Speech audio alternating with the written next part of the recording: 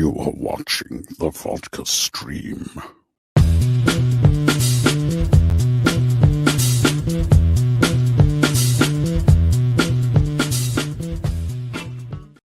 Yo, what is happening, everybody? How's everybody doing? It is Friday. It's Friday. And we made it through another Friday. And, well, you know, it's great to be back doing the Vodka stream on a Friday because obviously last week I was gone. We were gone. But, hey, it's all back. And we're all going to be talking. Sadly couldn't get the guest tonight. But hopefully that guest reschedules. I think that's what's going to happen. Let's just say that things that are happening in Hollywood, that had something to do with it because, you know, it's quite the get. I will say that. You patrons know who I'm talking about. All right.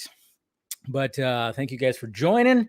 It is Vodka stream time. We're going to be talking. Of course, we'll have a full panel in here, or, you know, we'll have people filing in and out of here talking about, of course, things of the week.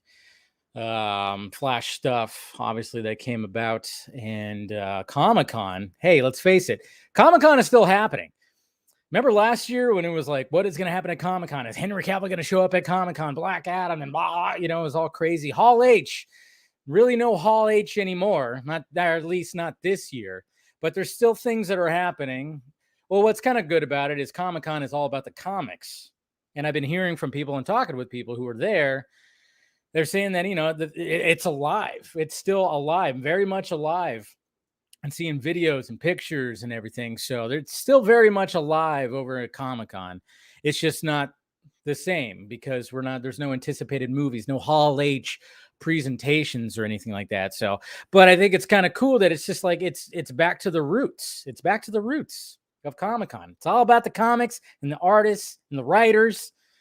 I think the Invincible panel was just happening. Invincible season 2, they were talking about that. They released like the cast list. There was some Mortal Kombat talk that was talked about earlier. So yeah, we'll talk a little bit, get everybody's opinions on anything that's happened Comic-Con-esque. We'll talk a little bit about that. We got the Marvels trailer that came out last night. See what everybody thinks about that. But the biggest thing, of course, is the Barbenheimer. That's right, Barbenheimer. So I'm not expecting everyone on the panel to have seen both movies. I mean, you know, it's hard enough to see one movie, you know, sometimes, but I think some people that'll be joining will definitely have seen both. I saw both. So I saw Oppenheimer last night and Barbie today. You guys saw my first reactions, which loved Oppenheimer, and Barbie, you know, wasn't really for me. Wasn't for me. Not terrible. Not a terrible movie. Definitely not, but yeah, I mean, but yeah, talk about just, and it's always like that thing. Which one do you watch first? I would say you'd probably want to watch Oppenheimer first because that's a heavy movie. Christopher Nolan wasn't lying when he said that people would be devastated walking out of that because you kind of just walk out going, holy shit. I mean, the way that it's just that storytelling that Christopher Nolan does, and to make it where it was like a horror movie, and then you realize, oh, it's based on a real person, a real thing. Anyways, oh yeah. Well, hi Ryan, and cheers, guys. I got my complimentary vodka shot to start off the show. It's rock and roll. It's going all right. Raquel, what's happening, bud? Good to see you. We got Galactic Fearsome right here. We got Joey Henderson. What is happening? Mr. Phil. That is happening. We got Brandon right here. Good to see you, bud. I'm seeing Barbie and Oppenheimer tomorrow, and when what up today, but work. Oh yeah, work will get in the way. That's why it's hard to see all that. You know, see two movies, and that's a combination of 5 hours worth of freaking movies right there. Because Oppenheimer is, you know, 3 hours long, and then 2 hours. Although I will say that Barbie felt longer. It did. Anyone check out the Superpowered? Oh, I haven't. Is that out? That come out this weekend? I'll have to maybe put it on tomorrow. I didn't watch it yet. What's going on, Mr. Venom? A great pirate era is coming. The great pirate era is coming on the 31st. Interesting. We got Miss Nylock right here. It definitely is Vodka Stream Day. Sweet. Bring me back Batfleck. Yeah. Well, he's lost in the multiverse, at least for the time being. What's going on, Mr. Droga? Good to see you. Good to be back. Yeah, good to see you there, buddy, man.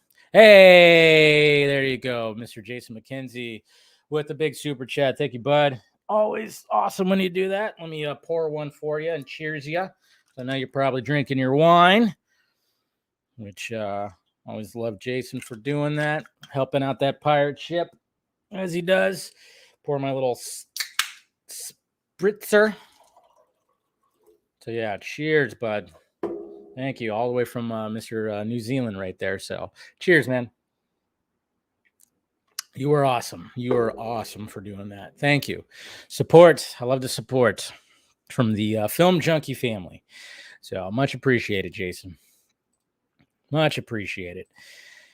Well, hopefully one of these days we'll go to a con somewhere and we'll share a bottle of wine. Red wine. Cheers. Dude. All right. Chucky, did the Snyder Cut joke and Barbie bother you, Dave? Or no, you know, it wasn't going to bother me no matter what it was. None of the jokes have bothered me when it comes to the Snyder Cut. I think they've all been funny because, and I just look at it like, hey, it's pop culture. Snyder Cut is pop culture. Yes, it takes a jab at the fandom, I guess you could say. But come on, you know, some of the guys that take the shit way too seriously and come after me and dogpile on me, I can laugh at jokes at their disposal. I mean, yeah, the joke could have to do with me too, because I was part of like being invested into the Snyder Cut, but I don't care. Again, Barbie's on its way to being the biggest movie of the summer, possibly even the year right now. I'm okay with a Snyder Cut joke in it. Pop culture. And I'm sure the man himself is also going to be perfectly okay with it. So, yes. All right. We got Mama Film Junkie here. Hi, Mom. Good to see ya. Always great to see ya. Cortez, up, Dave. A lot of cool came out. Yeah, I've been noticing. Oh, yeah, there's even the trailer for season 2 for Invincible, which I'm very much looking forward to. Yeah, I mean, like I said, it's all about you got animation, shows, video games, and comics. No movies or like streaming series, I guess you could say. There was also, yeah, Mortal Kombat and Spider-Man 2. I saw all the characters. They showed the Osborns, Mary Jane, and everybody. So, yeah, we both saw it last night. Miss Nighthawk and I just kind of walking out, just kind of like, whoa, just how heavy that was. I mean, it's hard to do a first reaction when you're thinking about it, but again, just Christopher Nolan, it could have been such a dull, boring biopic in the hands of somebody else, but you give it to Christopher Nolan, and that guy just the way that he just tells a story is just so freaking amazing. That's why he's the GOAT, man. I mean, he's a masterclass, and that's why people are like, when's the next Christopher Nolan movie come out? You know, he cemented that, his storytelling. Scott's here from Squadcast Media. Scott, we got Paul right here. All right, Paul will be joining. He'll be joining a little late. So, Paul, we'll see him soon. Yeah. Yeah. So yeah, I think Paul and I probably pretty much feel the same, because yes, I would, and again, 3-hour movie to 2-hour movie, and Oppenheimer felt shorter. Because Christopher Nolan, man, again, just telling the story, it was moving at such a fast pace where at times I was like, wait, okay, where are we at right now? But then, of course, what Christopher Nolan does is like, yeah, he might like blow right past you, but he's just setting little landmines for later. And that's what he does with this story. And it's like, how the fuck did he do that? How did he do that? Yeah, that's right. I went by myself. I didn't look creepy at all. In like the bottom row, you know, you got all the, you know, you got kids and family all right there. And here comes me walking in by myself. 1 ticket for Barbie, please. Yeah. I saved her a ticket, saved her money for that ticket, or, yeah. I don't know. Yeah, we share a similar sense of humor. And like I said, the jokes just didn't land for me. Director of Barbie said she had no idea what the Snyder Cut was and only vaguely knew about it. That's fine. Still a funny joke. I actually laughed at the joke. That was actually one of the times I laughed. Dude, tonight has been insane. One Piece trailer looked amazing. Invincible season 2 trailer news. Adam Eve episode dropped tonight in the Yeah, it's been pretty crazy. I saw the DLC characters that were for Mortal Kombat, and yeah, Peacemaker. You got Homelander. I mean, come on, an Omega Man. I mean, it looks pretty damn awesome. Looks pretty damn awesome. Oh, hey, what's going on, Mr.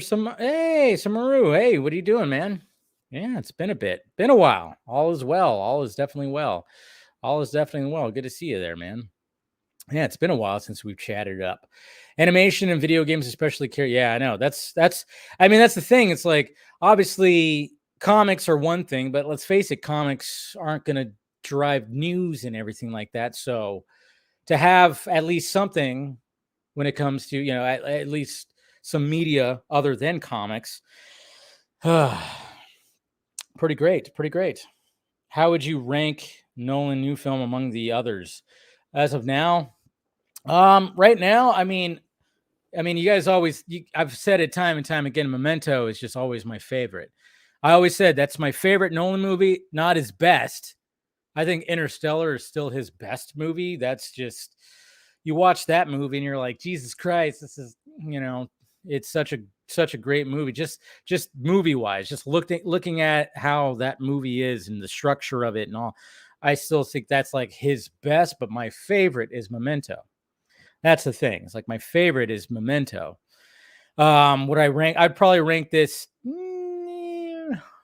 I mean, because I still probably, I don't know. That's too hard. That's too hard to like gauge right now. I'd have to like think about it a little bit, but it wouldn't be in the top 3 just because, again, it's heavy. It's a heavy subject. Again, this is what I love about Christopher Nolan taking on this. I mean, obviously when it came to Tenet, that's where he was like, that was true Christopher Nolan fashion with that mind fuck of a movie. But when it comes to him taking on like Dunkirk, him taking on a war film, I'm like, okay, we're getting a Christopher Nolan war film. What's this going to be like? And it was unique, and it was Nolan. You felt the Nolan, and you felt the uniqueness of it. Like, okay, in somebody else's hands, this would have not been as great. So the fact that he took on this, like, that's based on an actual person, based on an actual thing, a biopic, essentially, it's just like, man, the way that he crafts a story, I never would have thought Barbie would open. I know, right? Who would have thought that, man? Possibly. Yeah, could be crazy times. I know we're all thinking, hey, the Flash is going to be like, it's going to blow everybody's balls off. Nope. Barbie. Barbie. Crazy. And for the longest time, it was just like, what is this movie going to be? What is this movie going to be? I don't know if it saved it. I think it's going to help depending on how the run goes at the box office. It's definitely going to help. But saving, that's pushing it a little too far. I think. What's going on, Hank? Did you see the special features for The Flash? That the reason why Michael Keaton Batman quit was because he killed one of his villains in front of his kid. Ooh, one of the reasons why Michael Keaton quit. Yeah, one of the reasons. Yeah, I could see that because, a lot of these actors, obviously when they have kids, they want their kids to, eventually see some of their work, right?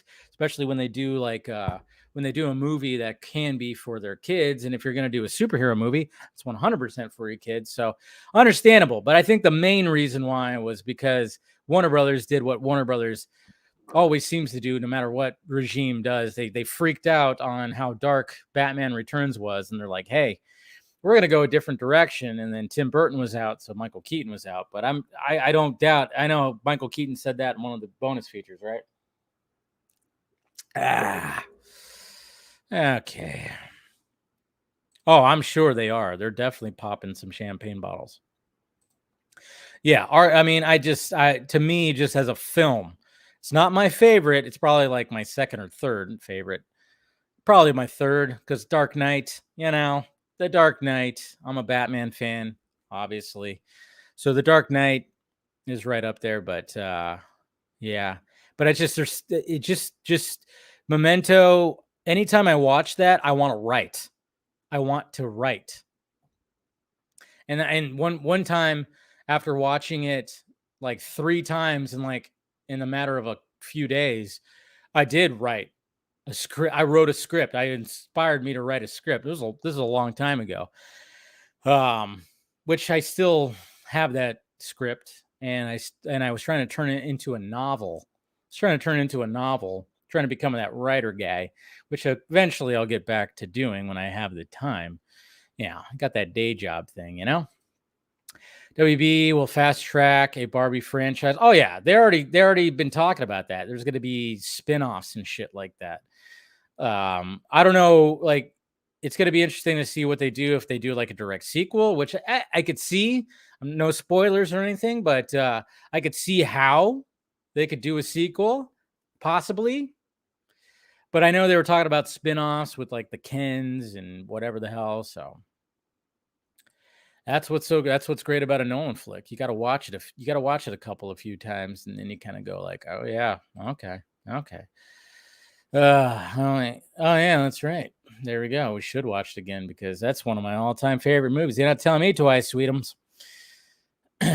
Okay, all right. Well, Axel's not coming on the Vodka stream now. Yep. Margot overrated. That's right. Get him. Swear. Kids today. Jeez. Kids today. We got Alex Lobo right here. What is going on? Keaton signed off. Yeah. Some nerds.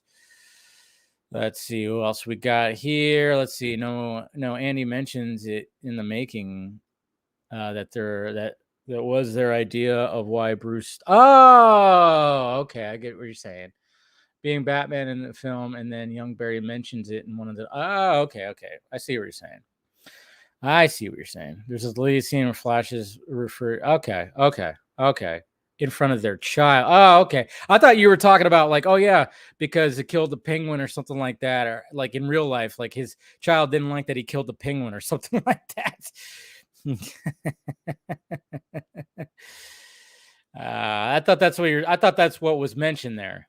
I thought he was like, oh yeah, because like his kid in real life didn't like that he killed one of the villains. Okay. So they see again. See, and this is what I'm talking about. This is what I'm talking about too when it comes to the Flash. I wanted more of his Bruce Wayne backstory. I wanted more of that.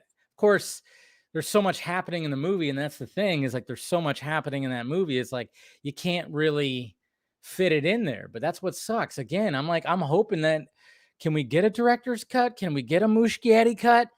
That's like 3 hours long. I would love a 3-hour long Flash. Whatever that didn't get put in there, even if the VFX aren't finished, put it in there. Let's see a cut that fleshes out some of this more. I'm sure there's some Supergirl stuff that got removed as well. It just seemed like when it came to Supergirl and Michael Keaton's Batman, I wanted a little bit more. Right there. I thought when it came to Barry and young Barry, there's plenty right there because obviously it is a Flash movie, but I just wanted a little. I wanted more. I wanted more when it came to Supergirl and Michael Keaton's Batman. Yeah, no, I wanted to know that too. I was hoping we were gonna get like a Michelle Pfeiffer cameo or something like that. That would have been pretty sweet. That's all I'm saying. I was really hoping for that, but yeah, sadly not so much. Because I figured that was going to end up being the case, but nope, wasn't the case. I was like, damn it, man. All right, let me start sending some of these invites out so we can get some people in here.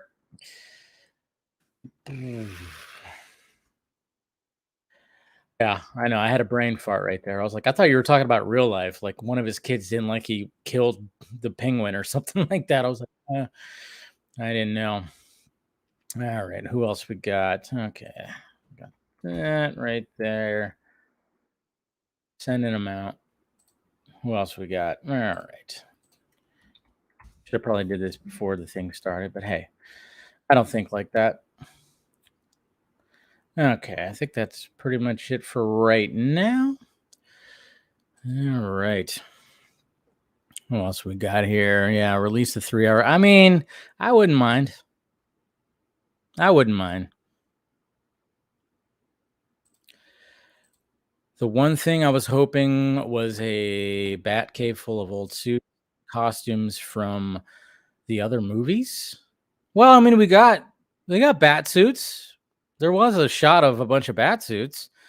And that was a cool shot. And there was 2 bat suits from the 2 Michael Keaton movies that were in there. So, yeah.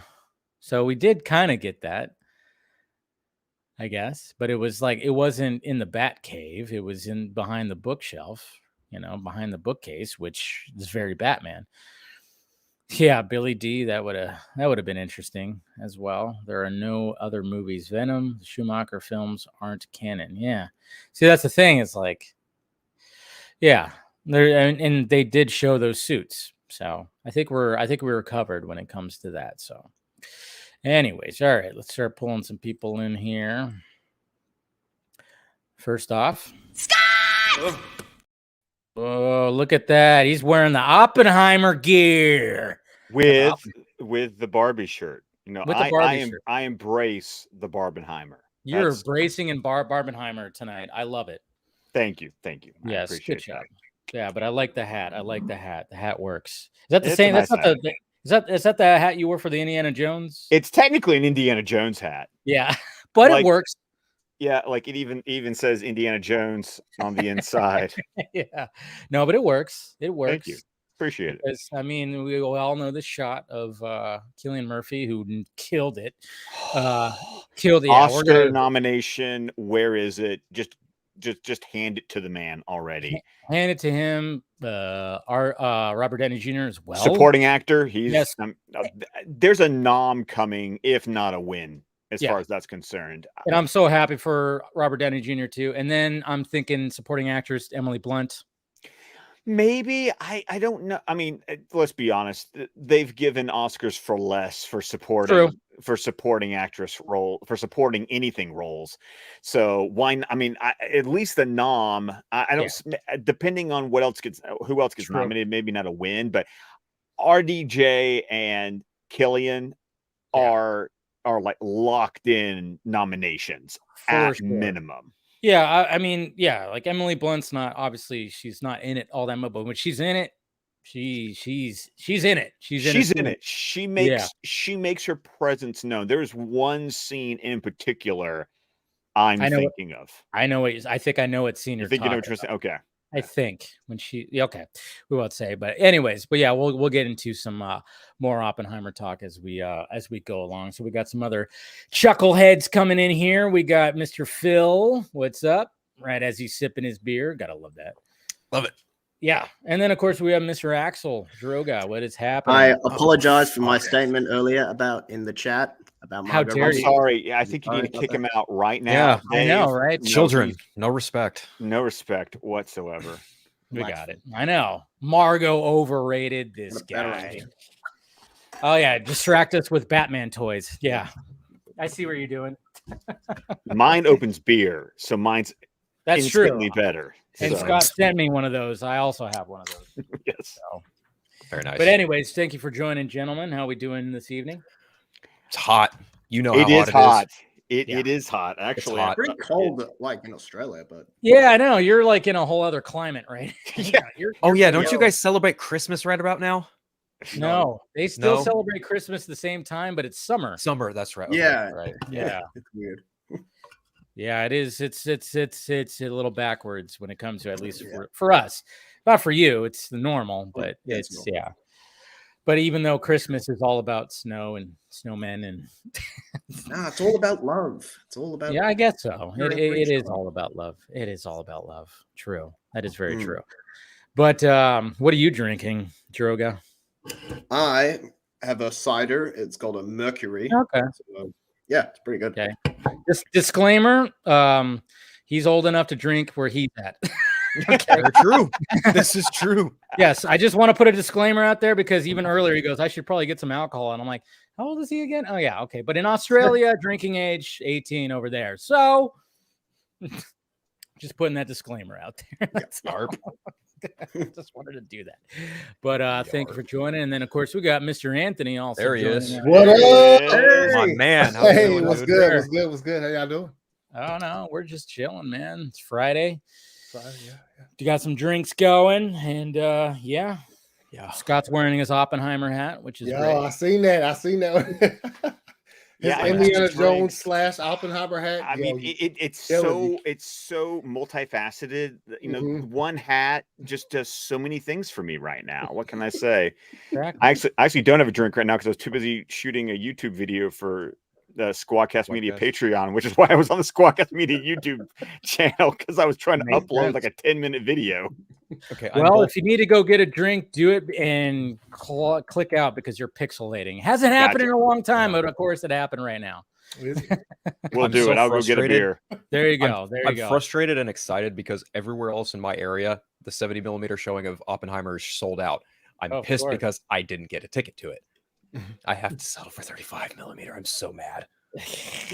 I'm so mad. I'm ecstatic at the fact I get to go see Barbie this weekend with my niece because I still haven't seen either of them. I didn't see it yesterday or today because busy work, things like that, right? But yeah, I'm gonna see these movies this weekend. I'm not missing out on Barbie. I've seen one half. I saw Oppenheimer last night. Tomorrow's actually, that's what I was telling Dave when he's sitting in. I was like, I can stay for a little bit, but tomorrow's our anniversary, and we're going to see Barbie and shit. So, Oppenheimer. Say no more, man. Jeez. It is the word epic. Like, just I'll tell you what happened. Me and my son went and saw it. My son's exactly 20 years younger than I am, and we saw it. And on the way back home, as we discussed it, it's not like a 40-minute drive. It was literally fine, zero flaws in it at all. Like we just bounced a bunch of shit back and forth, and it's right now. I would say it's probably for me. It's at the top of Nolan's his film. You know what I'm saying? Like for me right now, it's at the top. Just because like with Nolan's movies, it's sort of like how the rewatchability for me. And look, Tenet, as much as I thought Tenet was cool, the sound just fucked me up. Like I saw it I saw it one time when it came out during the pandemic in theaters. And then when it came out on physical, I bought it thinking it would change. Nah, the TV almost fell off my fucking wall in the living room. Like the sound was just, but the premise of the movie is cool and shit. But the sound is just especially at the beginning of the movie where you got those guys dude, when it hits, when it hits, he's back. No, I mean, when it comes to, even I noticed a little bit when it comes to Oppenheimer, where the score was a lot louder than maybe it should have been, but the score was so beautiful that it was like, okay. And then there were sometimes I was like, okay, I didn't catch that dialogue. I don't know. Maybe Nolan is on a different level that we know, and he's like, his hearing is just he's got he wears hearing aids and shit, and we're just like, no. The difference is that you're supposed to pay some damn attention to the movie. That's what you're supposed to do. Yeah, true. Wasn't that Ludwig Göransson score? He did the score for that. Yeah, because he did the score. He did the score for Tenet, and then he did the score. So I feel like he's kind of. It's almost like a baton has been passed that like he's now like the Nolan composer for the time being, and I'm okay with that. Yeah, that score was beautiful. Did he do Oppenheimer? Mm-hmm. Yeah. Okay. Yes. Okay. Yeah, he did. Cool. So he did Tenet, and now he's done Oppenheimer. And there's if you listen to any of it, like there's a specific track on the soundtrack called Trinity. And at the time when that happens in the movie, holy shit. That it's like the test. You know what I'm talking about? The music playing during the test. So yeah, that's especially right when the sound cuts out. I mean, the movie is just a master. It's amazing that Nolan makes a biopic that still, if you didn't tell me Nolan made it, I could watch it and go, Nolan made this movie, right? Yeah. Like, yeah. It's just the way that Sounds he tells about the right. story. I mean, again, I mean, like what I said, I was like, you put this in somebody else's hands. I mean, depending on who it is, it could just be a dull biopic that the biography that he read that he based it on. Yeah, I'm reading the biography right now. Yeah, Robert it's Pattinson. It's boring. Oh, dude. Okay, I read. Okay, just to give you context. I guess everyone knows we're in full spoiler I mean, spoilers for a movie about history. Yeah, there's no spoilers really when it comes to Yeah. Oppenheimer. Okay, so after I got about 40% through the book, which listening to the audiobook puts me about 12 hours into the audiobook, and I only got to the point where Neil Boers visits Los Alamos. So when Kenneth Branagh shows up in New Mexico, that's where it took me 12 hours in the book to get to. Wow, that's a lot. That's book. Yeah. So I compliment Nolan because there were things that characters were saying that is historical, like, you know, like those are quotes. He put their actual words in their mouth, and he told a story, but he did it in such a driving, compelling fashion that, like, that's how you adapt a story. And that entire first, like, 2/3 of the movie up to the Trinity test is driving. Oh, yeah, it's flying. The tension is incredible. Tension's incredible, and in true Nolan fashion, he's telling, like, you're jumping back and forth. There's two stories happening at the same time, even though it's one giant story. You have Oppenheimer leading up and leading up to obviously the test, all while he's on trial. After you're seeing the aftermath and leading up to the bomb being created. That's what's so great about Nolan. And then you have a black and white aspect, which at first I was like, why is it? Oh, okay, I get it. I like, it hit me like probably 10 minutes, 15 minutes. And I was like, oh, okay. Because I wasn't sure, because I remember seeing in the previews, I was like, why is there like a black and white aspect? Maybe that's like because it's a different you know, it's like a flashback or something like that. But actually, no, it's just different perspective. Right. Like, It's Strauss's story. You know, Strauss's story is in black and white. Oppenheimer's is in color. So good. I mean, just something like that. Which also is philosophically a man who thinks in color and a man who thinks in black and white. Like, it's I saw a quote, commentary on the characters whose perspective is being told. Yes. Literally, their perspectives are multifaceted and black and white. I also saw that Nolan mentioned that the reason why, if it's in color, the perspective is supposed to be subjective. If it's in black and white, it's supposed to be objective. Okay, so there's that too. Yeah, I mean, there's so many layers when it comes to it. So many layers, and that's, again, and just the way that he tells it, and then you're like bouncing. I mean, it's a little jarring at first. You know, you're just kind of going like, all right, okay, where are we at right now? But then, like, as you realize, okay, how fast this is going to move, you just kind of go like, okay, and then you're with it. And then again, he plants these seeds. He'll just plant these seeds in like the first act and the second act, and then they pay off in the third. And you're like, how is he doing this? This is supposed to be a real life thing, and he made it into like this, almost like it's like a horror thriller. You know, it's amazing to tell a story that, if you know the history, you know the ending, but he writes the movie like it's a twist. Like there's a twist to history. Yeah. Pretty much, you watching the Trinity scene, the test, you know how it ends up. Like, if you have any knowledge of but I was still like, you know what I mean? Watching that, it's like literally all the way to the end. Yes. All the way to the end, until you saw the freaking, title at the end. You're like, whoa, just because he just knows how to just build it up, knows how to just tell that story in such a unique way. And again, you put this in just some, other director, sure, like I don't know, it just wouldn't have probably hit the same. I mean, it's just crazy to think like, what if Christopher Nolan got this story, or what if he got that story? He just knows how to. I mean, this is why I always go back to Memento and how he tells that story, and I just love the structure of that storytelling. He uses black and white and color on that. Black and white is moving forward while the colored stuff is moving backwards, and you're in the journey with Guy Pearce's character, Lenny, where he's in the movie too. Guy Pearce. He's a star. Memento. No, Memento. Yeah.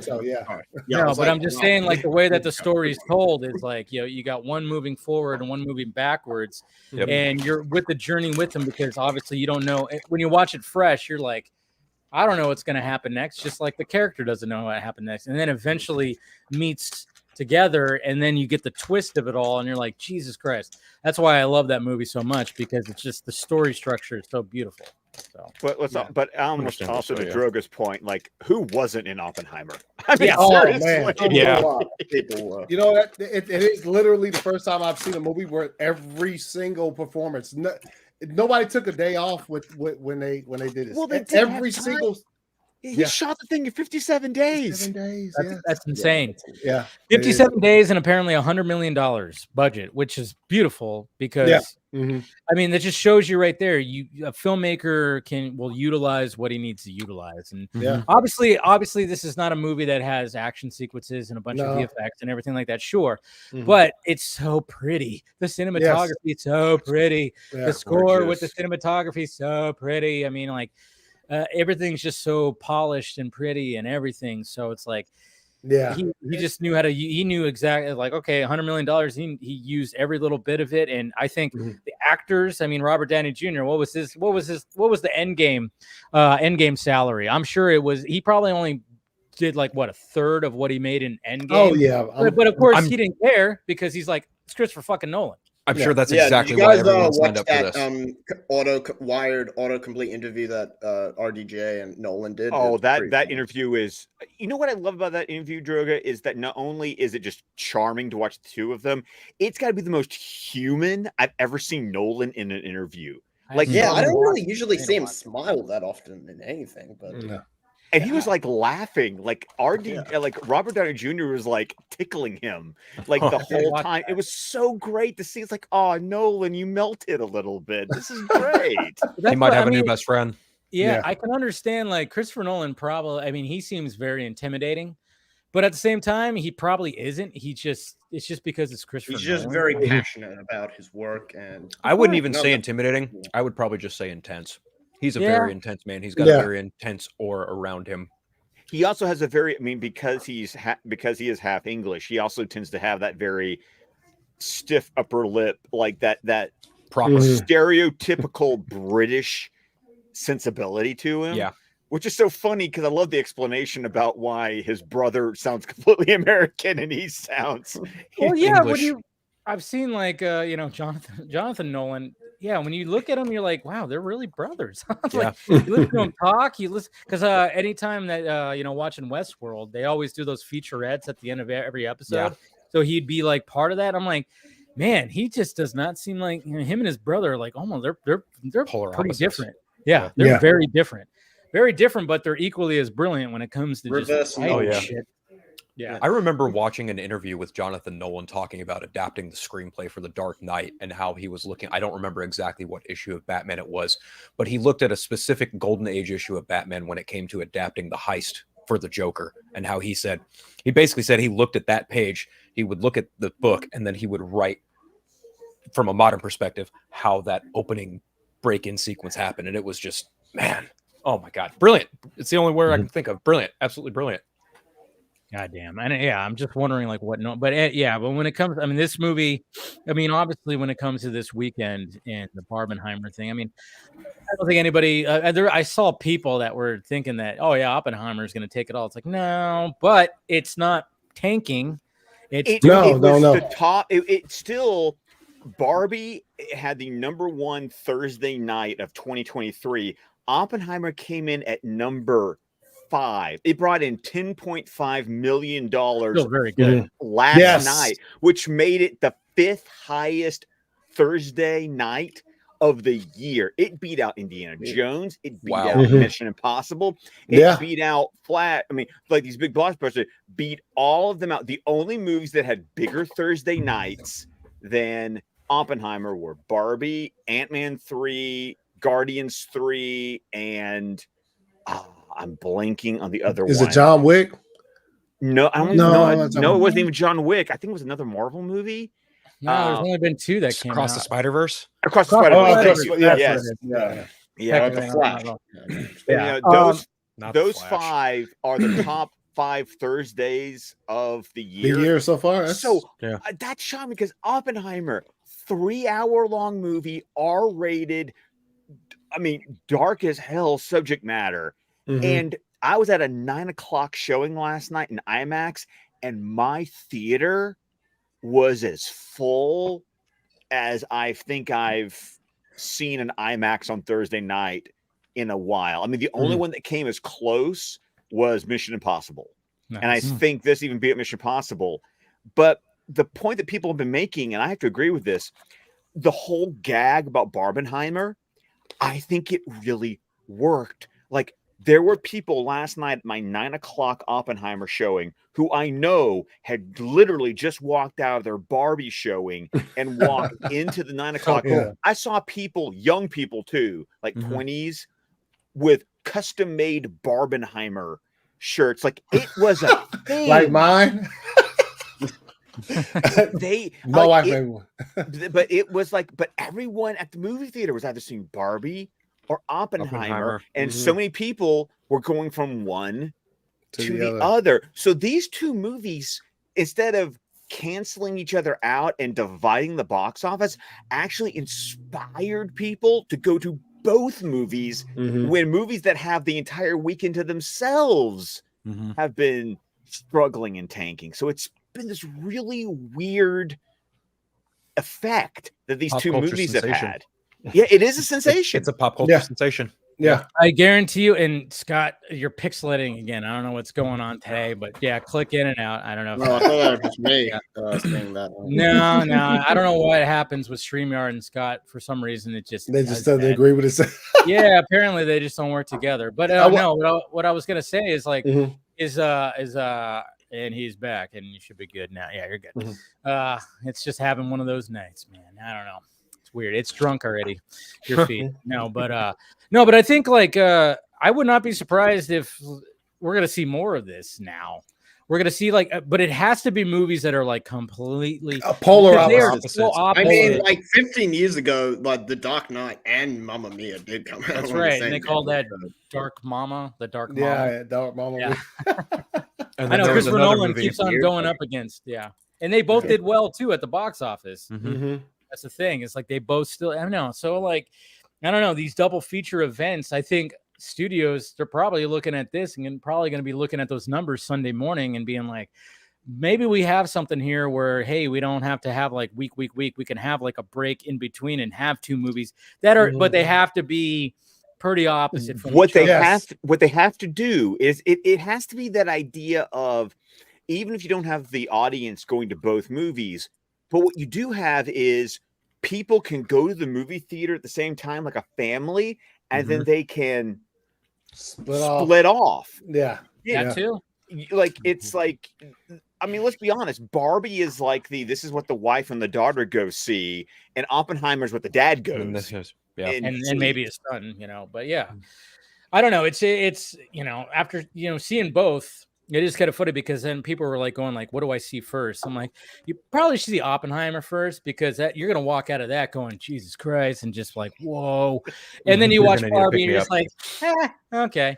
Depending on how you felt about Barbie. And by the way, I laughed my ass off in Barbie. You did? I enjoyed myself so much with Barbie. My wife had a great time. I was in a great audience. Like, the audience that I was with was, of course, a lot of teenage girls, and then mother age.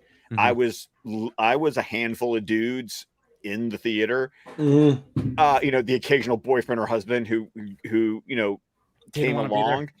But my Barbie was a 10:45 in the morning matinee. Theater was packed. and the crowd was loving it, and I was loving it. I had a great time. Nice. I hadn't seen it yet, so no, I mean, when it comes to the theaters, like you said, Scott, like my theater yesterday, like I forgot to buy the tickets when I was like supposed to buy the tickets, so I bought them the day of, and yeah, the whole middle section was pretty much sold out, and it was a pretty packed theater, which I was like, cool, and I saw it at 5 o'clock yesterday, but yeah, when it came to Barbie, I saw an 11 o'clock showing this morning. I mean, it's probably half full, but still, it was. For 11 o'clock on a Friday morning, not too shabby, but yeah, it was. It's great that people are flocking to the movies like that. Yes, yeah, this is good for this is good for movie theaters. It is. I think it's for this shit to happen, especially right now, right after like the strikes just started and shit. Like this is exactly the weekend that they would probably hope for as far as just people like going and just like having fun, because I don't know if the weekends are going to be fun at the box office for a while. Well, and that's the thing, is that it's like if the movies warrant it, like there was no manufactured hype. Like the hype was just building for these movies. And once again, the combined fact of both movies coming out on the same day almost generated, like Phil, like you said, it's a pop culture sensation. Like, didn't Oppenheimer was they said they had moved it at first, right? And it was just like false news or something. They were like, "No, we're not moving off that date."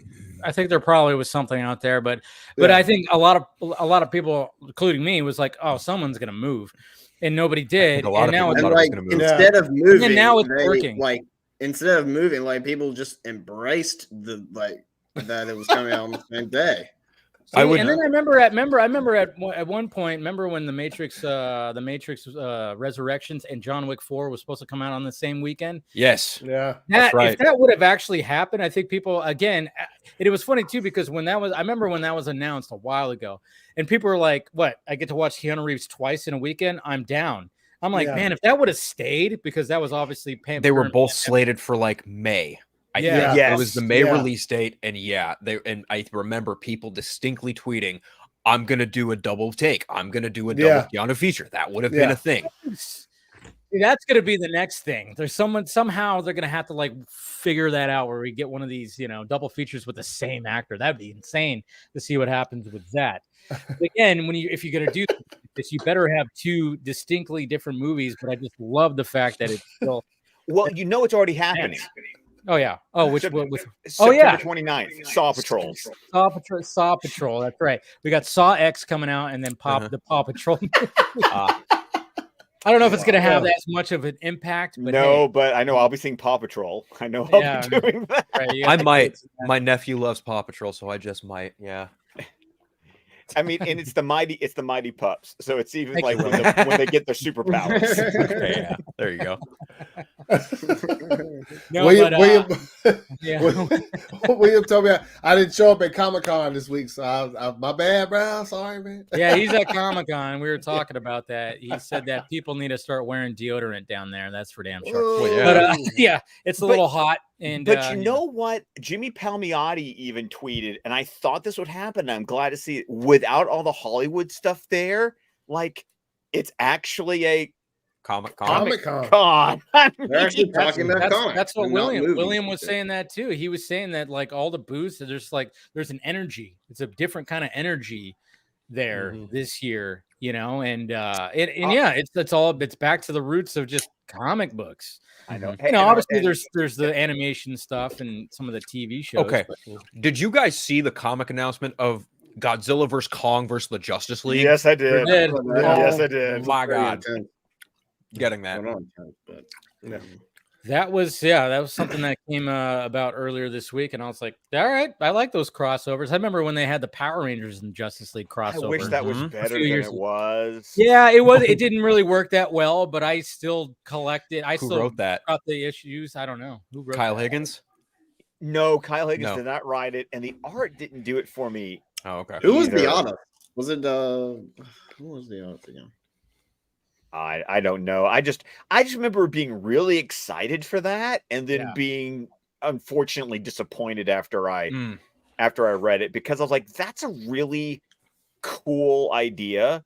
You know, it's kind of like how I didn't expect Batman and Teenage Mutant Ninja Turtles to work, but it But it did. does. But It it worked. does. It works does. so That well. definitely worked. Yeah. So I like these crossovers that happen. So I'm intrigued. I'm intrigued by that. Anytime like you have these crazy crossovers, I'm in. I'm in when it comes to that. So looking forward to it at least. Was there any other books that came out that tickled anybody's fancy? I know there's. I was told that Tom King is going to be writing a Penguin book that's going to make Penguin like a Scorsese movie. Oh wow, and that sounds interesting.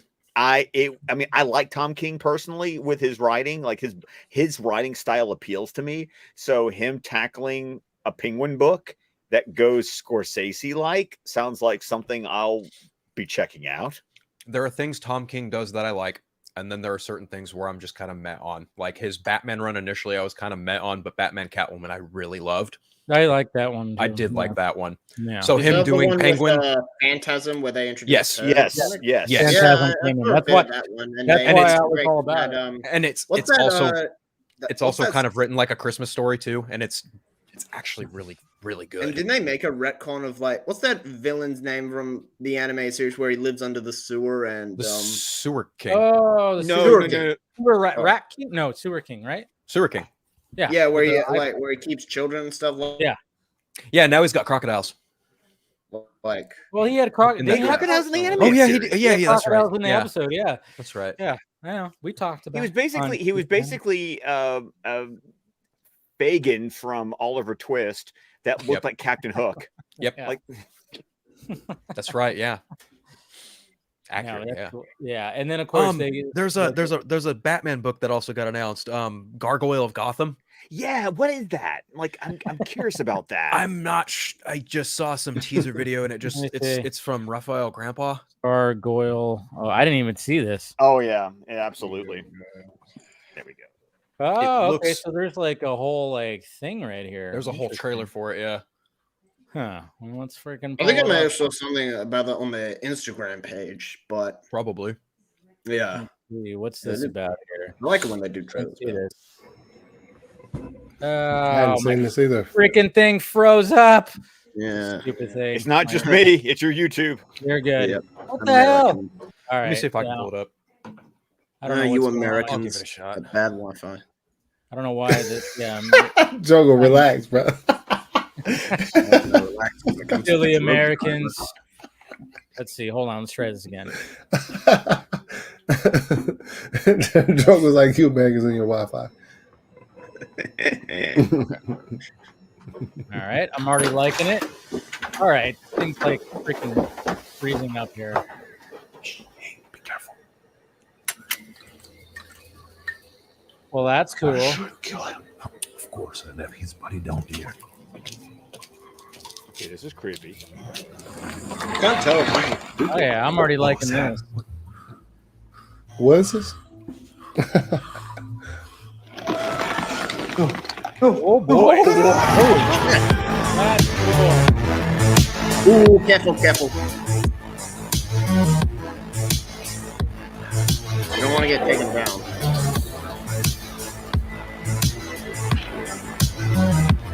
Oh Yeah. boy! Grandpa Batman? What? No, The artist and writer. It's not Raphael Grandpa. Oh, I thought it was just Grandpa Batman. I was like, that's No.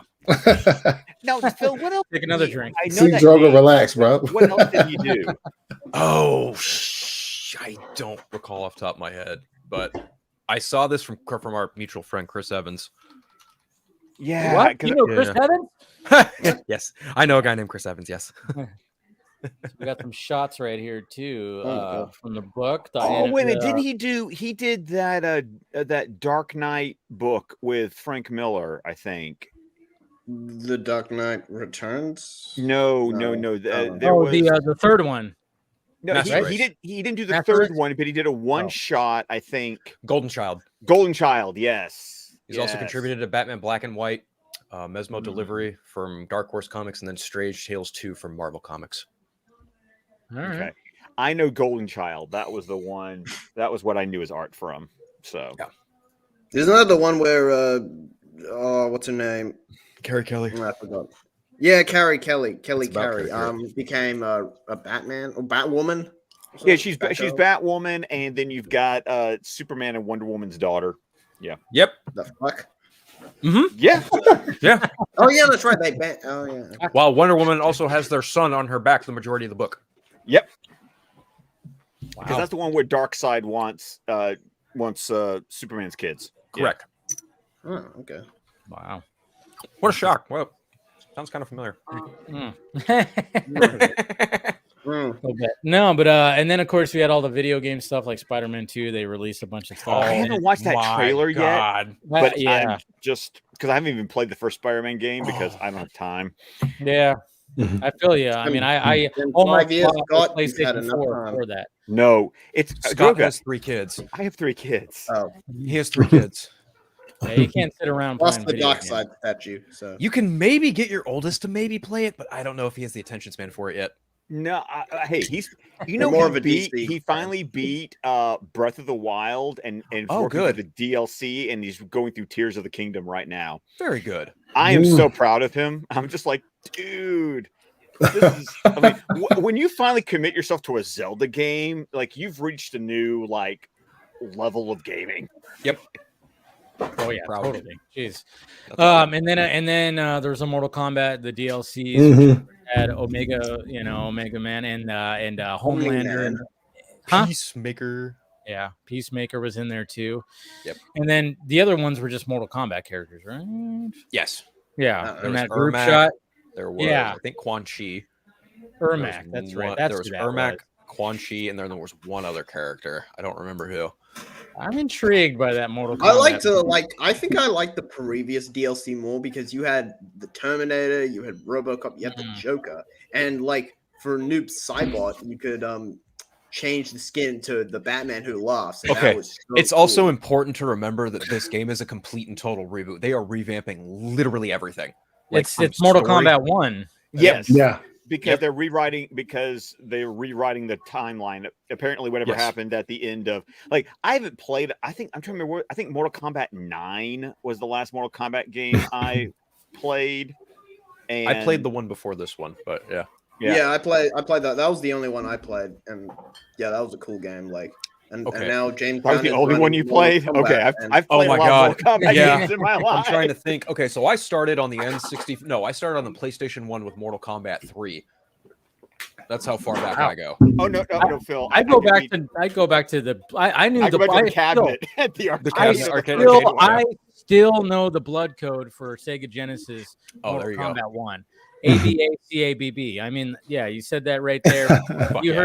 You heard Scorpion go, "Get over here, come here." Yeah. You're like, "All right, we got the blood code, ladies and gentlemen." Oh yeah, ABACABB. That code is like embedded into my brain. I'll never forget that code. But I go all the way back to that. I mean, and then I remember the bowling alley that I would go to every Saturday morning because my brother was in a bowling league, and of course I had to get dragged to it because and I would go into the arcade and Mortal Kombat 2, and I would just watch guys play because it was always a crowd around it. There was rarely a time that I could actually play because obviously I was like 7, 8, whatever the hell, whenever that came out. And but then I remember one specific time. This was awesome. I went to the state line, which is the state. God, there's a freaking fly in here. God damn it. It's summer. I hate summer. Like a Mr. Bean episode. Yeah. Kill it with the bomb. Seriously. I know, right? Just no, but the state line is basically the state line. Yeah, easy there, dude. He dropped his batarang. Yeah. He's fitting the name that he put for himself called Drunkenheimer, and that's what's going on. Sorry. There you go. I'm on my second drink. And, Yeah. Oh, and you're already drunk? Yeah. That's drunk. yeah. He's Should have sold me a New Year's Eve that one time. My God. Go ahead, Dave. We'll go. Yeah, go ahead. No, I was just saying, like, when you go from between Jesus Christ, California and Nevada, there's a state line that has like a super mini Vegas that has has probably about 5 or 6 casinos. So I went with my mom, and obviously she's going to be doing the gambling thing. So it's like here's like $30. Go to the arcade, in the same casino. In this one casino, they were all of a sudden like cleared this area, and then they were like setting something up that actually had like a big screen, and then there was a console, and everybody was like, "What the hell is happening here?" And I like looked up, and I walked up and I looked at it, and it had the 3 with the dragon in it, and it was like, "Oh shit." And this is like the internet wasn't as where it is now. I don't think there was barely anything then. Yeah. And so you didn't know when shit was coming out. So this was like there was people that were sitting around in the arcade waiting for them to set it fully up to just play Mortal Kombat 3. And it was pretty freaking awesome to see that.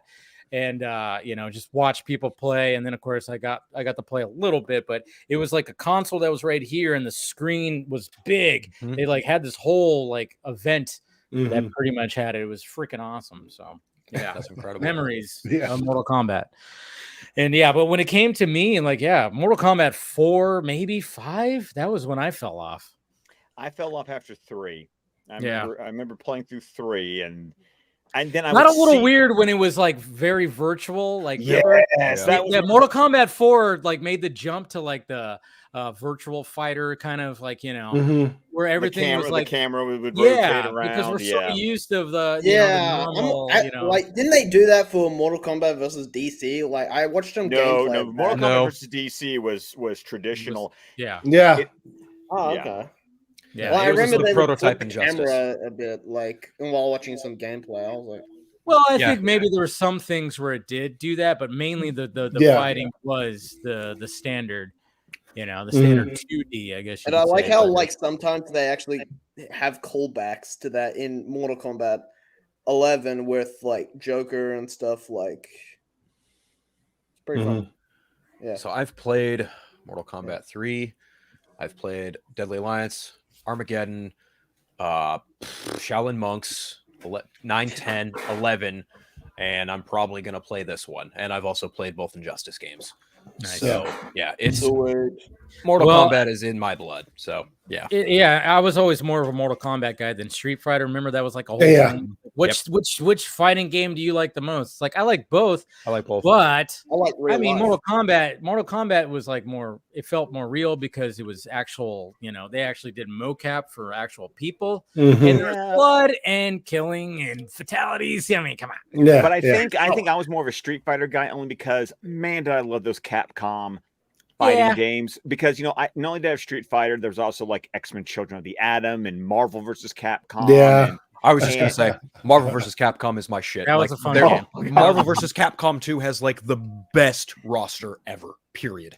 Like, What there's is like there's 100 Capcom? Like There's that, like, there's an old school arcade down here. It's about 20 minutes away from my house. It's one of those that all the games, all the cabinets are unlocked. You just pay a $12 Oh yeah. door charge, and then it's just, and you get an armband, and it lasts for the entire day, and you That's just dope.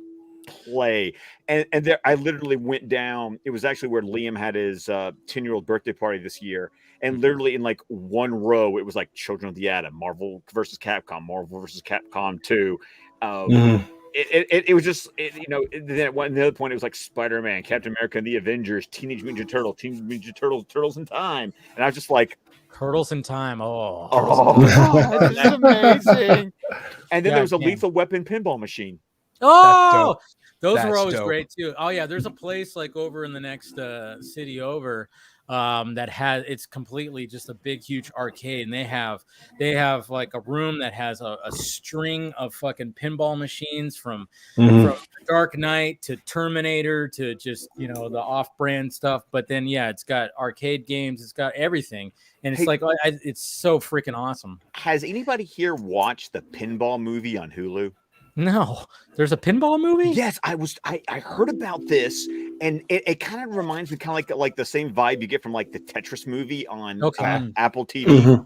But it's basically about this New York journalist who in the 70s New York tried to ban pinball machines by claiming they were gambling, and he tried to show how the game required skill and not luck.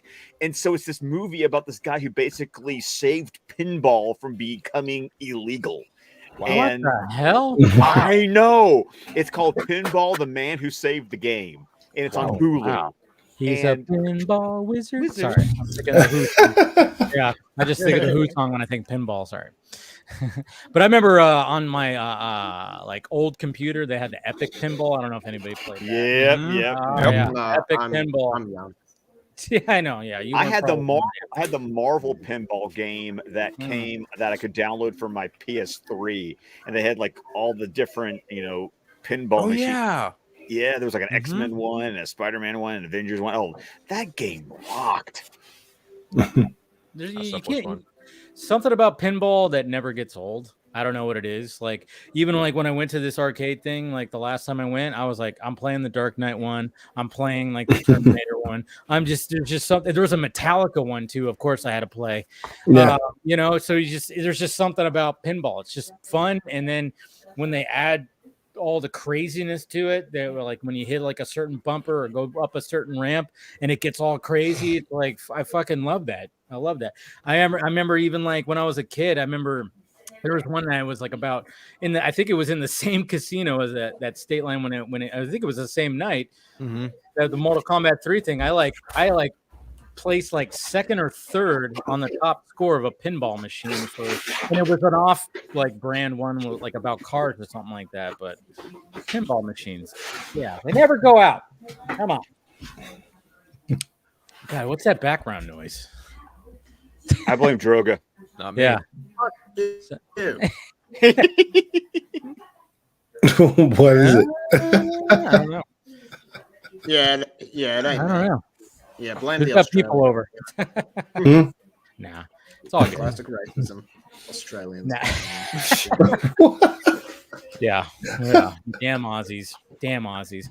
No, but Okay, so I saw literally right before the show started that there's an Invincible 2 Caesar. Yeah, Invincible 2 Caesar. 55-minute episode. The origin of Adam Eve just dropped. You can watch it right now on Amazon. Yep. Okay, yeah, all that was Do a dropping watch party. this week. Yeah, I know, right? Just watch it all. Yeah. No, yeah, I didn't watch the trailer for Invincible yet, but yeah, there was that. Which, god damn, when did that first season come out? That was during the pandemic. That was during the 2021. pandemic. Yeah. I thought it It was, was like at I the thought it beginning of 2021. Like, yeah, it was oh, yeah, then. it was and- 2021. I thought it was earlier than that. I did think it was earlier. than Nah, that. mate. It was 2021. Yeah, the past 3 years are just so like They're A blur. a blur. Ooh. Like, where Yeah. are we? It goes by fast. It's so weird because I mean, Like like, Flash like goes by fast. By the Yeah, way, we- I was actually rewatching The Flash with my dad last night, and like and he The did not NFT enjoy version? it. Hmm? I don't The get it. NFT version? No. And we were just watching it on Apple TV, and like he said, and then when the second Barry came on, my dad was like, "Oh fuck, there's two of them. I can't deal with this shit." well, I mean, I wish I could go back in time and not buy this movie. That's what he said. that's what he said. Yeah. Wow. I know it is kind of my funny. dad seeing- enjoyed it a lot. So Yeah. my dad makes it for your dad. It's okay. My dad's better than yours. No, I'm just kidding. I don't know if my dad will like- watch The Flash. Probably You don't not. think so? I don't think my dad will watch The Flash. He had a hard enough time trying to watch like the Batman and Zack. Oh, Snyder. okay. Like, So yeah, he's he's just just not a Like, Batman guy. I showed my dad Black Adam, and he hated that. He Really? absolutely hated that with a passion. wow. Yeah. I was like, but dad, it's not that bad. And he was like, yeah. My dad nah. shocked the shit out of me. One day I'm outside smoking and my dad walks up to me. I'm at his house and he's like, "Have you seen Joker?" And I looked at him. I was like, "Are you really asking me that question?" And he was like, "Dude, I fucking love that movie." I was like, "What? You loved the Joker film?" He's like, "Oh, dude, Joaquin Phoenix was fucking amazing in that movie." I was like, "Oh, right. You're a Joaquin Phoenix fan. That makes a lot more sense now." Well, that does Oh, help. okay. Okay. yeah. That made I was like, "Oh, that's what it is." Got But it. don't you love it though when your parents can still like surprise yeah. you with like, "You I love liked it. that?" Oh Yeah. yeah. I love that with my mom and my dad. I mean, when it comes to my mom, it's like a little bit different because when we have like slightly different tastes, but not that much different. But when it comes to my dad, we have similar tastes. Like I could tell like a movie that he's probably like, yeah, you'd like that. Now you wouldn't like that. I'm like one of those. I think I want to watch The Flash with him because I think he would actually enjoy the shit out of it because, and I even tried like on Father's Day. I even tried like when we went to breakfast, all of us went to breakfast. Was like, hey, we can go see The Flash right now. I'll take you to go see The Flash since you took me to go see Batman 89 all those years ago. But he was like, and he was working-esque and he worked late last night. So he was very tired. So I was like, damn it. But I think he would actually really like it. To be honest. One time my dad shocked me was he did watch the entire East Rail 177 trilogy. And I think he said Glass was his favorite. And I was like, whoa, really? Wow. Because I saw that movie in theaters. That was not good. I didn't enjoy it. Maybe that's because I didn't watch the others, but my dad. That would have something to do with it. Watching the third movie of a trilogy. I'd say the first two. Yeah. That's all me. He liked how it all came together, and I was just like, okay, cool. I was just like, that's full cool, circle. Dad. Yeah. Full circle. Are you eating a steak? Yeah, bro. Bacon. Got myself some bacon. You made bacon and you're eating with a fork. Yeah. Well, what do you? They do it so different there. What? That is Americans eat with like a spoon. Our hands. Our hands. We eat like the old cavemen. Sorry, I don't want my fingers greasy. That is almost as bad as one of my coworkers asking, "Why aren't there any beaches in Minnesota?" Yeah, I don't know about that. I didn't read the manga for that one. But, yeah. So I mean, like, is the bacon like really thick? I don't know. What do you mean you don't know? You're eating it. I don't know. Can we just continue on with what we're talking about? No, it's kind of rude to talk with food in your mouth. Like this is now you Every time you come on here, Droga, you're eating something, so I'm gonna point it out. Okay, thank you, Dave. I did bring up bacon with a fork. This is necessary. This is why I have Skittles. I'm just snacking. I swear. No, that's fine. Droga has a full-on plate, and he's going, and we're like, so everybody, fine. I'll mute myself. I'll mute myself. No, muting isn't going to do anything. We can still see you cutting bacon with a butter knife, bro. A butter knife. This is going to end up being a clip tomorrow. On here more often. I love it. Actual bacon butter knife Droga. There you go. Yeah, dude. You gotta love it. At least he muted his mic now that he's eating right now. He's being that. and he's trying to respond. No, he's making it. Yeah, there you go. So Phil, you haven't seen either one of the movies this weekend? I'm going to see them by the weekend tomorrow. Okay. And then Anthony, you're seeing Barbie tomorrow with the wifey and everything like that.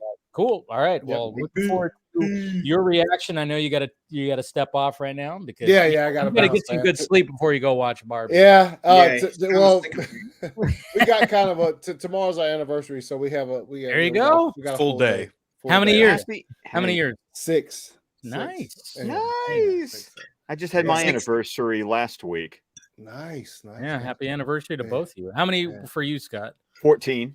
14. Nice. There you go. There you go. I will say real quick. I think I talked about Oppenheimer a bit. My thoughts on it. It's fucking epic. I will say one performance from the movie. I mean, obviously when it comes to award season, Cillian, Robert Downey Jr., maybe damn it, her name just left my head. Emily Blunt. Yeah, maybe Emily Blunt.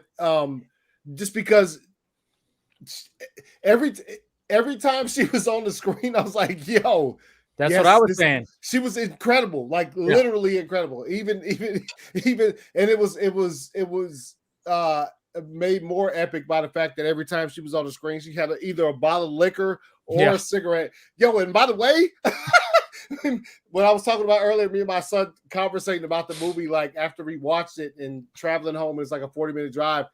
Oppenheimer, he had a cigarette in his hand every second of the movie almost, it seemed like. I was he was always smoking. Yeah. But one performance, man, between his last two, I would say, bro, between Air and fucking this movie, Matt Damon. Matt Damon. Dude, Matt Damon has now, in as far as, in my opinion, when it comes to the tippy top, like Meryl Streep, Denzel, fucking Tom Hanks, Matt Damon has entered that fucking level.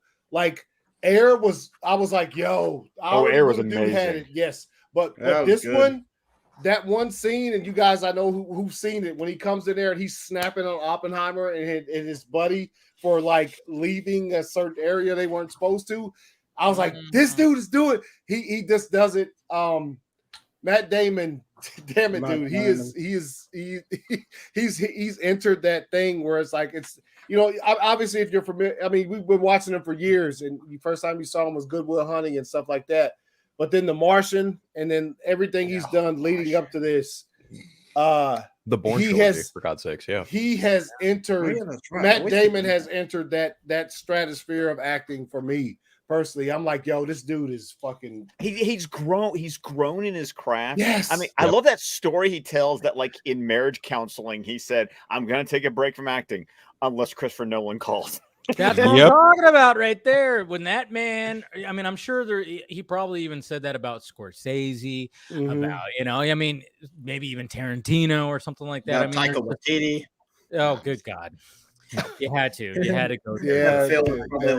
I forgot. David Grogan. Hey, man. Is he Australian? Oh, actually, yeah, he was. He was in Thor Ragnarok. Oh my God. I just remember. Yeah, he was in that. That's right. He was in I didn't even know. Love and Thunder too. Yeah, that's right. He was also in Love and Thunder. Yeah. No, but I mean, that just shows you where it's like you have Christopher Nolan, and he goes, "Hey, I'm gonna do a movie about Oppenheimer," and I mean, how do you not say no? And then you kind of just like probably tell your reps and your agent, you go like, "All right, whatever I made in the last one, I don't care if it's cut in half. This is and the role he had was very, very important. Like it's just incredible. And I mean, obviously, like I said, the other actors like fucking killed it. But like when it came to Matt Damon, I was like, damn, this dude is really fucking he's one of my favorite actors, man. And he's just reached this another level, man, where he's just like, I don't know. He can go from Ragnarok to whatever's next and do those things. Ragnarok. Yeah. He would have actually been my choice for Hush. If a lot of people said that. A lot of people said that. I'm still for at least with what in the DC EU, not in Matt Reeves version, right? Oh yeah. Back when Ben Affleck was still like avidly Batman, I could see that. Yeah, that's why. Good old days where anytime that somebody said that, I was like, it seems too easy, but I wouldn't hate it, kind of thing. Yeah. It was like I was like, you're part of the Move On crew. That's what you are. Right? Yeah, that's what I am. Anyways, Anthony, I know you got to take off. So yeah, thank man. you for joining in. Enjoy Barbie tomorrow. Looking forward to seeing your reaction. Wear the pink, Anthony. Embrace the pink. The pink. Well, I have one of those. I also have one of those Barbenheimer t-shirts, so I'll be wearing it. Oh, you're still waiting on mine. I'm still waiting on my SnyderCon shirt. It's no big deal. Anthony's way.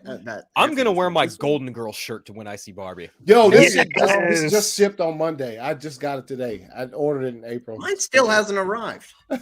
Right, because you're in Australia. You're in Australia. All right, y'all, man. Peace out, y'all. Much love, Anthony. Bye, Anthony. Take it easy. Yeah. But, bye. It's going to be interesting to see his reaction. Like I said, like when it comes to Barbie, I mean, I went in just kind of going like, okay, I know. Show me what you got, right? That's kind of the show me. And like I said, it's not terrible, but and I appreciated how it just right off the bat, it just goes right into it and goes right into the way that everything is. And I get it. Cutting you off. I do, but I just have to ask you real quick. Go ahead. How many other Greta Gerwig movies have you seen? I've seen Lady Bird. I've seen, what was the other one that Little she did? Women was the other Little one. Women. Little Women. I've seen Little Women because Those are the only other those, two, right? Or has she done something else? Because I I only thought know there was those one two. other one. Three I seen- billboards to something. Oh, That one. No, that wasn't her. No, that was though. That's Chloe not- Zhao. That was Chloe That's right. Zhao, Yeah, right? that's Zhao. Yeah. No, that's No Man's Land. Oh, Nomadland. yeah. Nomadland. Nomadland. Three Yeah, billboards. Somebody pull up her, like, because I thought there was another movie too. I'm pretty sure she did. I thought it was just those three. Was it just but- those two? Hmm. Okay, But I've hold seen on. both of them. I've seen both of them. She's a talented filmmaker, 100%. But I just going into this, like, what is this going to be? And then, of course, I was getting Lego movie vibes. Yes, I'm there with you. So Yeah, if you guys actually Google Greta Gerwig, there's like a bunch of pink sparkles and it's all pink and it's like all Barbie themed and everything. There was one thing she directed. It was called Nights and Weekends that she did before Lady Bird. Okay. But So there wasn't anything else. Okay. But so, that is her entire directing filmography. well, good for Wow, her. yeah. She's gonna. I mean, now she's gonna be on the map because obviously she both didn't Little Women also get nominated for awards? Or Oh am I yeah, imagining- and Little Women was fantastic. Little Women was great.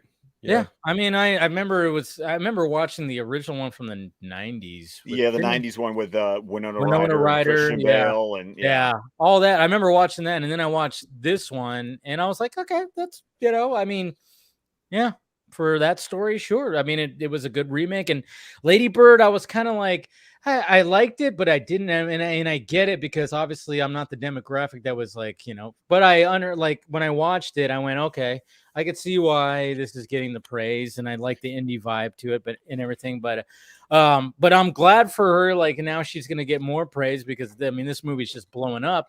But like I said, it just for some reason like the jokes, I was just kind of going, man, this is to me it just felt like one of those fake trailers that was just stretched out, and I was like, all right, I was with it for like the first 15 minutes, and then I just kind of went.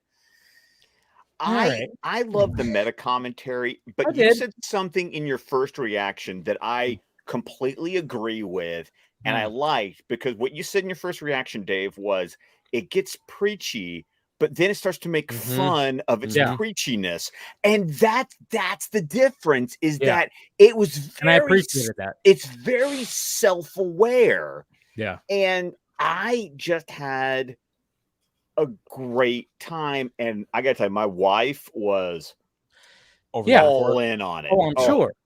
Oh, all in on it, and because I haven't had a chance to comment because people have been asking about the Snyder Cut joke, I laughed the hardest. Like I was one of maybe 3 people that even got the joke, and I laughed the hardest in the theater. Like I thought it was funny as hell. So you're saying nobody roared of laughter in your theater though? Oh no, because no one got it. No one understood. I felt like I saw a clip of it on Twitter, and I was like, okay, yeah, that's it. I scrolled past it. I'm hardly on Twitter. Like, and my mom saw like Barbie like the other night, and like I asked her, oh yeah, mate, let me know if there's a Zack Snyder reference in there, and she was like, oh yeah, okay, which is great. Again, it's that's great. It's a good thing. That's a good thing. Like, and the context is hilarious because the joke is made like, oh yeah, because if you're self-aware enough, you go, yeah, I was that person. Yeah, not gonna lie, You're they're very calling much me out. Yeah, I mean, but yeah, you got to just laugh at it. Anybody gets offended by it. Laugh at it. So you guys saw it. There's that joke, and then there's like another reference, like there's like a Film Bro reference or some shit like that too. The Snyder Cut too, with like the Godfather. No, I only saw no. Oh, the joke. There's a Godfather joke, and there's a Zack Snyder joke that are that are contextualized in the same content. Like I see. I think it's funny that it's almost like those two exist within the same gag that's going on in the movie. I didn't think about that. You're right. Okay. Yeah. To put those two together and like, in the context of the joke. Yeah. It's interesting. Like I said, it's just, I don't know. I think a lot of the zaniness, I was just kind of going, all right. I mean, I thought Ryan Gosling was the funniest thing of the whole movie. And then even all Michael I've Cera seen in the trailers with Ryan Gosling, it just looks like he's having a great time.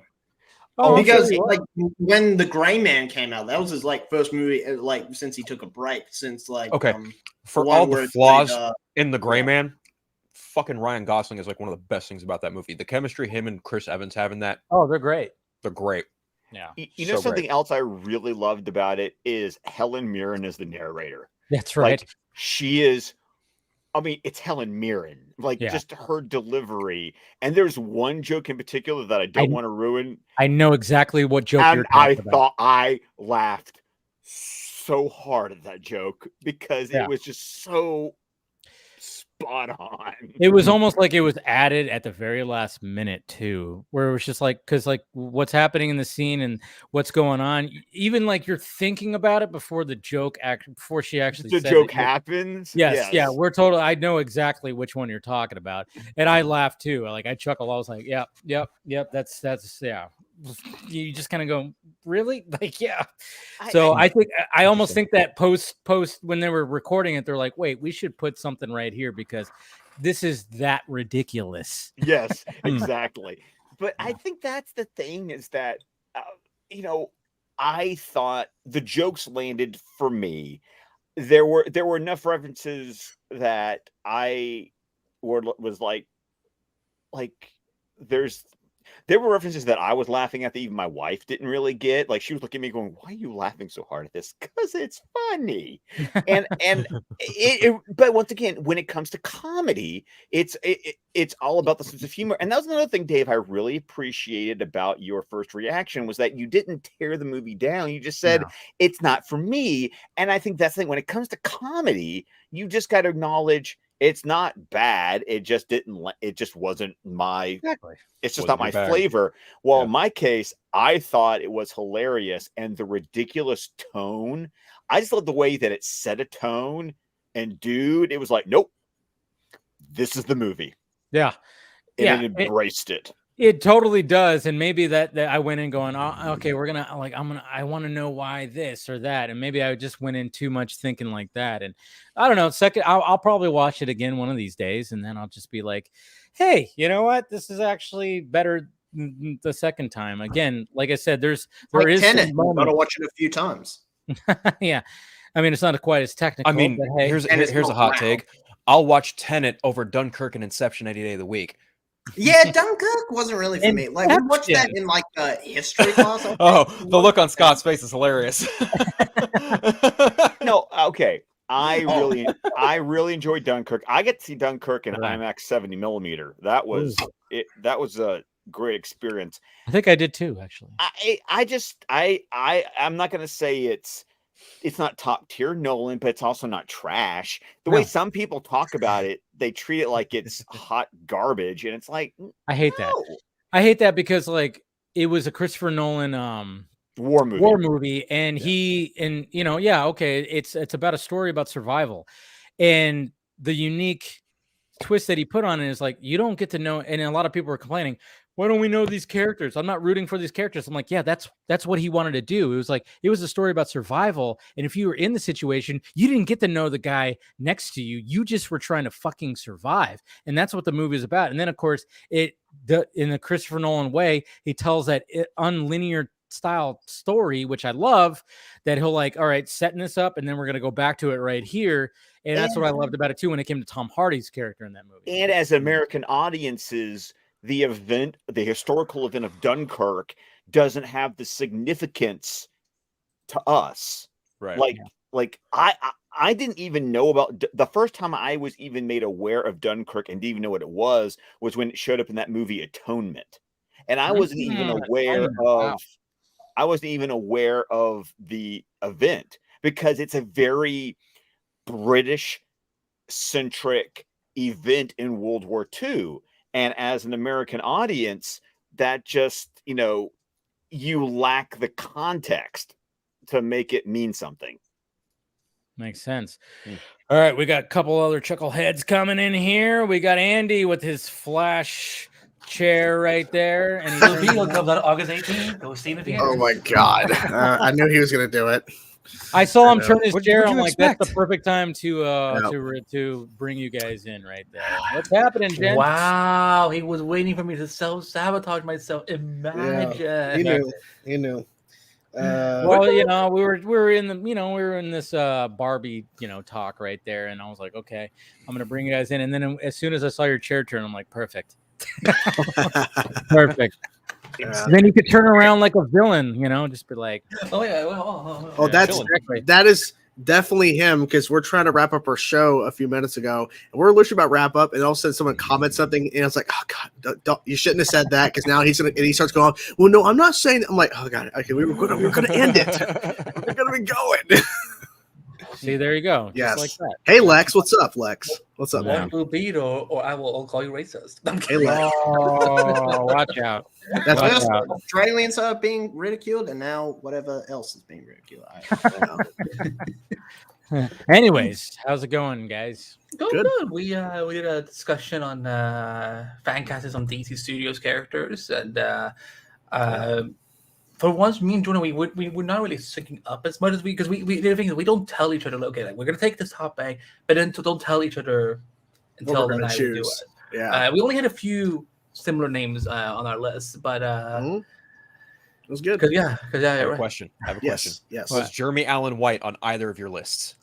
No, but he's hot, and I love him on Shameless. So. Okay, I would love to see Jeremy Allen White be Red Hood. Oh, Jeremy. I haven't watched The Bear. Anybody watch The Bear yet? Season That's 1 him, is right? phenomenal. I need to see Doesn't season Shelby 2. watch it, Jordan? No, Ah. she doesn't Okay. the bear. She's watched Shameless, but not the bear. Yeah. And it's funny too because I think on my timeline I just saw like an image of him. He was like out. Shirtless? Yes, dude's fucking yoked. Like He's apparently he's like in another movie that's coming out where he needed to get. I mean, he was already a pretty fit dude, but he was like he looked like he gained about 15 pounds of muscle. I was like, Jesus Christ, dude. I don't know, like something, is he like in something that's like coming out? I think Iron Claw, some movie called Iron. Somebody mentioned Iron Claw when I Well, I Iron mean, Man. It must be Iron Man. Must be. He's the new Iron Man, or he's the new Wolverine. he can be in me if he wants to win that. Oh, Ayo. Oh, okay. Coming in hot. Yep. Yeah. Were you just on the phone, Scott? Still. on the phone. Yep. Still on the phone. Oh boy. He's calling you to be like, we need to get Andy off this platform. Yeah, probably. I don't know why he's calling me, but yeah.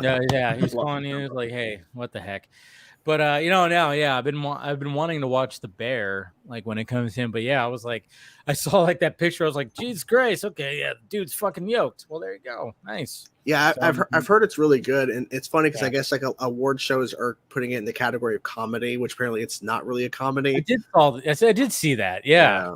Yeah. I don't know, but I was like, it's a comedy, and they also, even talking about the whole Barbie Snyder thing. They also had a Snyder joke. It was like before the Snyder Cut was announced, I think.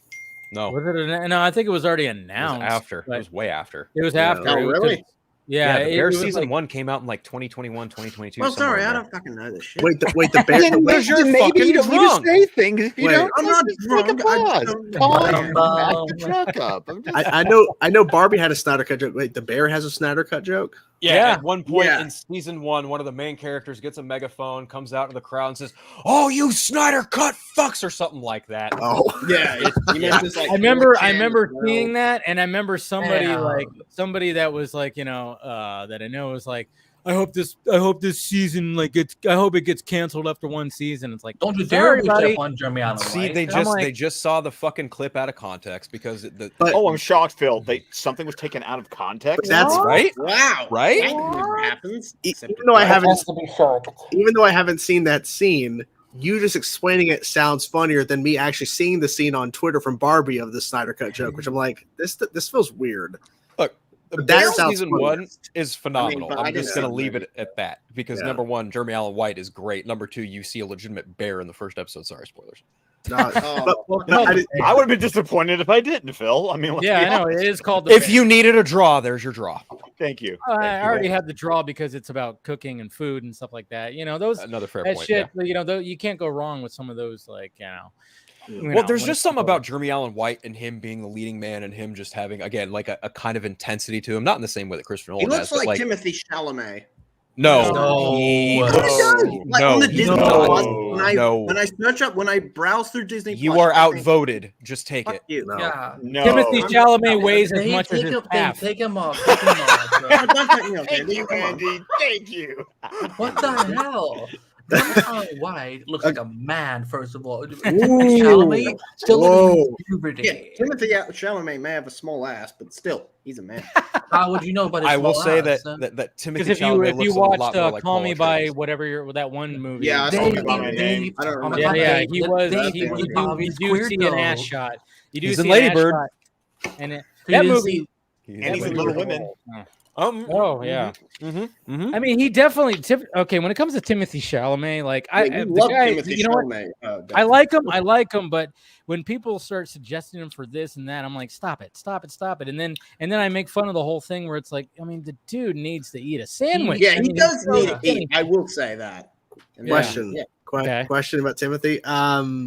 Thoughts on him as Willy Wonka? Okay, that's what I want. I don't mind it. Yeah, I don't mind this movie. Who No asked for comment. this movie? Who asked for it?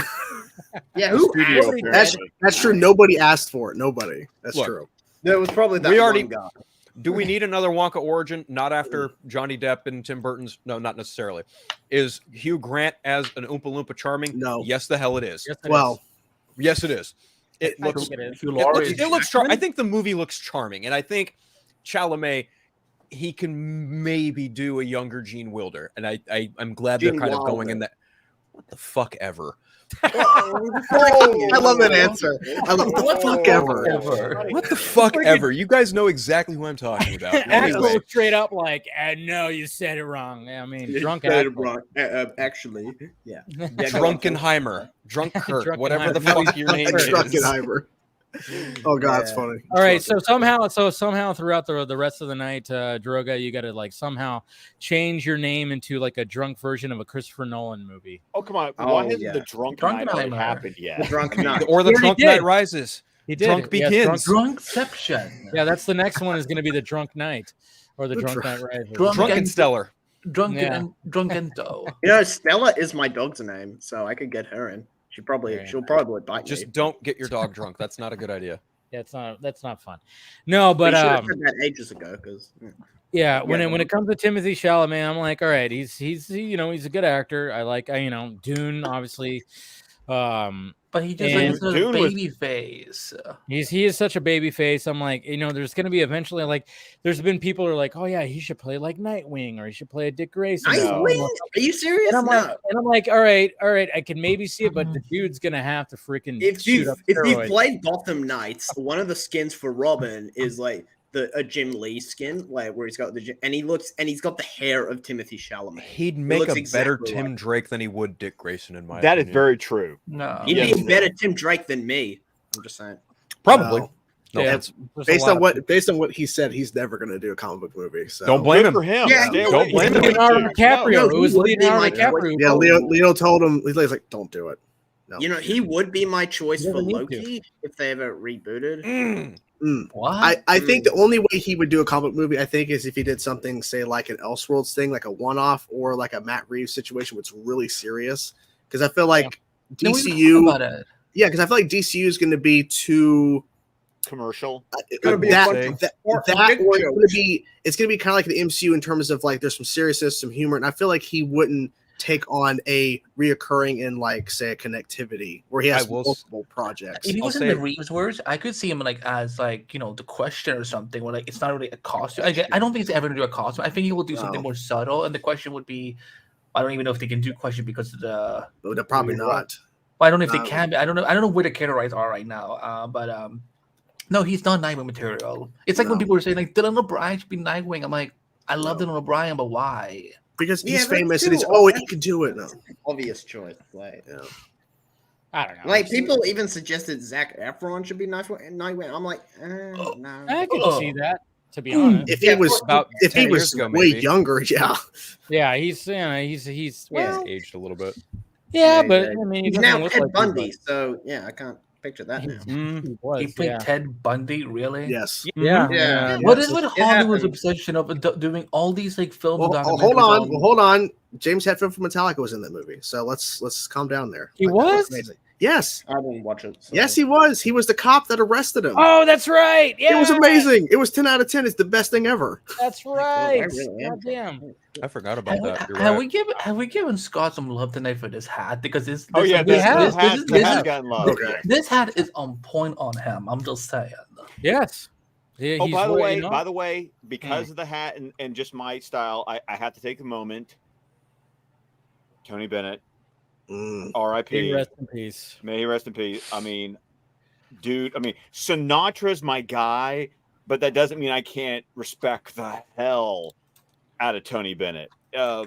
Great story. I remember Sinatra once saying was Sinatra recorded his own cover of "I Left My Heart in San Francisco," and he sat down in his room, listened to the recording on a vinyl. Mm-hmm. Was so self-critical of his version because it, like, in his mind, it couldn't like measure up to Tony Bennett's version, that he called the record company and told them to destroy every copy so that it can never be released. Wow. This just comes to tell you, folks, anytime you feel self-doubt, somebody like Frank Sinatra did that and went, nope, fuck this, burn it all. I worked on this hard. And, I mean, we all have that, especially like being in this kind of game. I mean, but then you hear something like that and you go, even the greats were like, nah, I suck. This is horrible. And I'm sure everybody who was there was like, oh, this is beautiful. This is different. This is great. You're the best, Frankie. And he said, fuck that. This is horrible. Tony, this doesn't even match what Tony did. Yeah. And then take a man like Tony Bennett, who was he 95 when he passed away today or yesterday? 96. 96. Okay. Was 96. Oh, God bless his heart. I don't know. But you Full know, life. was still released his last album 2 years ago. Yeah. Was still releasing albums. Still He did his second compilation with Lady Gaga was in 2021. So They did a concert together for his birthday. I think his last concert. yeah, She was like there. Yeah. I think you're right. Oh yeah, he would even go because, like, I'm a Giants fan, San Francisco, and obviously when it came to that, he would show up to Giants games, and then during like the 7th inning stretch and stuff like that, he would sing "I Left My Heart in San Francisco" and everything. So like at 90 years old, he would be at those games singing with the whole entire freaking stadium. So cool. But yeah, we lost a legend, but he lived a full life. He lived a full life. So very full life. But I just thank you for that moment. But I saw that news this morning. Actually, I think Dave, it was actually your Twitter that informed me. Yeah. So that's how I saw it. Yeah. Well, it was crazy because I was listening to the radio morning show that I always listen to while I was working, and they brought it up, and I was like, oh shit. And then I looked at Twitter, and all of a sudden I saw his name in the trending stuff. So I was like, I clicked on it and just saw the article. I was like, all right, well, there you go. So I was like, rest in peace, legend, man. Crazy. So here's to Tony Bennett right there. Cheers. Yeah. But Andy, thank you. Yes. Back to the hat. Back to the hat. I love a good fedora. The cat in the hat. We don't need that again. That was that was an atrocity. Yeah. Anyways, I'm complimenting, loving the Green Lantern shirt, Dave. Oh, I know, right? This is the one I made, actually. Yeah, it is the one he made. Because I was gonna ask you, like, where did you get it? Because I'm like, you can find it in the Film Junkie merch. Yeah, I was like, I took link down below. Yeah, I took like link down below. Cheers. Watch Red Robin. That's a good movie. There you go. Watch Squadcast Media. Okay. No, I just had the idea. I had the idea for like, all right, cops, they're like space cops. We'll make it, cord, and I was like, all right, put the Green Lantern logo. So yeah, there you go. Simple. Whatever. So you're totally gonna you're gonna wear that shirt when Lanterns premieres on TV, right? Of course. In 2040. Yeah, when it comes out. Yeah, whenever the hell it comes out. Yeah. When it comes did out. you guys see that story? I only saw the tweet, so I was trying. I never take a tweet for granted. I always want to look for an actual like article or something. Naturally. But I saw a tweet that indicated that SAG-AFTRA is still letting their actors work with A24 because A24 has agreed to all the conditions. Yes. Yeah. Wow. Yes. So when it Good for comes to them. independent filmmaking, I mean, they're not stranglehold to like all these, the big companies, so they could do this kind of stuff. And yes, A24 is like, hey, guess what? We're not in it for, I mean, obviously they want to make some money, sure, but at the same time, they're in it for the craft, they're in it for the art. Right. Yeah. When you watch it, when you see an A24 logo, you're going, oh boy, what's this? Yeah, you gonna really be? do that. Yeah. Talk about a name. You lick your chops. You lick your chop when you see a trailer in front of a movie. You start going, oh, you see A24, you're going, okay, what's this gonna be? And Talk you see about a that trailer, brand you that has go, boomed in the last few years. A24 has dude, just bam. so good. took I off.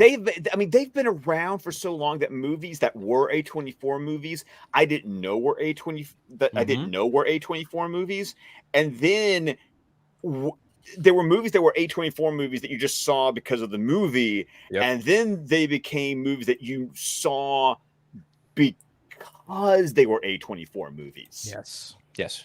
Oh yeah, anything like when I see a trailer of something I didn't see like online or something, and I see that logo, I'm like, oh boy, what's this gonna be? I mean, I missed that one movie. What was that one movie called? What was it called? Pig or something like that, or not Pig? I know the movie you're talking. Is that what a pig sounds like? Is that the? Are you talking about Kathy Ann's film? Maybe. No, it wasn't Kathy Ann. It starred what's her name? I can't remember her name. Too. Nick Cage, was it? I remember. No, there was a movie with Nick Cage that had to do with a pig, and that was called Pig. But there was like another one that there was one called Cow. Yeah. Cow, was it Cow? It was Cow. I It think had something to do with one of those animals, but it had Naomi Rapace, whatever. Are you talking about Lamb? Oh no, Lamb. Lamb. That's the one you're I talking remember about. Lamb. Yeah. That took a while. From all that. I was like, wait, what? They're saying word. Now they're just saying words. The trailer for Lamb was crazy. I knew it was like one of those animals. Farming. You guys remember the first A24 film you ever watched? Quite deliver the way I thought it would. It didn't seem like it. Yeah. I didn't catch it, but maybe eventually I will. But you guys remember the first A24 movie you ever watched? Yes. Well, okay, that becomes a question because there's the movies that there's the first A24 movie that I knew it was an A24 movie, and then there's like, oh wait, that was an A24 movie kind of deal. So I guess to rephrase my question, do you remember the first time you noticed the A24 logo in front of the movie that you were like, oh, this is an A24 movie? I know mine. I know what mine is. Go ahead, guys. Midsummer. Okay. Uncut Gems. Nice. Mine was I saw it in theaters with like 3 other people at the Green Knight. Nice. I was there very opening nice night for the Green Knight. I was there like an 11 o'clock showing or something on a Saturday, and I walk in, I'm thinking there's not gonna be anybody in here probably. There's like, oh, there's a couple other people in here, okay. But everyone else just kind of like they're not even like making noise, they're just like staring. And I'm like, yeah, I get it, because like you're just like, because the details in that movie. Yeah, the cinematography in that movie is the Green Knight. phenomenal. Yeah, when that spinning shot when he's on the ground or whatever, and it's like the slow turn. I'm like, what's gonna happen? And like, oh, okay. I think mine would have been Midsummer as well. To be honest, trying to think. I tried to watch Midsummer, but I just couldn't. Oh, Midsummer. Midsummer is one of those movies you see once and then you go, okay, I'll revisit that again maybe later. I have seen great clips movie there and there, but like I mean, again, I have never seen any A24 movies, but I try with Midsummer. I'm just like, this is just too disturbing. For me. I remember. What is A24? I'm gonna look at that. I remember. It's a studio. It's a studio. I know, but what does it actually mean? Like A24. I just looked it up. It was called, and it means Andy 24 when I was 24 years old, and I sold the company. I made Axel 24. Yeah, I must have not paid attention because technically my first A24 movie is The Witch. I didn't know it was distributed by A24. Yes. I didn't know that. Most that movie, Eggers, all of Eggers' films are, if I'm not mistaken. Oh well, that's all the Northman recently too. No, Northman was okay, Universal. You're right. That's right. Yeah. But the Witch was my first one. That movie's phenomenal. Lighthouse is a fucking watch too. It's a movie. I'll tell you, it's a movie in not the bad way. Right. Yeah. The Lighthouse. Has anybody seen Saint Maud? No, I didn't see that one. I recommend that one. Yeah. Okay. Okay. Saint Maud. I'll put that one. Yeah. And then of course there was what was the other one with Tony Colletti, the haunting. Hereditary. Yeah, Hereditary. There you go. That one was another one that you go, okay, was that an A24? Honestly, that one I was like, okay. I mean, I didn't think, but I thought it was like in the same vein of like Midsummer was like, all right, probably don't need to watch. It's a good movie, but I don't need to watch it again until I'm in the mood for something like that. Because Jesus Christ, Can I ask about The Witch? Is it like okay? Because I have Asperger's, I take you things see Anya very- Taylor-Joy naked, so yes, it's Really? Okay. sorry. What were you gonna say, Andy?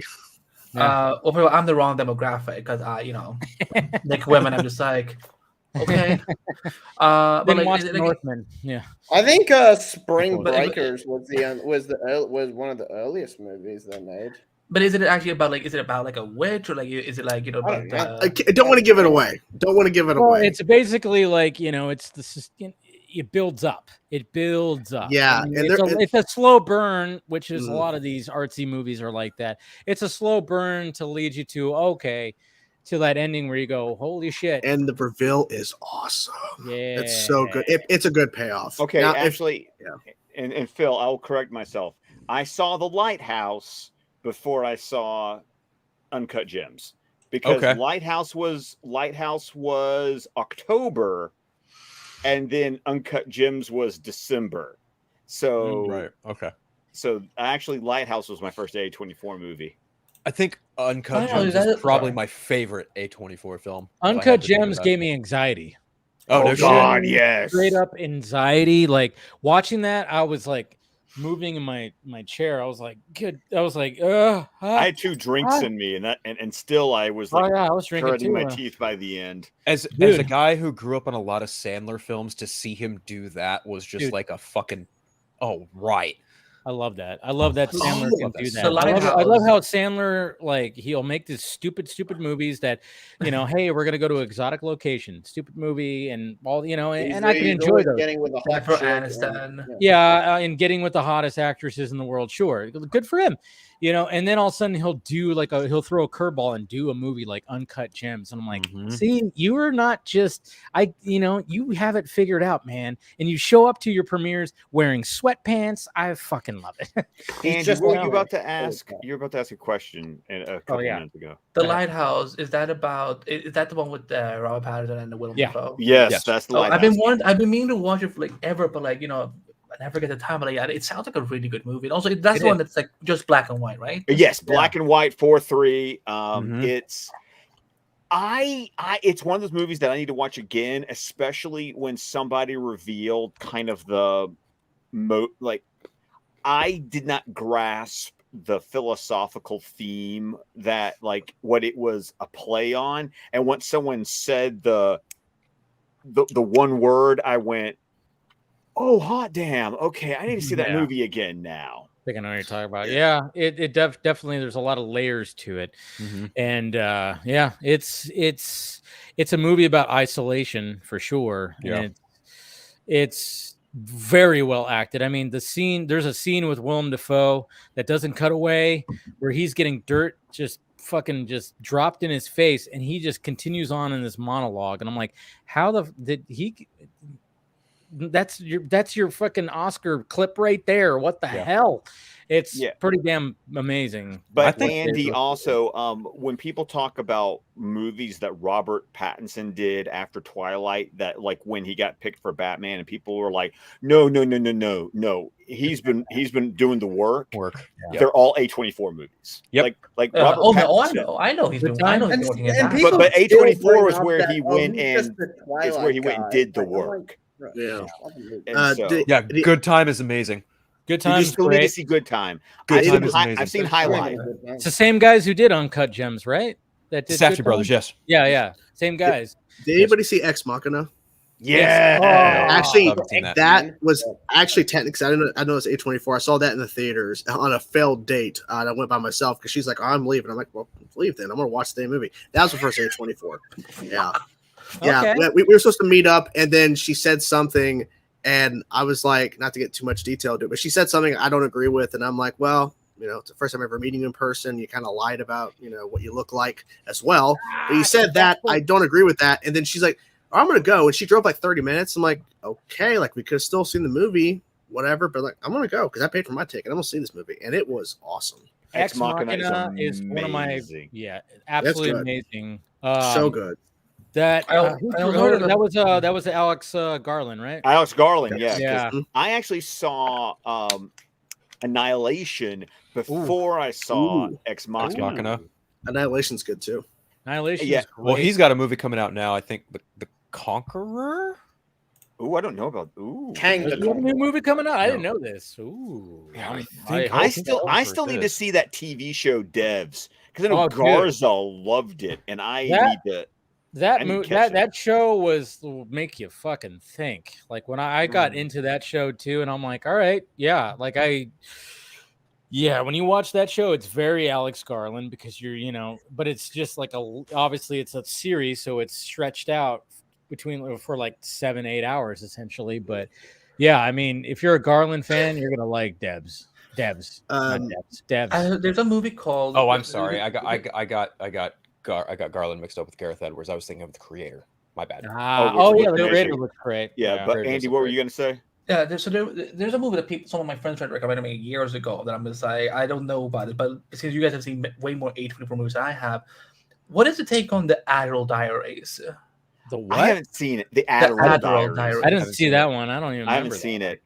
I actually have a mug with it though because A24 because I joined their fan group called Triple A24 and they sent me a birthday present and there were mugs. And one of the and it's always like the name of the movie and the release date, and one of the mugs was for the Adderall Diaries, and I haven't seen it, but because I've got the mug now, I want to check it out. For me, I always like because as someone who actually takes medication for ADHD, whenever I see media just making light of the fact, people they abuse the Adderall pills these days, and I hear a title like that, I'm just like, I don't need to see some nut job getting obsessed by Adderall. So, but again, I don't actually know what it's about. But people were like, "And I think you would like this movie." I'm like, okay.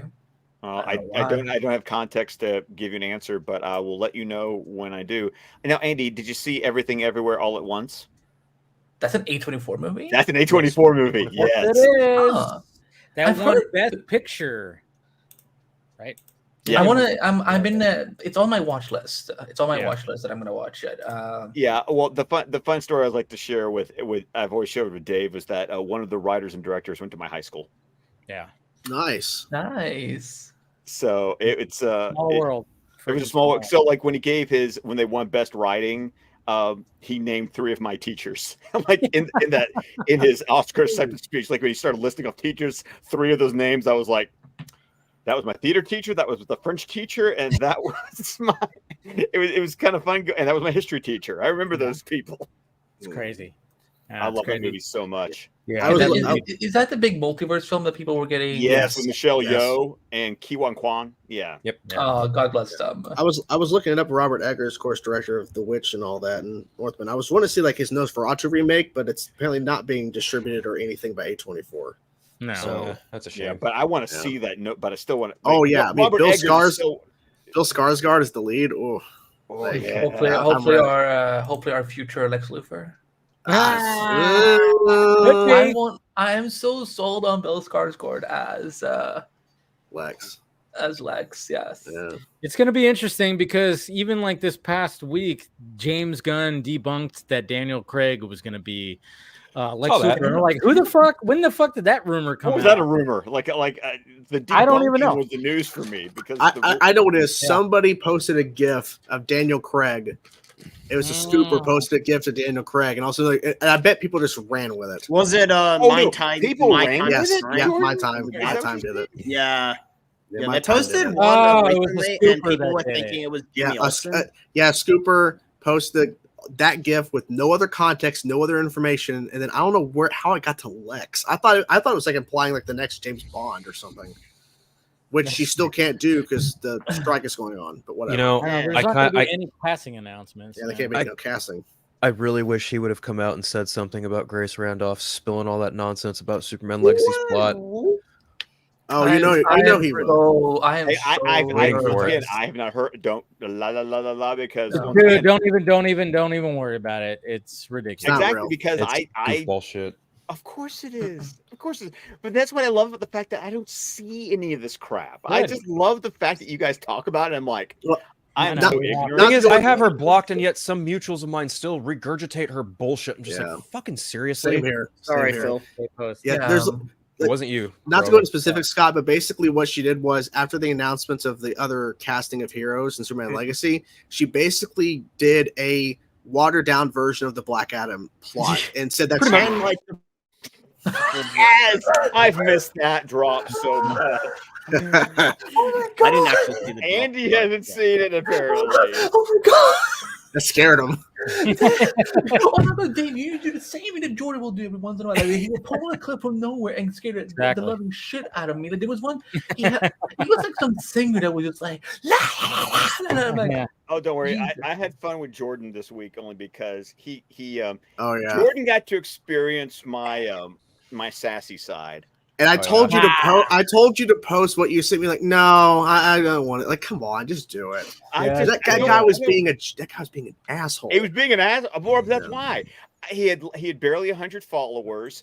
Literally, we only have 2 mutuals, and they're not even like real mutuals. And it's just like, no, I'm not going to respond. In his tweet, he literally doesn't really know you. Clearly, I know. Clearly. And he's like, oh, you, sure, okay. Oh, I know which one you're talking about. Yeah. I just, but it's still the comeback. I said it was like that was good, right? I mean, like, it was. Oh yeah, if you would have posted it, I think it would have been. But I get your point too, because all you're doing is fueling the fire. Because then he would have found something else to say. So really, yeah, there's no winning because he doesn't care. Or whoever this person doesn't give a crap. I must have missed this. Okay, I'll summarize for you. Okay. So Jordan had a tweet asking about what was your reaction to the Clooney cameo at the end of The Flash, and I was honest.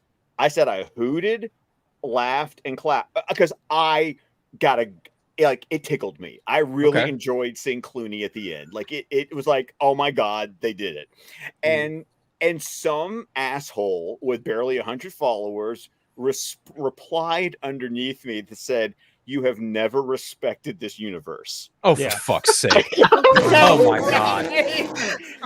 Oh, for fuck's sake! So I just looked at that. And I was like, and all I did was scroll through my phone. Found one of the screenshots of me with Zach doing the BVS commentary from Full Circle and just went, yeah, no respect whatsoever. Yeah, exactly. Yeah. That's what I love about these guys that like say that stuff, and then yet it's like, you realize the man that that you're like that you and worship. And then they will call you a clout chaser. Yeah. The only reason why he said that is because he said, "Oh, I had a positive response to Clooney." And it's because he replaced Affleck. It's like, come on, guys. Like, okay, so let's get into that thing because I wanted to talk about that because obviously we got the Flash download. By the way, anybody download it yet? No, because I'm gonna get a physical copy. I'm gonna get a physical. I'll get a physical copy too, but I want to watch it last night. But see, I think my problem is right now, Dave, is that because it's at that premium pricing where it's $24.99 to buy. I'm already spending. I'm getting the steel book to go with all the other steel books that are on this Batman shelf right here. So if I'm already spending the money to get a steel book 4K, and I'm going to get a digital code that's Movies Anywhere, I don't need to go ahead and buy the digital copy. Can you show me the Batman shelf? Because now I'm getting curious. I unfortunately, with my new setup, it doesn't really work for me to. Okay, no worries. Send me a picture. Okay, hold on. I'll take care of that right now. There you go. This is what you call customer service. I'm just saying. This is also how Scott and I bond. We both buy we both buy physical copies of most of the if not all the DC films. Animated or otherwise. There's only one movie that I did not buy, but it was given to me. Oh, okay. Because I refused to buy it. But I see. Yeah. Yes, I refused to buy it, but as a gag, after I was in a car accident that totaled my car, my Squadcast brothers decided, here's our get well present to you. And I was like, fuck you. Actually, Brent, you'll appreciate this. You'll appreciate this, Phil. I literally sent a picture holding the movie, flicking them off, and Brent screenshotted that and used that as my contact photo in his phone. So anytime he would call or text me, it would be the picture of me flipping them off. Brent, you are my favorite Marvel fan. I mean, I'm dead serious when I say that. What was the movie you were holding? It was Justice League. Oh, I figured it sent was. me- I figured. They sent me. Oh, so here's the story. So I was in this car accident. I totaled my car. I wasn't even allowed to drive for 2 months afterwards. I'm so sorry. And so they sent me the Steelbook of Justice League. Now, of course, they send me like this new version when it was like, fuck, if you're gonna send me the Steelbook, send me the Jim Lee cover. Like, because that's the thing. Oh yeah, hold on. I got it right here. Yeah. The only reason I own it is because it's Jim Lee art. Yeah. So Jim Lee is the best. Yeah. He never. oh, hold on. There we go. Here we go. Yeah, that art Yeah. looks good. What? Yeah. I've never seen that. Yeah, Yeah, and then that the art's black great. and white line art is on the back. I mean, Justice is gray. Let's just go with that. but Nice. and I literally never even opened this until Tim and I did our drunken commentary track right before Zack Snyder's Justice League came out. We watched this. Oh my god, that was like one yeah. of the best commentaries I ever listened to. Oh, And then I had to force Scott to watch do it a live- again. Yeah.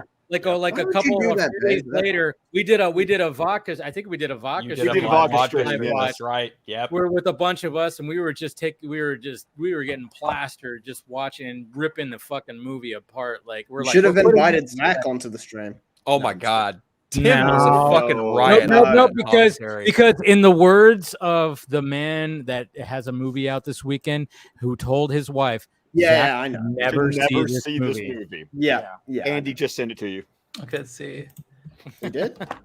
No, but Oh He did. shit! Oh shit! That's gorgeous.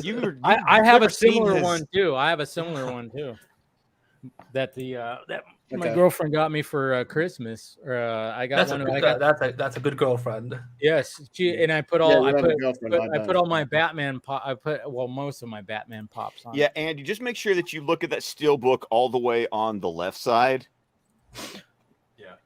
Oh shit! Yeah, Oh. that's the one. That's Yeah. one I'm particularly proud of. So Let's Okay, see. so when it comes to the Flash, and obviously it's kind of funny too. When it comes to seeing now everybody's posting clips and clear images, and I've noticed that still people are shitting on it, sure, but there's also Well, yeah, people I that are- mean, you can't defend Yeah, it all. that the was time, inevitable. Dave. Come on, man. yeah, inevitable, but there's also people going, it's not. And all of a sudden they're like, what? It's not that bad. I mean, Yeah, it's not kind of that thing. bad. Like Ezra carries that movie. Like I know that's gonna piss off so many people, but they carry that movie. Mhm. yeah, I mean, well, obviously it's a Flash movie, so gotta carry it, but I mean, it is kind of funny seeing people just going like, well, wait, it's just one of those divisive movies, and not in this. I don't think it's going to be like in the same tier as BVS, because that was just a whole other different thing. But there's it's similar because there's people that absolutely love this movie and think it's one of the greatest CBMs ever, and then people think it's one of the worst Like Tom things that Cruise. they've ever seen. He thinks it's good. Yeah, I know. I'm still wondering about Stephen that King. one. Yeah, I'm still wondering. Like I saw Mission Impossible, like the new one recently, and I was like, Oh, great. man, did he actually You know, like the Flash? I love humble bragging about this. I remember talking to Christopher McQuarrie about Dead Reckoning Part 1 and 2. Yeah, that's Yeah. right. You did. I remember. Yeah, I you did. I have. And man, Yeah. he is just the nicest guy. He seems Yeah, like a well, nice guy. He seems like a really nice guy. He I thought I okay, was a so nice guy. for full transparency. Yeah, when yeah. Talk about we- this story. Yeah, Yeah. I had said something really ignorant way back when about Tom Cruise and military. He privately messaged me, showed me my whole self, and I was like, okay, you know what? You're right. I don't know Tom Cruise personally. You've worked with him for X amount of years, so I'm going to take your word in regards to his work more seriously than some no name on the internet. And then the conversation kind of dovetailed into other things, and this is freshly after seeing, well, not freshly, but like a few months after seeing Fallout. And so I had just brazenly asked him, I was like, so just in regards to the next two, like, what can we expect? And I think he said something to the effect of, oh, I'm cooking up something fucking beautiful. And from what everything I've heard in regards to people who've seen Dead Reckoning, it sounds It's like pretty good. He He delivered. fucking did. He did. I will neither confirm or deny whether or not we talked about Superman. I'm sure, yeah, because he pitched something at one point. He may have. Yeah, he did. He might have. Yeah, he definitely did. Which, of course, Warner Brothers. Oh, he just told didn't me wanna about hear. that. Yeah. Good God, so ridiculous. But I'm glad that he's like with Tom Cruise and making these Mission Impossible movies because we didn't really obviously we didn't have Vodka stream last Friday, but Jesus Christ. Dead Reckoning. Oh, God. That was good. That was really good. Another phenomenal stat cast. Like you have Asai Morales, you've got Rebecca Ferguson, you've got Vanessa Kirby, you've got Haley Atwell, who Tom Cruise, of I'm course. so happy for Ving him. Rhames, Simon Pegg is Benji, of course. Like, yeah, I love their dynamic. I love them too. Vanessa Together. Kirby. Yeah. And you get Henry Cersei back as Kittredge. Yes, that's the big thing was like because again I'm one of those like saw the first one in theaters back in '96. I've been there. Right. When it comes to the first Mission Impossible, it holds a special place because I watched that movie so much when during that time. I mean, 1996 had some fucking blockbusters. Let's just face it. You go back and look at that, you go, holy shit! I think Independence Day, Twister, Batman and Robin. That was Twister. That was Twister. 97. Wrong year. Twister. You said the God, I love 90s, the movie. so I'm like, oh. I love yeah. Twister. Yeah, you I weren't love even Twister. alive. Yeah, I know, Dave. Thanks for reminding me that I'm young. Yeah. I love Twister so much. You mentioned Twister. Twister was great. Can't get enough of that movie. Oh yeah, that movie, So Bill good. Paxton, Helen Hunt. Yeah. I mean, it was just phenomenal. And so that year had so many great movies, but Mission Impossible just stood out because I don't know. It's just so that's why like that's my favorite. Is it the best one when it comes to like the quality? Again, I always separate my favorite and then what I think is the best one of whatever the hell, because just thinking about like just the film itself, that's why I'm like Memento, my favorite, Christopher Nolan, just because I love the storytelling and just the way that story inspires me. But I would say like Interstellar is probably full on like his best movie, and then the Dark Knight. Interstellar, like time in that conversation, Interstellar is both my favorite and the one I think that it's his. See, and that's great. That's no, great. But I agree with you. For me, like on Mission Impossible, it's like Mission Impossible 1's my favorite, but I think Fallout's the best one. Yeah. Fallout, might be the best one. Like, that was like when I saw that in theaters, during the helicopter scene, I was like, I got freaked out by that shit. I teeter though with Ghost Protocol. I almost go, man, that also might be. Ghost Protocol is just not really. Yeah, okay. On my personal rankings, it's second to the bottom. Really? No, I'm not saying it's bad. I'm not saying it's bad. Break my heart, Scott. You're gonna break my heart. Is number 2 your bottom? Oh yeah, number 2 is my bottom. But once again, okay. And you know what though? Here's the thing. I have now seen Mission Impossible 2 4 times now. Because I saw it in theaters back in 2000. Where's Steven? I know Steven. Steven and I like we defend that movie. We'll take on a whole army. Listen. As a John Woo movie, it's a but that's the thing. You have to be you do like in the John Woo mode. And I totally was, and I love John Woo. Exactly. And what other movie says John Woo done? Like Face Off, Hard Boiled, Hard Target. Yeah, I'm young. Broken Arrow. Yes. Wind Talkers, which was an underrated movie that he did with Nicolas Cage. I think because isn't Christopher McQuarrie like one of the first directors who has actually stayed on for the Mission Impossible? No, he was the first. The whole idea of the Mission Impossible film franchise was it was an anthology series. Yeah, every movie was going to be a different director, so every movie was going to have a different flavor. So you've got Brian De Palma for the first one, you got John Woo for the second one, you've got J.J. Abrams for the third one, you've got Brad Bird for the fourth one, and then you get McQuarrie. And McQuarrie, when he came on from Rogue Nation, was the first time that not only he was the writer and the director for the movie, and then starting there, because McQuarrie and Cruise started to have a relationship because Quarrie contributed to the Ghost Protocol script. McQuarrie also wrote the first Jack Reacher movie that Tom Cruise was in. So that's how McQuarrie got into Cruise's orbit in his production company.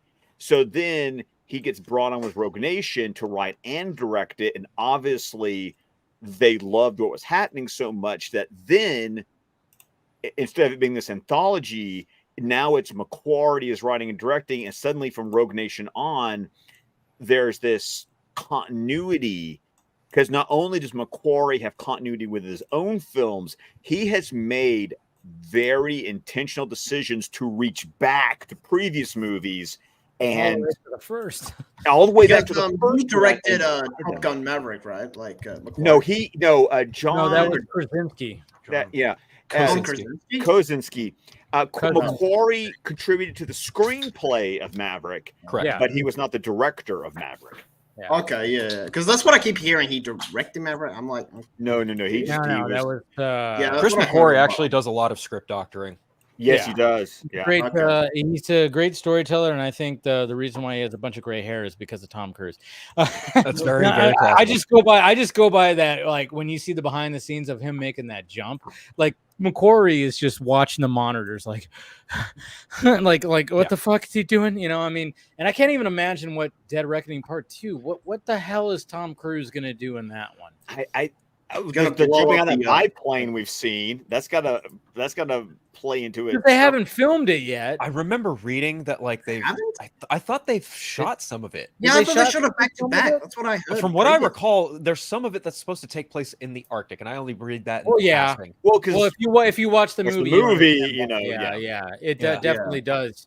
Definitely does. But I thought they didn't shoot. Maybe they shot some things, but I don't think they've. And I think like with Christopher McQuarrie stuff, I think that's where some people like kind of thought he would do a Green Lantern movie because like Tom Cruise was everybody was fan casting him. And for my pick, funny you mentioned Green Lantern. Simon Pegg was my pick for Kilowog, and Ving Rhames was my pick for Kilowog. Oh wait, no, Toma Ray was my pick for. Fuck, I got messed up. You're drunk. I'm not drunk. I haven't drinking in like a minute.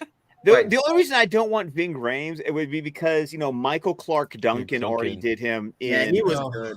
May rest in peace. I know, and that's the thing is that I'm tired because they even did that with like Sin City, A Dame to Kill For, where the character that Michael Clark Duncan played in the first one, Ving Rhames played him in A Dame to Kill For because. Yeah, because Michael Clark Duncan had already passed away by the time that A Dame to Kill For got shot. So it's one of those things. Oh, I didn't know that. I didn't actually know that. Shit, oh damn, I feel stupid. So it's like, please stop taking these two giant black men and just casting them like they're. I didn't actually know that. I did not know that. Like because I feel stupid. Because when I hear or see Ving Rhames, the first thing that comes to mind immediately is Marcellus Wallace. Oh yeah, of course, Pulp Fiction, 100%. But like when I like a bitch? Michael Clark Duncan, it's either Daredevil or the Green Mile. The Green Mile. See, for me, it's the Green Mile because one or the other. Yeah. Oh god, the Green Mile. I am scared of the dark. Oh. Good God. Oh, that movie breaks your fucking. I mean, again, like Michael Clark Duncan is like one of those. It's almost like a Jason Momoa effect, where it's like you see him smile, and you're like, he's a big teddy bear, but he shows you his mean face. You're like, fuck, don't hurt me, stop. I'm sorry. Okay, fun story. Yeah. Green Mile was my first date ever. Nice. That's a pretty intense movie for a first date. Exactly. Yeah, like my first date was Godzilla versus Kong. And to clarify, like first date ever or first date at the movies? First date ever. Okay. Oh wow. Oh okay. Yeah. So yeah, but it worked out. So I'm just saying, it was. Oh, that was your. That's the wife. Oh Jesus. No, actually, that was the wife. The wife was National Treasure 2. Oh, okay. Nice. I'm sorry, something was moving in Phil's background. I'm like, what the hell? Probably my cat. I saw it too. I didn't know if I was just drunk, but like, yeah, I saw it too. Come here, girl. I saw it at the beginning as well. I was like, is that a weasel? Is that James Gunn? But no, it's not. No, we don't have weasels in California. Probably only in Australia. So Dave, talking about Dead Reckoning, it's one of those movies that's like on a technical level, I think it's amazing. But there are just some story things that, you know, I right now I've got it ranked like either 3 or 4. Like it's not like I look at the filmmaking aspect, I think it's incredible. But then there's just things about the script that I'm like, see that other movies in this franchise, especially other Macquarie movies, I felt like just it's not better than Fallout and Rogue Nation, I don't think.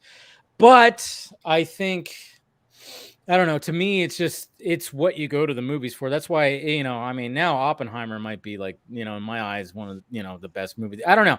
Like my ranking right now is all over the place. You got John Wick, you got Mission Impossible, you got Oppenheimer.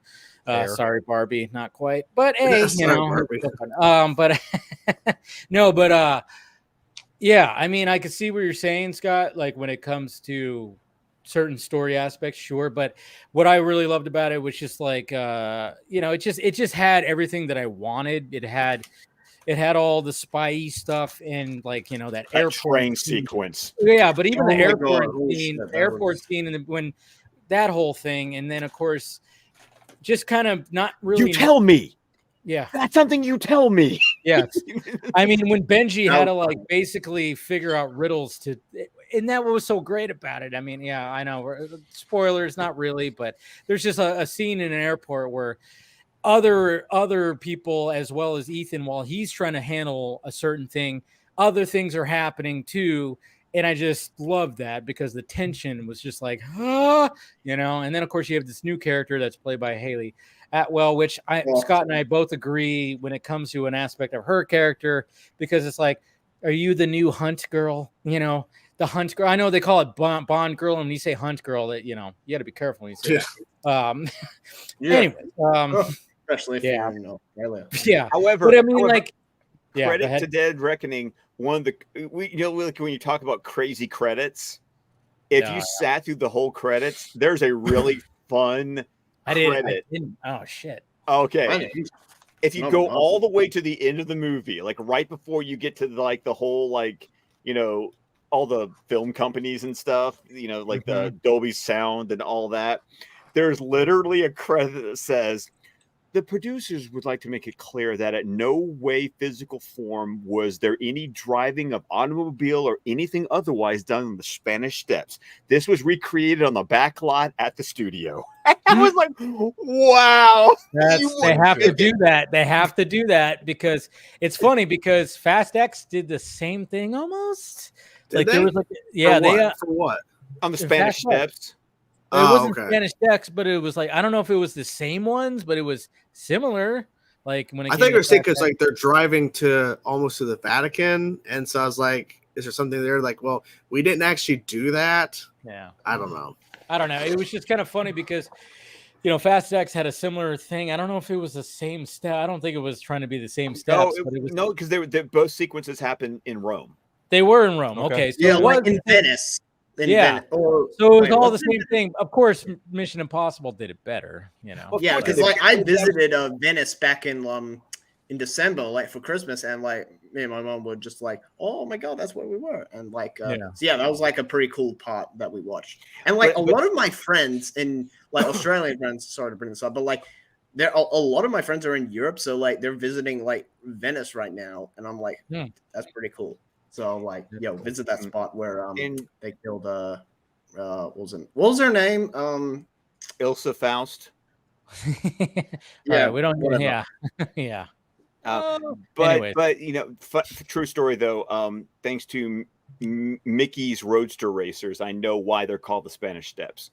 So, wait, because they're the steps leading to the Spanish embassy in Rome. Okay. So that game you just referenced, is that the Nintendo 64 game? No, it was actually the cartoon series.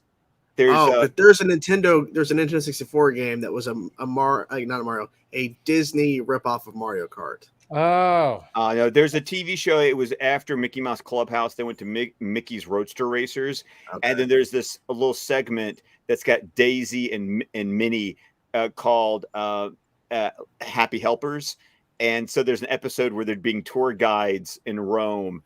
And they explain why the Spanish Steps in Rome are called the Spanish Steps. So when the sequence happened in Dead Reckoning. I was like, thank you, Minnie and Daisy, for teaching me this little bit of. Every little bit helps. I haven't thought about All that right. game in so long yet. It's like There it Mickey is. Mouse racing.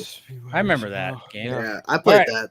We got Paul joining in right here. Hey, Paul, guys. and thank you, Paul. You just brought up the fact that when it came he to did the in the replacement, it wasn't Ving Rhames. It was what's his name? Dennis Haysbert. Yeah. Oh, Dennis Haysbert. I love the Pedro president of Serrano. 24. Oh, you're canceled because you got the wrong black guy. Yeah, kick Scott. So Scott, all you have to do now. He made me so all you feel have to do bad. now- You know what? Yeah. It's nowhere near as bad as Mark Bernardin mistaking Barry Allen's mother as a white woman. Okay, it's Oh, not. yeah. It's Yeah, nowhere did near that? as bad as that. He did Yeah, that? Even the brothers can mistake Wow. the other He- races. But Absolutely okay, did. but listen, Scott, I know how to fix this. Can you go buy ukulele and then sit down and apologize while singing? Get a ukulele and start singing a song, then post it on Spotify or whatever, and then start copyright claiming videos. Toxic train. Scott's like, I'm not doing that. Yeah. Yeah. I He's like like, the Sin "Nah, I City don't know." movies. Yeah. I remember seeing that in theaters, and I was like, I distinctly remember Ving Rhames not being in that movie. So I was like, but my memory. So I checked immediately on IMDb, and I was like, because I always like that State Farm guy because I love the movie Heat, and he's always stuck out to me. Not just Yeah, the he State was the Farm cook. guy. He was the cook. Yeah. In Heat. Yep. Yeah. Yeah. Exactly. But I love him as Pedro Serrano in the Major League movies. So I also, That's right. I Yeah. also, Yeah. I also enjoyed him as the commanding officer in that TV show, The Unit. Mm, okay. Yeah. I didn't We're watch talking it. about Ving Rams, like, And, 'cause, and like no, No, Dennis. Dennis Haysbert. oh, Dennis. wasn't he the president in 24? He was the president in 24. Yeah. Yes, That's right. then And he did. played God on Lucifer. Oh, I thought that was, yeah. Right, There he you did go. play God on Lucifer. See, he's one of Forgot those about guys that that. just pops up like everywhere. I love Yep. He was on Great Brooklyn character actor. Nine-Nine. He's Great character he's amazing. Listen, if James Gunn needs some iconic actors, go get him. Yeah, he could play something. And he just has that voice. Yeah, that voice is. Ugh. Yeah, but that's why like, when he got cast as God, say I'm fucking like, oh, this makes sense. I get this. Because everyone's like, oh my god, they're casting Lucifer's father, but no, they just cast God because of that voice. That's what it is. Yeah, all state. Anyways, Paul, thank you for joining, man. How Yeah, you of course, doing? anytime. I'm doing good. I've caught up on a lot of movies. Yeah, you have. Yeah, I guess you saw. Phil and I talk sometimes off camera, but there was Mission Impossible. Let's see. I've got Oppenheimer, Barbie, and I also watched The Flash on digital. Oh, so okay. Ooh. I gotta ask, what did you think of The Flash? Yeah. 5 out of 10. But Okay, so half. I'll Yeah, say so I'll say same my with me. I'll say my positives. Okay. I did not hate. I thought it was going to be mishandled, but it wasn't too bad. But I liked the Affleck stuff, and I liked the Keaton stuff. There were nitpicks, like I hated Affleck's costume. Thought it was terrible. Costume Oh, yeah. didn't look that great on screen. Yeah, I was also bummed that they used the same lasso joke that they had done in Yeah. Justice League, Yes. which I'm with you on And that. Yeah. I'm sorry, the lasso joke never works. I'm sorry, it's just not funny. No. Like the only time it ever worked was in that animated 2009 movie where Steve Trevor was just babbling on. Oh no, Yeah. the Carrie Russell anime movie. Oh no, the lasso joke was hilarious. Yeah, that was actually the only in that time I movie. actually laughed. That movie is so Like- underrated, by the way. Oh, it's very It underrated. is pretty yes. underrated. Like Wonder Woman. Like, did you guys watch that new animated Justice League movie, World? I haven't watched. I haven't seen that one Pretty yet. good. Isn't it screening? Because it's not out yet. It's not out yet. Oh, It's well, there you it's go. screening tonight at Comic-Con. Yeah. How is it Okay. already out in Australia? It leaked. Oh, It probably. leaked online. They yeah, that always happened. leak. It They always always leaks leak like a online. week ahead. Yeah. Like Yeah. the first one I remember was Injustice, like that movie Injustice. Like that Which wasn't that God, good. that Oh, that was Yeah. movie was god Yeah. awful.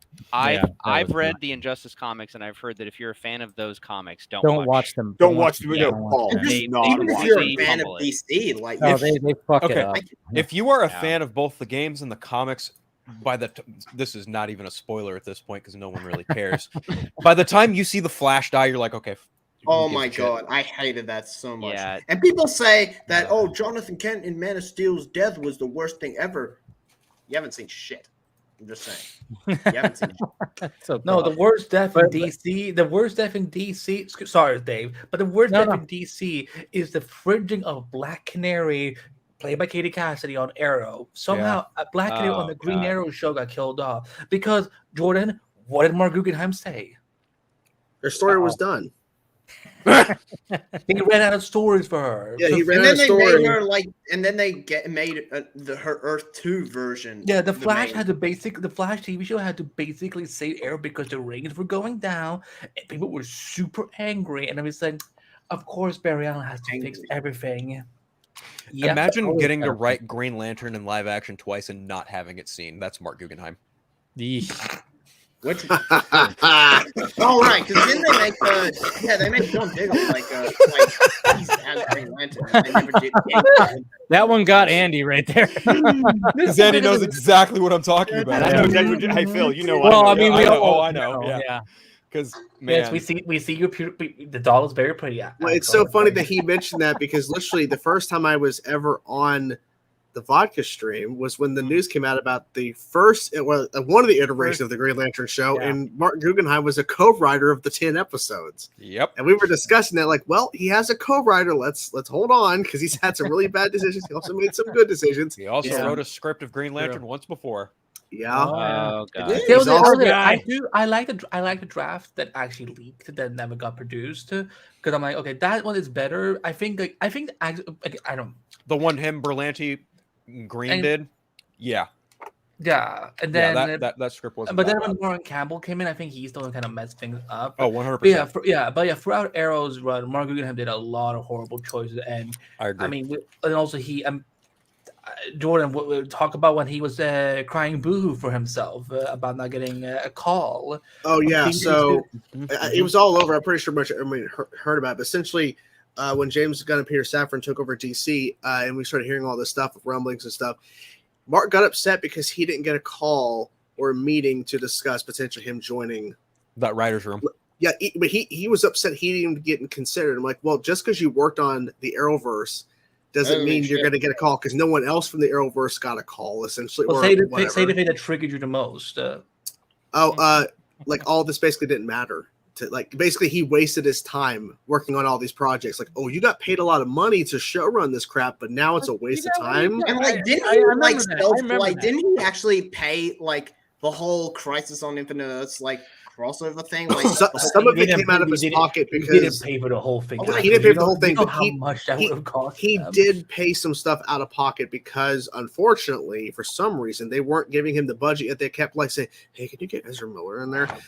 That wasn't their decision at all, and they were just trying every which way to get cameos, which I feel like that's what really hurt Crisis because they cut story for cameos. Yeah, But yet the Crisis did cameos better than the Flash movie did. That's true. yeah, I will That agree. is true. However- I'm sorry, Flash had a CG version of Adam West, while the Crisis crossover actually had Burt Ward. Yeah, I saw that. And he trend. actually said his iconic line, "Holy something, whatever the Yeah. fuck." But Something. when you think about the bigger picture of it, Crisis suffers, I think, ultimately because a lot of the story was cut because they didn't have enough time because they spent a lot of time on cameos or appearances that really didn't matter. But at the end of the day, cut out of the right before the pandemic. yeah, Mm. pretty much. But like ultimately, it's like, yeah, Crisis did better in terms of cameos and better. actually paying homage to the DC universe versus the Flash movie that and they had real basically. people. Yeah, they basically excluded all TV except for Adam West and George Reeves. Everyone else was all film based, or even someone who never got his movie made. He got a cameo. Yeah. But yeah, we could give Grant Gustin a 10-second cameo. Who Or fucking- John Wesley See, Shipp. John Wesley I Shipp. want to know. I want to Yeah, know. John I Wesley. want to You know know. what? Let's get the Flash, like a Flash editor instead of Jay Garrick, because that would be so much more iconic. Oh, I saw that. I heard about that. I was like, that is I wanted to punch someone at Warner Brothers for. I can't believe that came out because for the longest time we heard it was just a jumbled mismatch of faces that wasn't really a person. Like It was okay. like either people thought that was like Teddy Sears. Zoom, Teddy like, Sears. the guy who played Zoom, like And I like how Sears. Teddy's like, I don't remember ever doing anything. It looked like him. It looked like him. Yeah, but then it everybody did. was It like, looked wait like a minute. When You I were saw the not movie, doing I'm like, Garrick. when that came up, I'm looking at the face. I'm like, is that Teddy? It doesn't look like Teddy to me, No. but I don't know. What it did at first, and like yeah, when I look online, like it's just it's The I don't know. costume in terms of when he was pretending to be Jay Garrick, it was like, okay, that's definitely. I think yeah. And I the think weird close. thing That's probably what was threw it that off. he was in the same Earth as George Reeves Superman, which I'm sorry, like I'm sorry, that is just Phil and I agree with this. He had no business being there. I'm sorry, he just. No, I think they were I just agree. trying to show that like there was a previous Flash, and then of It's also course, showing that there's other flashes on other Earths also you going just through their also own. doing almost the same Yeah, thing. the same thing that just John Wesley Shipp, like he could have played like his own doppelganger. Like I know, but I don't think he would have fit in like that moment. But he But might also, have fit. too, but a Flash editor would have fit it better. Come on, yeah, Dave, come on. This is also the Dave, I same know team. they're both being paid for That was this, but there's Yeah. when it comes to that, I went, oh my god, there's Jay Garrick. I'm like, cool. I'm like, but who is that? Yeah, I know it was one of those things like, who is that? When I said that, yeah. It's also the same team that got Helen Slater to shoot her Supergirl cameo and then DH'd her and CGI'd her. Like this is the same. And again, was look he at them, like, actually when they- there on set? Yes, Like, yes. She was She there. shot. She was She there. shot. So was She Nicolas was there. Cage. So was Nicolas Cage. I need to see a behind the scenes photo. Like, I just need to see it. I don't know if it exists. You know what's so funny? It doesn't Like, exist. again- Just like the Snyder Cut, it doesn't exist. All right, It doesn't I exist. said it. I'm an anti. Again, remember, like, because again, think about it in context. You see these two people, they're like, oh look, a giant portal just opened up in front of us, but we're acting as if we see this every day. If I saw a portal, I would be like, what the fuck is that? Yeah, nobody responded. Like even Nick Cage Superman's like, I just killed a giant spider because I finally got to do that. I don't know what this is. I'm just gonna stare at it. Like it just doesn't make any sense. I mean, that Superman seems like the type that would deal with a lot of shit. And I wanted to ask you, like the panel here, who would you have cast for Tim Burton's Wonder Woman? Like if he Helen ever. Slater. Sorry, Wait, Tim Burton was going to do Wonder Woman. not Helen Slater. No. Helen Like just an idea. Venom If they were Slater. ever going to make a Justice League movie, like a Tim Burton Justice League movie, like I would have had like Nick Cage, Superman, like George Clooney, I mean Michael Keaton as Batman, and John Wesley Shipp as Flash. Like who would you have had like for Wonder Woman? I would have picked Linda Carter. Yeah, why not? No, Yeah, you why can't because as far as we know, they're like they're out there. Like they just had storylines that didn't really interconnect a lot. Well, allegedly, Linda apparently- Carter had a cameo in this too as Wonder Woman, but it was Yeah, cut. I kind of remember hearing something about that like last year. I bet that would have been another But, CGI situation because Probably. they literally instead of actually getting actual people like Crisis. Well, because it was the last of multiverse truth projection. never gets old. The last of truth never. Dude, gets old. I'm sorry, but like Crisis did it so much better. They even included the Birds of Prey TV show in that crossover. Yep. And No one gave a shit about that show. Holy shit! Like wow. Paul, I- what were you gonna say? Yeah. I was gonna say if you don't, if I should just finish my thoughts here. Yeah, go ahead. I know. We went No, off but, on a whole no, I mean direction. I'm not Yeah. agreeing. I'm not like disagreeing with a lot of what you guys are putting out, though. To be honest, so I'm sort of more or less said the same thing. But no, Affleck's great as like acting wise, both as Bruce and Batman for the most part, other than the Lasso stuff. Keaton, surprisingly, really worked for me. But still, like he has these moments where he's acting and he's doing like the actual scenes with Ezra, and he does fine and it's great. Or getting into his costume and stuff. I'm like, okay, yeah, it's Batman. But the only thing that really threw me off was like sometimes it did feel like he was just like a catchphrase machine because he does like all of his stuff from the Like, Speedway. especially with the "Let's get nuts" line. That felt a bit too. It felt so forced. I was like, okay. Yeah, Like, and it was William funny Hamada too was because holding when a that gun to him trailer saying, say when this. that trailer came out, I was even questioning. I was like, is that for the trailer or is that actually in the movie?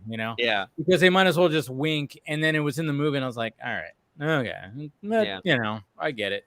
And the performance from Ezra, I do have to say, they are a good actor, because it wasn't just the clothes or the attitude. Like I could distinctly tell which Barry is who. And the hair.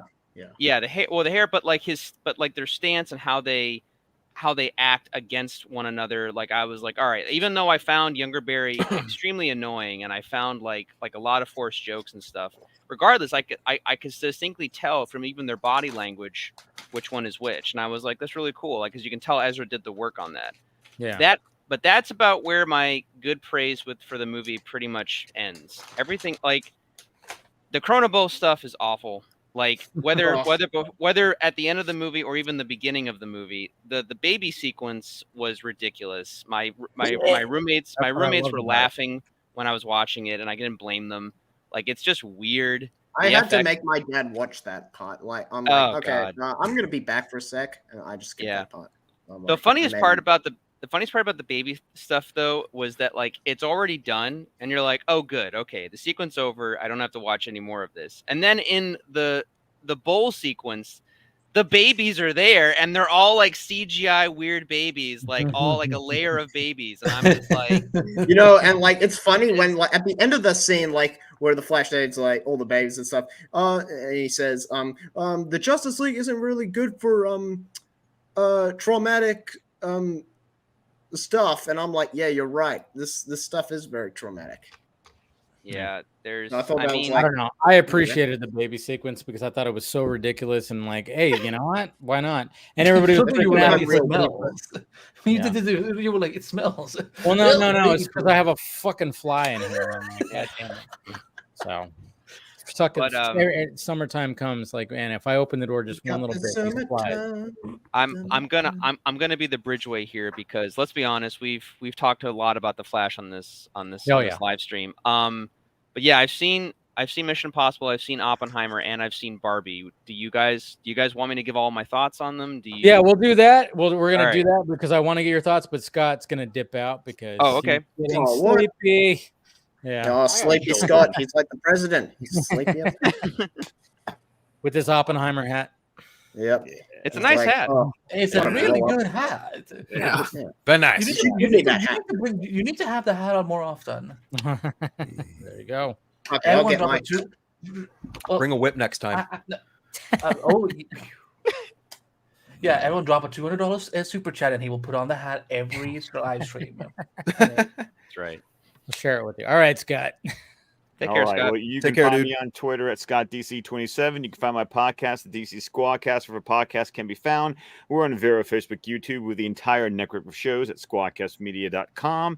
And every Sunday night at 9 o'clock Central, join us here on Film Junkie, where we will be doing our next episode of DC Fanimated, which this week is going to be Superman, the animated series, The Main Man, Part 1. Lobo, baby. Lobo, baby. Awesome. I'm the main man. My name's Lobo. Yes. I'm a big bad bestie. I'm played by So see you guys on Sunday. All right, man. See you, Scott. Bye. Talk to you later, Scott. And one day I'll play by Aquaman himself. Yeah. That's what I just said, Andy. You copied my joke. God damn. I didn't hear what you No, said. Andy just did it better. Zing. Got you on that one. Damn. All right. Let's get your thoughts, Paul, on Barbie and Oppenheimer. All right. So, which one do you want me to do first? It doesn't matter. Whatever you saw first. What did you see first? Ladies first. It doesn't matter what I saw Mission Impossible last week. Yeah. I saw Oppenheimer, and then I saw Barbie and stuff. So and I chose Barbie second because like I agree with you. It's a good palate cleanser. Like after you see like all this like real world stuff, Barbie's kind of just like it's a light movie comparatively. Very light. Yeah. Yeah. But real quick, Mission Impossible, I really dug. I have not seen all of the Mission Impossible movies.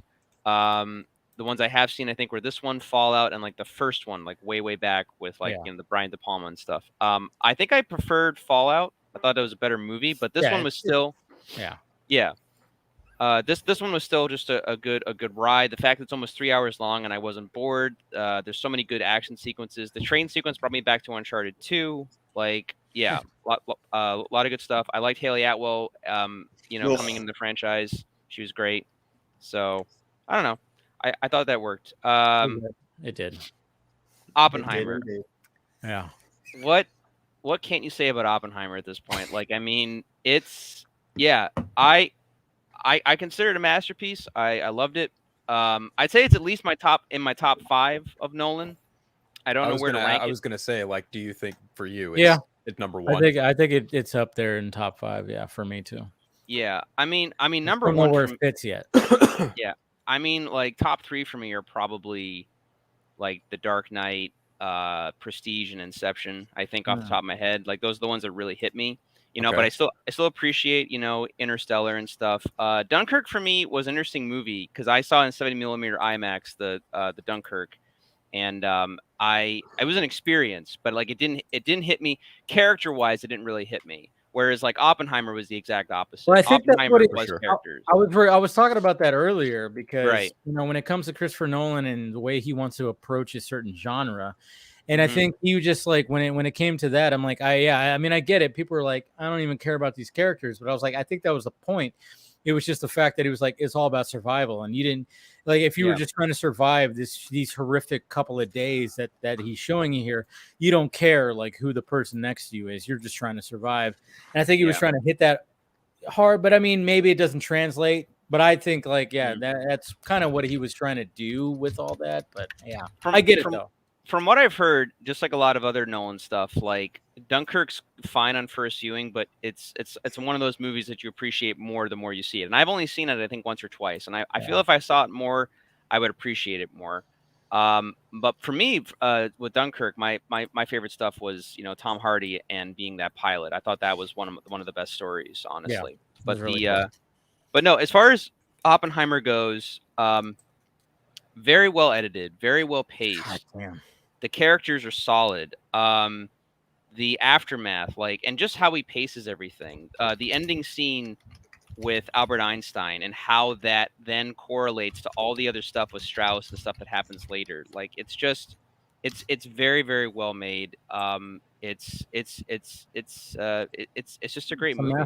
It's a masterpiece. It really is. Yeah. The more you guys talk about it, the more I want to see it. Can't wait to see it. Yeah, really. And I'm going to see it again on Sunday at Providence Place in Rhode Island and make sure I see it in 70mm IMAX. I saw it on IMAX already in Reading, Mass, the Jordan's IMAX there, and massive IMAX screen. But now I'm going to see it in 70mm IMAX. I don't know how much difference that's going to be, but I can't wait to find out.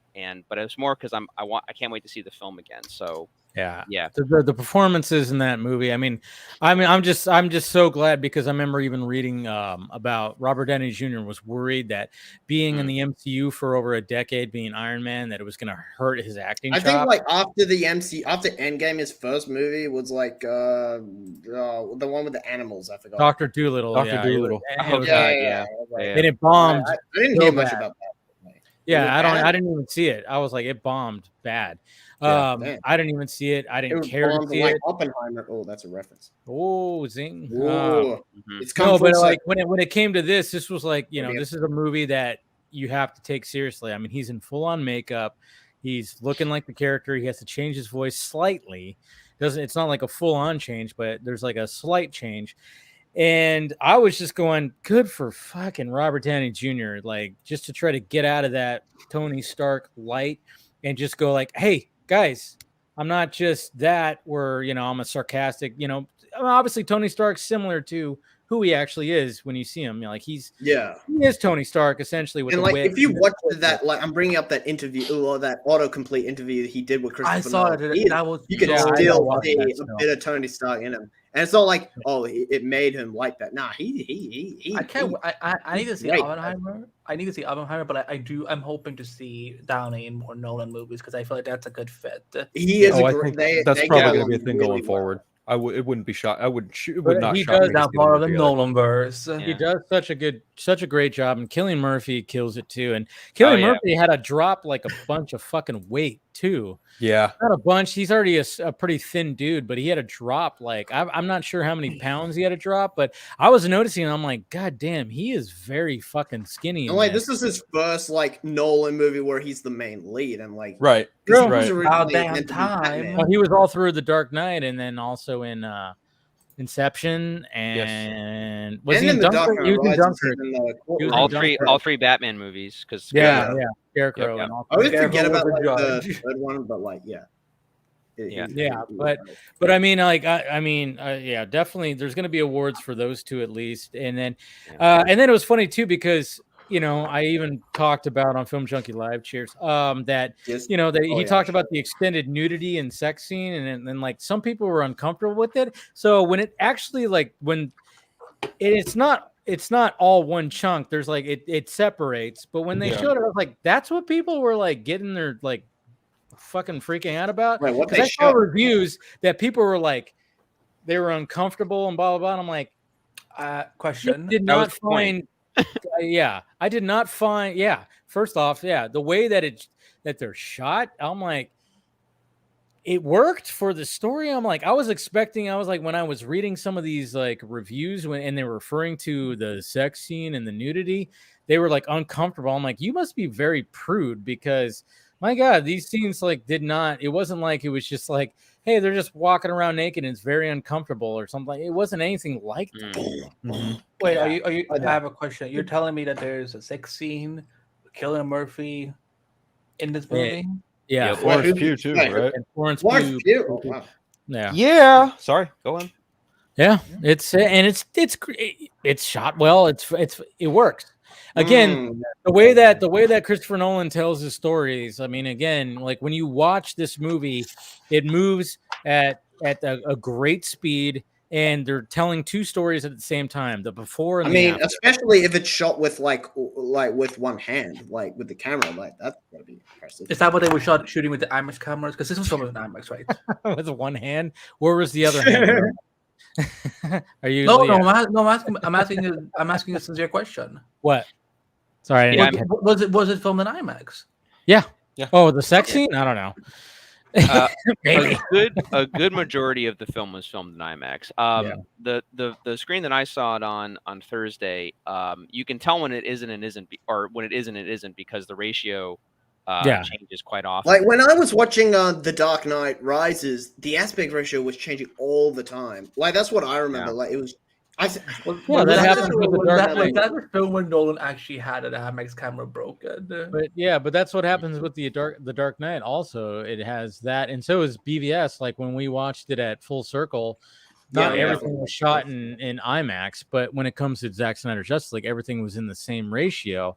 But when it came to BVS, there was like, it was some scenes, changes. and then there was like, it's like I remember when I got that when I bought like BVS on like Apple TV, like when it changed to 4:3, it was like the Black Zero event and the nightmare scene, and I think maybe the fight between Superman and Batman, but I mean, I think Snyder used it effectively. I've bought the version on the 4K where it has the actual ratio changes and stuff, and it's pretty much just the big dynamic scenes, like the beginning funeral, like I think the end funeral sequence, the nightmare, the fight, and and the Black Zero. Like the best thing, like I remember, like the aspect ratio changing was like in Fallout, was like when he actually like when Ethan Hunt like runs onto like the helicopter, where he like grabs onto the helicopter, it changes, it like just like the black bars on like the bottom and top like just fade away. Like, did you guys ever watch Jupiter's Legacy? Like, that was not that great. It wasn't that good. But like, I try and make a point to not watch anything correlated with Mark Millar. That dude is an asswipe. You gotta admit, like, the first Kick-Ass was pretty good, but like, the story is fine. Yeah. The story of I didn't like the second one. I hated the second one. So as someone, sorry, Dave, go on. No, I was just saying, like the story was there, but the execution just. For Jupiter's Legacy. Yeah. Wait, like when they entered flashbacks and like when they changed the aspect ratio to 4:3, and like that's what I appreciated. That was a choice. That was a choice, and I actually liked that. But it just sucks that. I just wanted to say, Christopher Nolan wrote Oppenheimer. No, he took the book and he invented World War II. Yeah. No, but he wrote the script for this movie because he never him and a couple other dudes. That's what somebody was talking about that today, because it was like, all right, is he part of the WGA? But I'm like, no, he's more of a director, so he can still promote his movie, but not. I don't know. There was like a whole conversation it's kind of a gray area because kind of is. Because if you saw Aaron, right? I did, and it's but like, I was it's because I remember like when you see the post credits or when you see the credits, it says like written to screen, and directed by Christopher Nolan, and it was like, all right, he's credited as a writer, but I think the fact that he's also director, but then again, he's not on social media promoting it. And when it comes to like a possible Rebel Moon trailer that might come out, it's like, can Zach actually put it out there?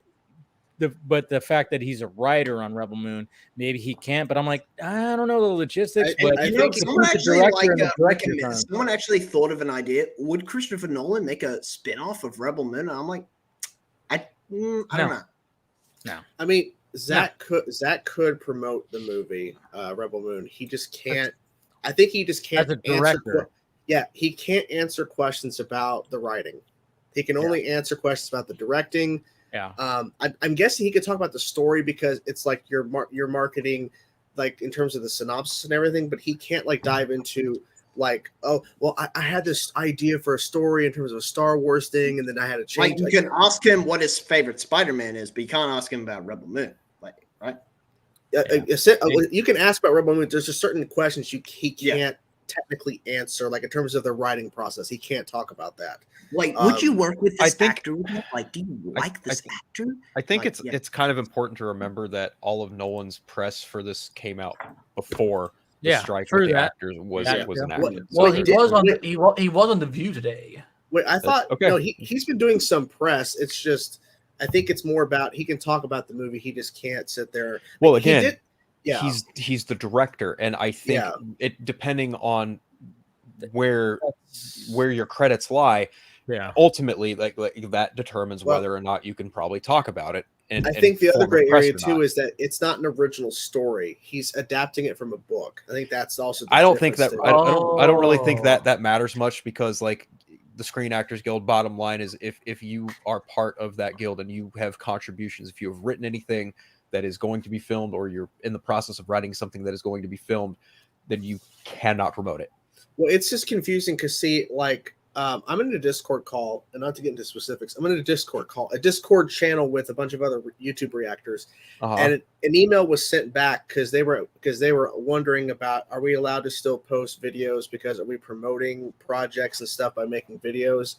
And so an email was sent back basically saying if you are posting reactions to even old material or even new content, they're asking, please do not do it because it is promotional material, essentially. Even though you're not getting paid to do it, but you're promoting the project. So yeah, if these are people that are hoping to be in SAG, that's one thing. But it's like, you know, if you're not, I don't know. I'm not gonna get into it now. Well, I think ultimately Christopher Nolan probably knows the line he can't cross in terms of when he's talking about. Oh, he definitely does. Yeah, so it's fine. But I mean, hey, at least he can still actually go to promote. It's unfortunate that that when they had that international red carpet, they had the cast there and then they had to leave because the strike was implemented. But I mean, so weird. They got all the interviews pretty much filmed, thankfully, beforehand. So I think for him, since the DGA had their deal squared away, since he's showing up as the director, that's true. That he gets away with it. It gets away with it, and I think if you think about it from the same perspective of Rebel Moon, to me, the case would be similar. Yeah, like Zach would be okay. Yeah. He'd be okay, and so would Debbie because she's a producer. Right. And exactly. And that's assuming that the strike is still even happening by the time that trailer comes out. Now, Shay Hatton, Joby Harold, anyone who acted in that film, if the strike is still going on, no.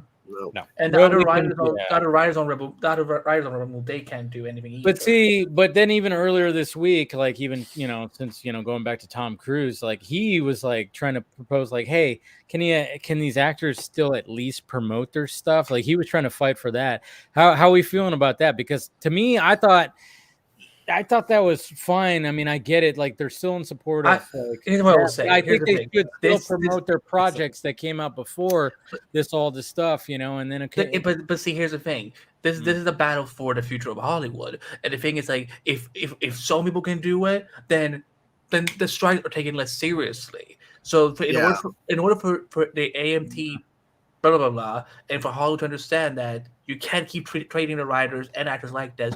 They all have to stand on the same line. There is no but let's just do can we just let them do this and just let them do that? No, everyone has to do this in order for the. I mean, I get that, but I just feel bad for like. I feel bad for them too, but that's the thing. That's the part of a unified strike is that everyone is now fuck you Hollywood, fuck you studios, fuck you Bob Iger, David Zaslav, etc., etc. Pay us our dues, or we're not going back to work. Well, because So, also too, I think- like the promotional side of things, like you're working for the studio, and so for even like I get the point about okay, hey, it's going to help because it's hopefully going to help get more people talking about upcoming movies and get them hoping to go buy tickets opening weekend. But if you have actors going out there and promoting, say, unfortunately, Blue Beetle, there's not going to be any promotional material. Maybe they filmed some stuff beforehand. Who knows? But if you have them going out there promoting this movie, working for Warner Bros. Discovery, who's one of the main components against signing these deals and trying to get something done, that's helping the studio. It's not helping the actors. I mean, sure, it's going to help their movie be hopefully better opening weekend in terms of box office, but it's not helping them. It's helping the studio get more money. And that's what they're trying to fight because they're being greedy. It's a weird like situation because it's like for someone like Sholo, like this is like a big role for him. He can't promote it, and I get it. Like, okay, yeah, we're trying to stick it to the. He but then joined like, DC at the worst time possible. Like, but then at the same time, it's like he wants to promote it, but he can't, and he's doing it for obviously it's good, but then it's like maybe like after this, like and the movie bombs, and then his career just. Why would you assume that bombs? Cobra Kai still has its final season coming, so I feel like he'll be fine. I will also say I will say that because one of the lead actors in the film, Bruna, I can't say her last name. She's apparently like one of the biggest stars in Brazil. So again, I think that the Blue Beetle potential success will come from international sales, but it's like.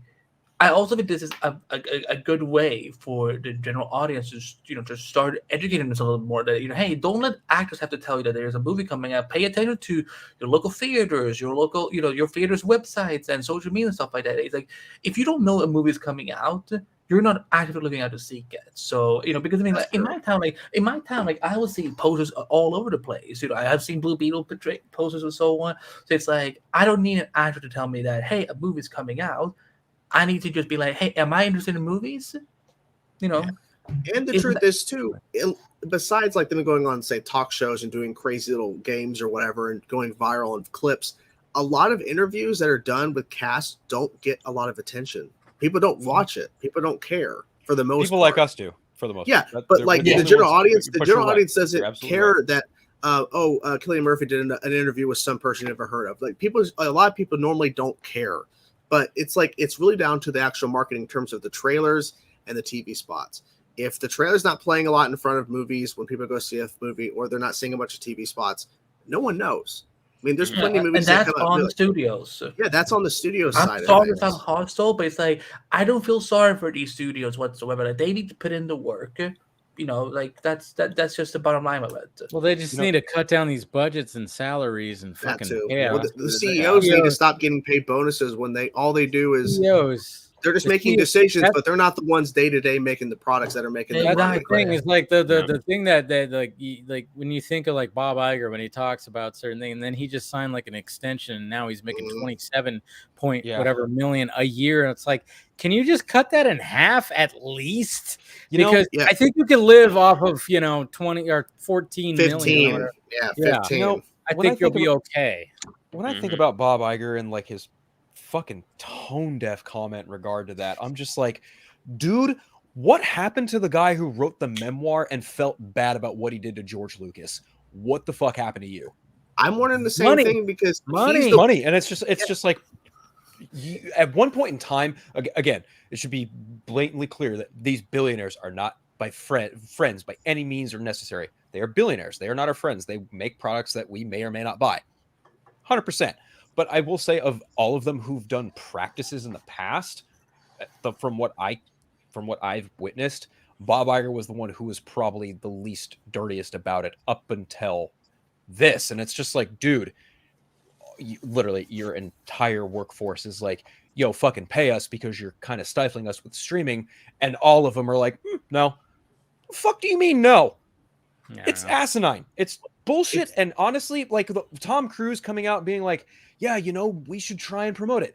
To Andy's point, which was kind of reiterating what Bob Odenkirk was getting at, it's like, no, this needs to be a unified front. Everybody needs to put their foot forward and say, no, what we demand is what we want, and we're not done until we get it. I didn't know he had said that. So Bob Odenkirk kind of clapped that. back at Tom Cruise. It came out yesterday or today. It's just crazy because Bob Iger's the one CEO that people praised and actually liked when his first stint at Disney in terms of running it, because everyone's like, oh, like everyone could recognize him. And then when that quote came out about how it's unreasonable what they're asking for, the actors and writers, it feels like something David Zaslav would say, not Bob Iger. Exactly right. But once David Zaslav was like, I'm not the problem now. Thank God they're not talking about me right now. Thank God. He's like, it's crazy. It's just like me.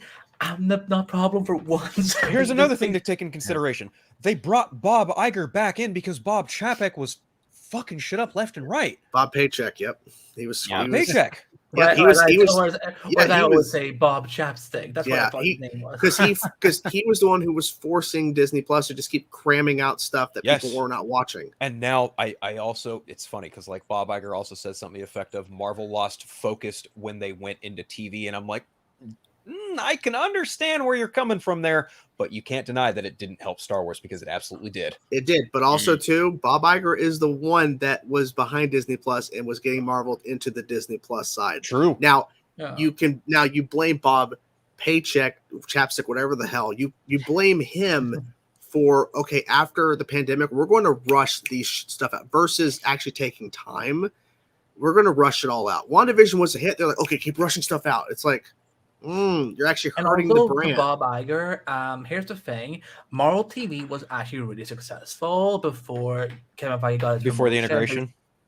Yeah. So it's like that's why I'm like, when Clark Gregg got pissed off, he was like, when Clark Gregg got pissed, yeah. I'm like, Bob Iger, like, go sincerely fuck yourself. And the thing is, too, this is not going to end anytime soon. This Rider Next Strike's going to go on for a long time. Yep. Even the SAG. Yeah. Oh yeah, it's going to last a while. Now actors might get a deal sooner because Hollywood probably sees them more as essential. But ultimately, even if you get actors back, you still can't do anything. Exactly.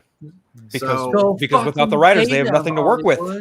Or the actors will turn to A24 and other studios that are not under that umbrella, which is why there's like 39 projects that were exempt from this. That's why they're still making projects. But well, why? It's like, because A24 is not the problem. Yep. Like they're actually, because apparently they actually pay their people like they're supposed to accordingly. But to Tom Cruise, how about you? Before you start trying to be a complicit in these strikes, how about you get out of the Scientology mess that you're in, and then actually stand with your actors. Actually, right there on the picket line, he was non-committal about joining to be at there, actually picket and be on the picket line. He was like, I'll help out other ways. No, go out there.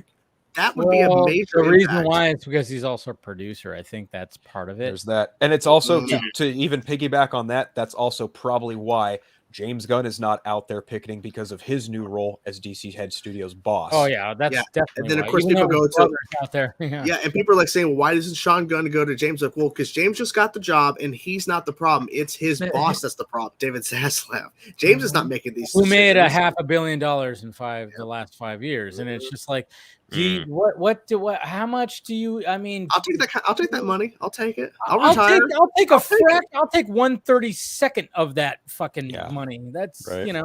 Give me $10 million. I'll retire right now. This is why I never feel bad for most white men in Hollywood. Of course you don't. Not just that. I mean, at one point there Jordan, you're not one of the men of Hollywood. Don't worry. I know, but I'm just saying, like, no matter what, anybody who's up there, doesn't matter what race they are, they're gonna fucking be greedy. Greed is what's a part of all this. It's all green. It's all green. You know, green. The only color we should be that people are concerned about is fucking green. Green. That's the thing.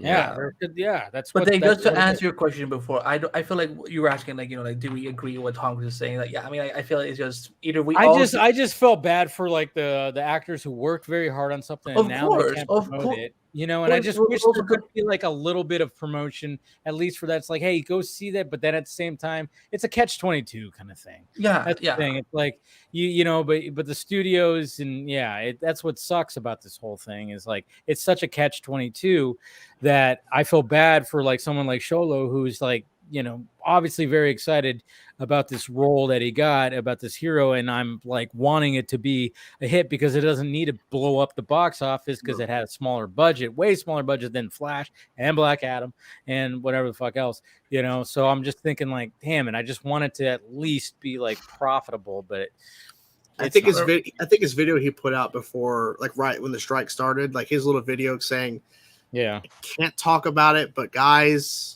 And I feel like that was a good way to kind of get the message across. Like, trust me, it's not like I don't want to, but I have to stand with my fellow actors. Like, I can't. But you guys can get the message out there. Like, well, that's good. Hashtag Blue Battle Battalion. Let's Battle go. Blue Beetle Battalion, not Blue Battle Battalion. Jesus, go to bed. He's good. Go ahead. I think the truth is, realistically, is that most of all, well, the studio has a marketing budget for the year, and the truth is that they spent way too much on Flash, on many different counts, but marketing definitely. I remember when Flash was coming out, and there was marketing on Facebook, marketing on Instagram, marketing like everywhere I looked. I saw a thing for the Flash, and I was like, still not seeing it, and then then did what it did. But all of it was spent on the Flash, and I think to them, they're going to pretend like they care about Blue Beetle, but I think the truth is they know, like, to themselves, oh, Blue Beetle's a C-list character, even though it looks good because like the CGI doesn't look fucking terrible, and it looks like it's at least a competent film. Like, I think honestly it looks as good as it could be, at least like Shazam 1 or better. Like, I mean, I think it's that competent. But the truth is like you were Chainsaw, you were saying earlier, like general audience doesn't really know or care about that character. And, I think it probably will do better in international markets. But yeah, I feel bad because Warner Brothers Discovery, the budget is gone. And we're looking at the realistic, the Variety article or Hollywood Reporter article that came out basically saying that they're considering shifting Dune 2 at this point. Oh, yeah. And Aquaman again. Oh, God. Jesus. God, how many reshoots? Ugh. The whole thing about like Blue Beetle, I feel like the Flash made them go, we're not going to spend this kind of money again on marketing. Exactly. And because they thought they had $1 billion film. They thought they had the goods. They thought they had $1 billion film. We're going to keep this movie. We're going to cancel Batgirl. We're going to do all these things. We're going to do all these tax write-offs, but we're going to keep this movie, even though we have a problematic actor as our lead, whatever, we're going to go with it. They thought it'd be $1 billion. And if it was $1 billion, I guarantee you Blue Beetle would be getting a lot more promotion because they had faith. But now funds. Yeah, and they feel like, okay, we're going to stick with these. We're going to stick with these last 4 films and on the old regime. We're going to go ahead, and I guarantee you that Blue Beetle's not going to get hardly any marketing, and I bet Aquaman probably won't get as much either because I bet they don't have faith in that. They want to get rid of it. They literally want to throw these away. They're done because they're losing money. They literally lost probably up to $200 million on the Flash in terms of easily. Because it barely made its production budget. And of course, 1/3 of that, they don't even see that money because it goes to the theaters. Yeah. So right now, The Flash is not only considered the biggest flop in the superhero genre. It's quite possibly the biggest flop in all of the 100-year Warner Brothers history. Yep. Like if you need an anti No Way Home, that's it. It's The Flash. Yeah, there you go. That is, there you go. That's a good way to put it. Anti No Way Home. Pretty much. Like reverse reverse. Yeah. It's so weird too because I mean, just seeing people's reactions to the trailer and then everybody was like, Michael Keaton's back. It just seemed like all the pieces were there, and then people were like, nah. What really because they saw Spider-Verse. Yeah. I think that, but also I think what it turned off was all the fan screenings, people leaking everything pretty much from the movie, and everything spread. Because usually when 100%. When stuff usually leaks, it doesn't spread like wildfire, but everywhere there was no way you could avoid most of it. Like it was out there, and it's like that shit was leaking for a week. Holy shit! Yeah, like and the thing is too, 2 weeks. Yeah, so at a certain point, people are like, okay, so you're giving all these fan screenings. Drogo was retweeting all of it. Yeah, like all these fan screenings for free and stuff. It's like, well, if you're giving all these fan screenings for free, what's the point of going to see it? A fan screening. Like, why even go? It'd be different if they had early fan screenings you paid for. That'd be different. That's hey, the thing. That's where they made the mistake. They were like, Yep. we got to get so many fans to see eyeballs on this. it's That because they they were had just giving out Yeah. like just they nonstop. believed in it so hard, and then Good. it smacked them in the face so hard, and like they're probably thinking, "Wow, we royally fucked up here." Like, this is what you get because the whole thing Well, of it's- and well, I always At go back to moments, I realized. I always go back to David Zaslav's reasoning in terms of that investors call why Batgirl was canceled. We're protecting the DC brand. I said this last year on me and Andy's show. I said the DC, and this is before all this mayhem even got worse. The DC brand is not on a pedestal like you think it is, David Zaslav. The DC brand and film side is pretty much in a shit storm.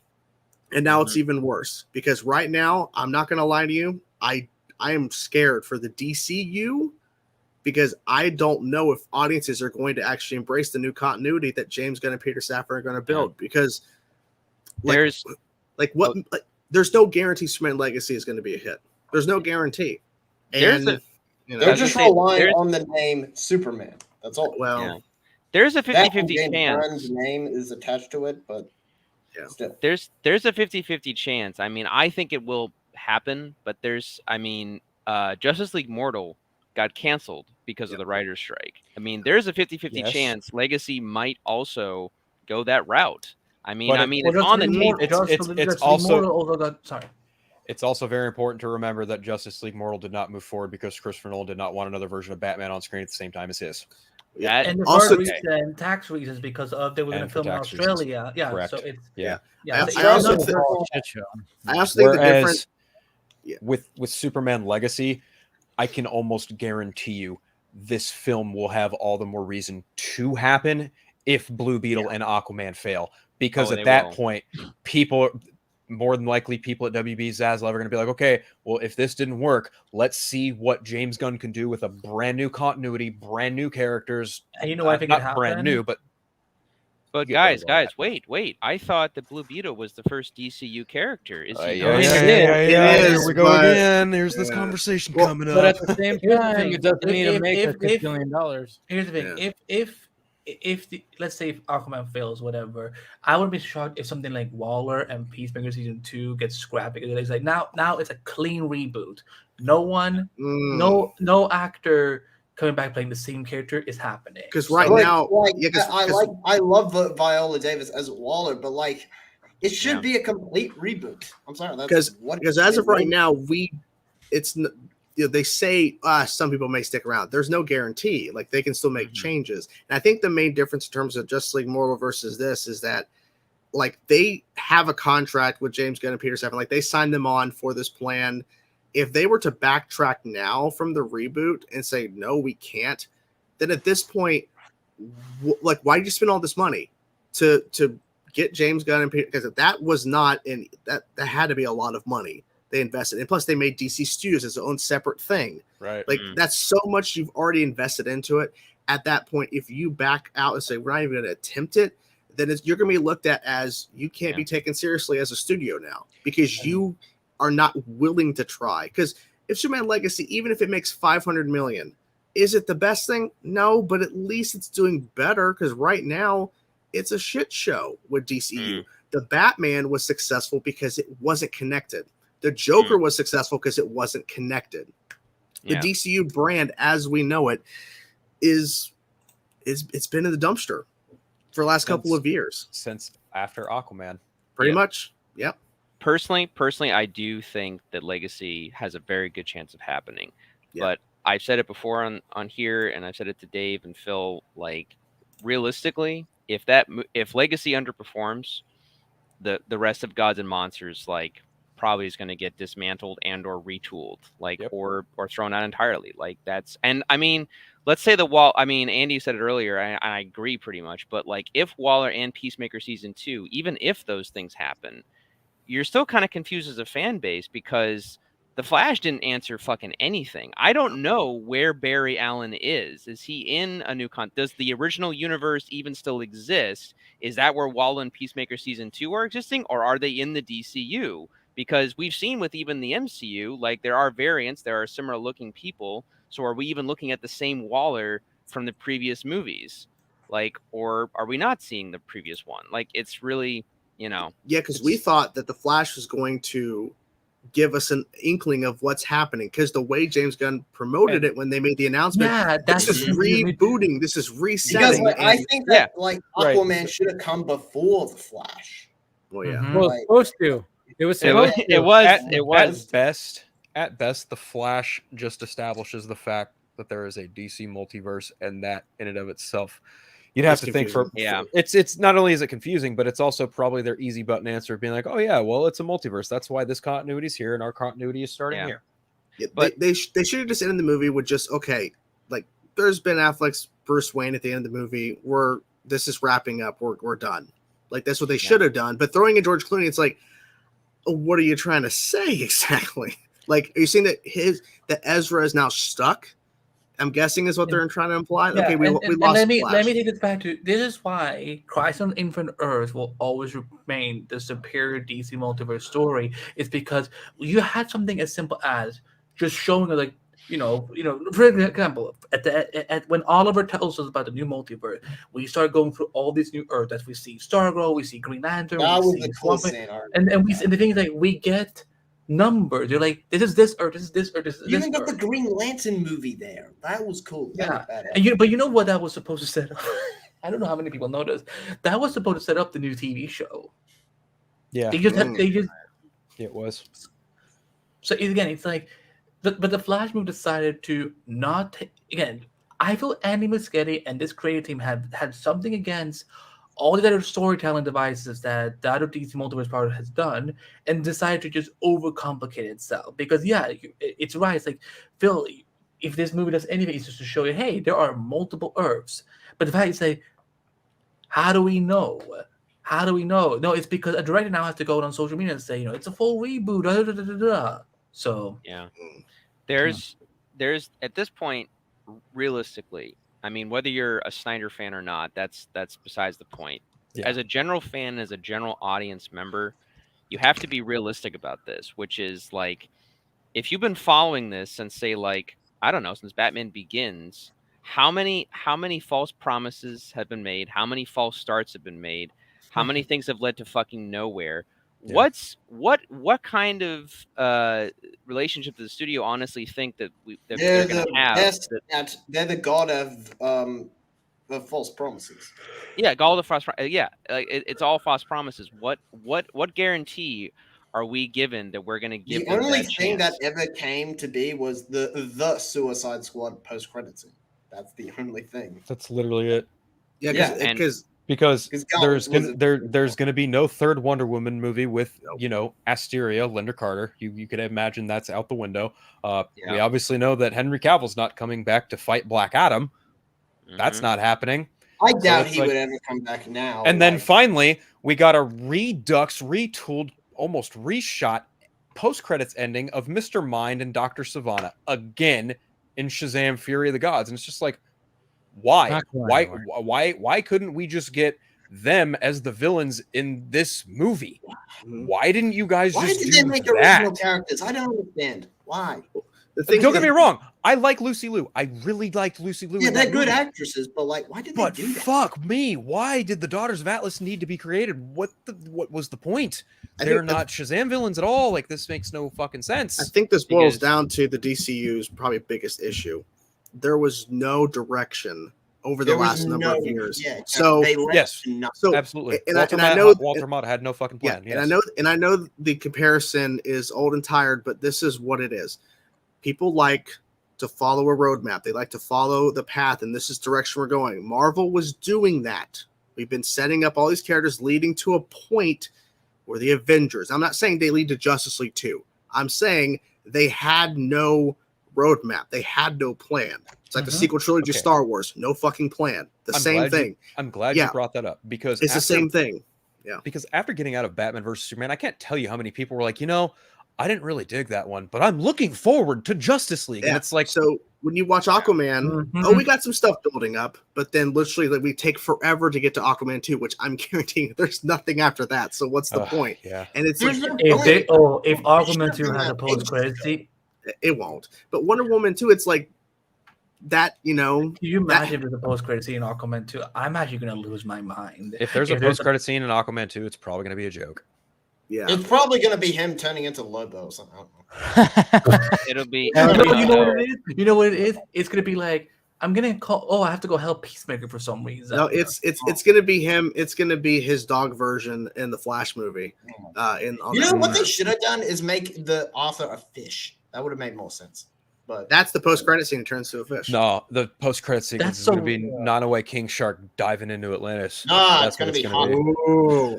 You just do something so over the top, like, oh my god, and then that's it. Never and that's again. it. Then exactly. Just like the Linda Carter cameo. Like Linda Carter. Oh my god, Linda Carter. Jordan, here's the biggest fuck you to us. If there's a post-credit scene, that's when Grant shows up as the Flash. Grant Gus. Oh Jesus Christ! Don't do this to me. And I will cry. I will be not coming back. Okay. No, I know. You know what I'm not a fan of? I'm not a fan of the people who are like, oh, these two movies just need to be dumped on Max. And I'm just like, no. That Try is to make not some happen. money. Try to make some money. Because they won't make any money if they do. No. That's why Batgirl was canceled, because they weren't willing to try to give it a shot. Blue Beetle, August 18th in theaters. You should make a custom shirt that just says that, Andy, and just keep wearing that shirt. Blue Beetle Battalion. Yeah, there you go. Hashtag. But Blue Beetle could be the next Alita battle. Now that we keep going on tangents when it comes to this, but okay, let's talk about Barbie now, Paul. Okay, so Barbie. Yeah. Now, oh my god, I'm so sorry.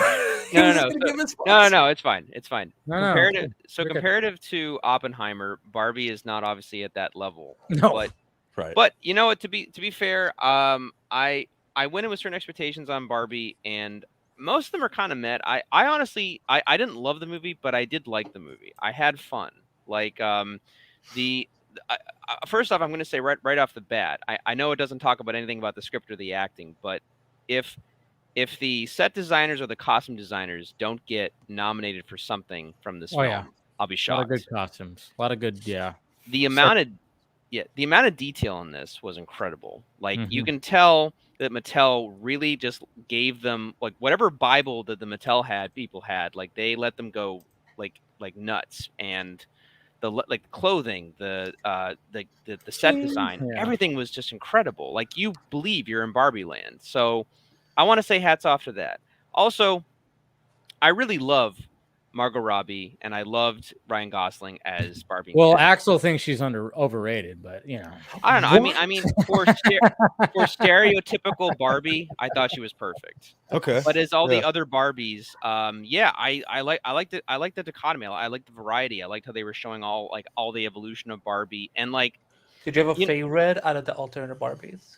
I don't know. I mean, I liked the mermaid ones. I thought that was funny. Dua Lipa, yeah. I liked it. I liked that they had pregnant Midge, and then they kind of walked away from pregnant Midge. I thought that was like a really really funny. They're like, we canceled that line, kind of thing. Yeah. They make jokes with that, which is funny. Yeah, but like that's what I liked about it, is that I felt that Mattel, and I guess by extension Warner Brothers, but they really let Greta play with that shit and like really make fun of it, but also like it's a love letter to, the Barbie fandom because of all like the amount of detail that's in there. Michael Cera as Alan though was probably one of my he was great. I liked him a lot.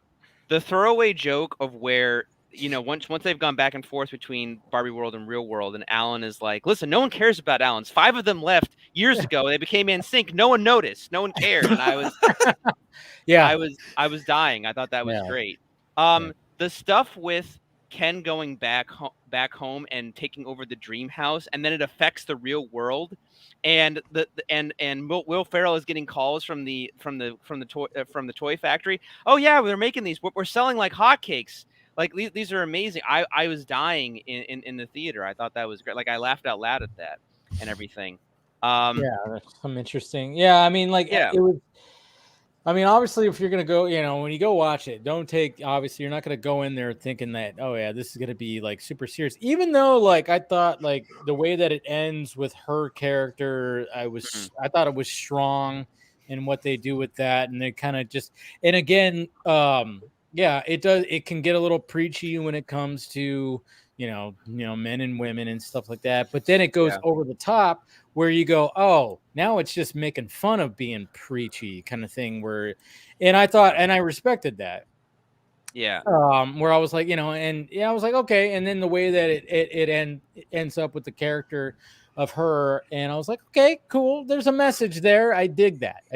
I totally dig that. I don't know, just for a lot of the jokes didn't work, but I'm with you with the Michael Cera jokes. I thought Gosling had, his delivery with things.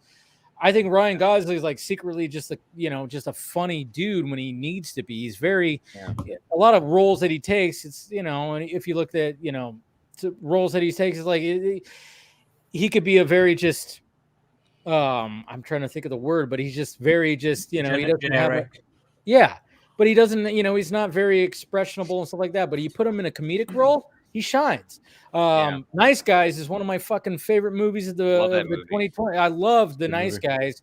He was hilarious in that. Crazy Stupid Love. Thought he was great in that. When it comes to comedic roles, he could really do it. And then when it came to this, did everything land for me? Most of it didn't, because I thought, all right, it's not really working. But there's some things where I was like, all right, that was funny. The humor for me is all over the map because it is. But the reason I think that is, though, too, is because they chose, and I think smartly, though, they chose to write Barbie and Ken, like, the way that they act is the perspective of what a kid thinks an adult is like, or what an adult life is like. Because even the way that Ken comes back to the dream house and takes it over is like a boy having, like, the tree fort or something. Like, there's something kid-like about it, but I liked that. I thought that made sense for the world in which they're living in this imaginary place, basically. So that worked for me. But again, the movie wasn't perfect. I think the third act kind of fell apart. I think it kind of went off the rails a bit. There was a lot of things happening simultaneously. But it does stick the landing with how Barbie chooses to end the story with herself and all of that. That's what I thought too. Definitely stuck that landing. Yeah. So, like, it's not perfect, but for what it is, and for what, like, I was like when I heard, oh, they're doing a Barbie movie like years ago, I was like, oh God, fuck that. But like, this wasn't that. This was something much better, I felt. That was when Amy Schumer was attached. Oh God, yeah. No, yeah. When I heard that, I was like, Cool. They flipped that up, and I see what they were like doing and whatnot, and like what they were.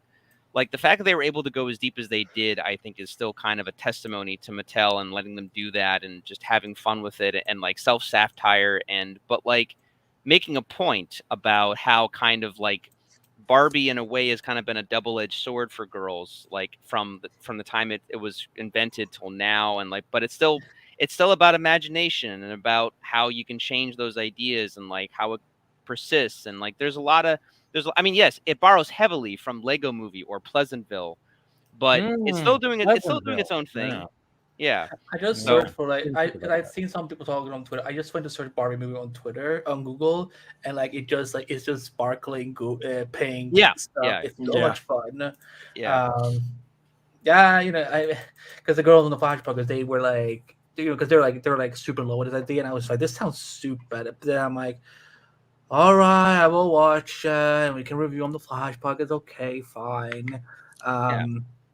But yeah, no, I remember when Amy Schumer was attached. I'm like, this is just ridiculous. I would have watched it. Yeah. I mean, I still would have watched it too, but at the same time, I'm like, I don't know. At this time, like Amy Schumer, I kind of fallen off from her comedy. Amy Schumer doesn't look a fucking thing like Barbie. Margot Robbie looks. Well, I think that's what they were going for. Yeah. It was going to be something like that, and it was going to be more of like a girl boss kind of thing. And I don't know. But I think shifting where they shifted, I think that was smart. And I think Margot Robbie, when she got attached to it, she obviously, I think she's a producer on it, right? She was like a head producer, I think.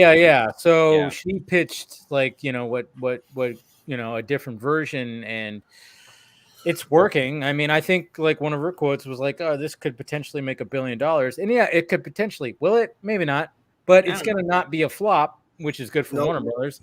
Yep, for sure. Do we know thing? Oh, sorry.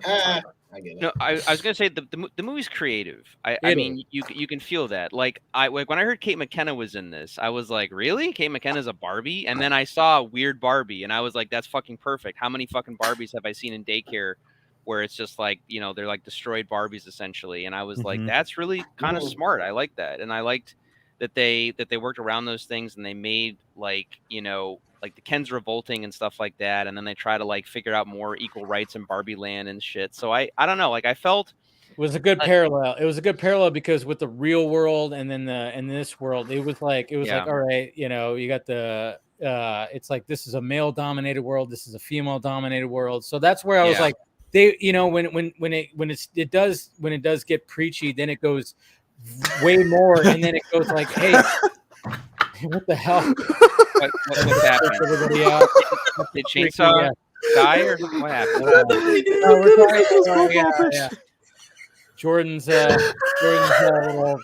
You like that? I don't know what happened. It was Grant. No, his icon was like. I've been waiting for an hour. Oh, to do the this. Grant Gustin. Yeah, I've been waiting for an hour. Yeah, threw me off too, but I was like, Yeah, oh, I get He what he actually looks at the camera during this moment. That's amazing. I don't think I have an icon, honestly. I should look into that.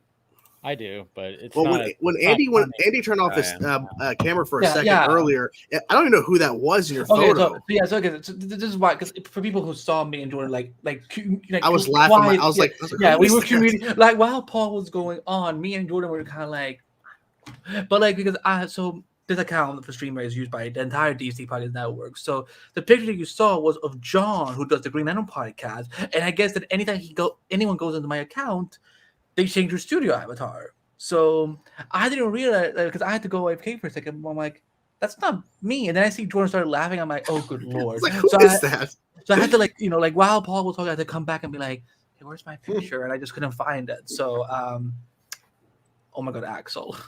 Yeah, sorry, that's ACS as Nemo. But... Yeah, that's what I figured that. Yeah, that's totally his face right there. Couldn't tell. Jesus Christ.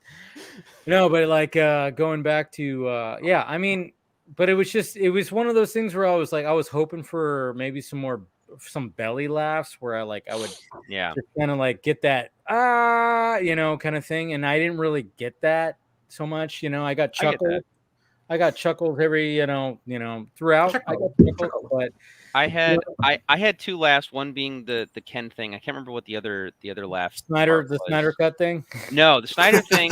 So the Snyder thing, I'd heard about all over, but I had totally forgotten about it by the time I was at that part in the movie. And then it happened, and I was in like a decent theater. I mean, I had like it wasn't like hugely full because it was a matinee show and stuff, and there was and it was one of those where there's like a ton of showings in one day. So that's what I had over here. Yeah, but there was like it was a mix. There was like teenage girls there. There was like an old couple. There were like moms and dads with their kids. So it was like a whole mixed bag. But when the Snyder Cut joke happened, like there was like it was completely dead silent. I rolled my eyes and then I moved on to the next scene. And I was like, okay, they're trying to take Barbie Land back over. Okay, cool. Let's see what happens with that. And that was it. It's funny in my theater, like Scott said that he heard like somebody like down over like that also laughed too, and he laughed. I heard a couple of chuckles because I was like in the bottom part, so I heard a couple of chuckles above me, you know, but it wasn't like like the whole theater didn't light up because again, most of them probably what the fuck are they even talking about kind of thing. Yeah. But I mean, I laughed, and you know, when you see the context of the joke, you're like, yeah, that's pretty funny. You know? Yeah, I don't know. I thought that was whatever, but like then I'm starting thinking too, like the way the scene progressed, it was more of like, oh, these are things that like guys are into and stuff. Like they're watching like The Godfather. And like I've never seen The Godfather before, and then the Ken is like, "You've never seen The Godfather before," and then it just moves on to the next thing. So I was like, okay, and that's kind of how I basically took it. I was like, all right. So but yeah, I mean, for me, like I said, like I got one or two big laughs out of the movie, but it wasn't like one of the greatest. But like I was chuckling a decent amount through the movie. I felt like some of the jokes were clever. And I thought it was a solid comedy, but maybe not like an amazing one. But you know, like it for me, for a Barbie movie that's geared towards teens and adults, I thought it did fine. You know? Yeah, I think it's it's one of the again, I don't completely shit on everything. Like, if I didn't resonate with me, I'm like, maybe it just wasn't for me. So and I think this movie's gonna do gangbusters when it comes to the box office. And it was something unique, it was something different. And I think this weekend is just kind of showing again, like what we talked about this whole night. It was like the fact that it's like you have two drastically different movies, and people are just like, all right, it's not something that I had to see 27 movies before to understand. Yeah. Or, what is this? Is going to be just a bunch of, action and view? No. This is actually two talented filmmakers that took an idea, like an existing idea, or like, well, not an idea. One was a biopic and one was an idea and an IP or whatever the fuck. But they just took like these two stories and they're like, hey, let's do this. And they just released them in the same weekend. And we all thought, oh, someone's going to fold and someone's going to shift. But apparently it's working out for both of them. That's the fucking funny thing about this whole thing. And Barbenheimer was born because of this weird thing, but now everyone's embracing. Let's go see both movies. Just go see both. Weird. God, I love that though. And now, it's funny all too, these because studios out there, don't do this with superhero movies because it's not going to work. No.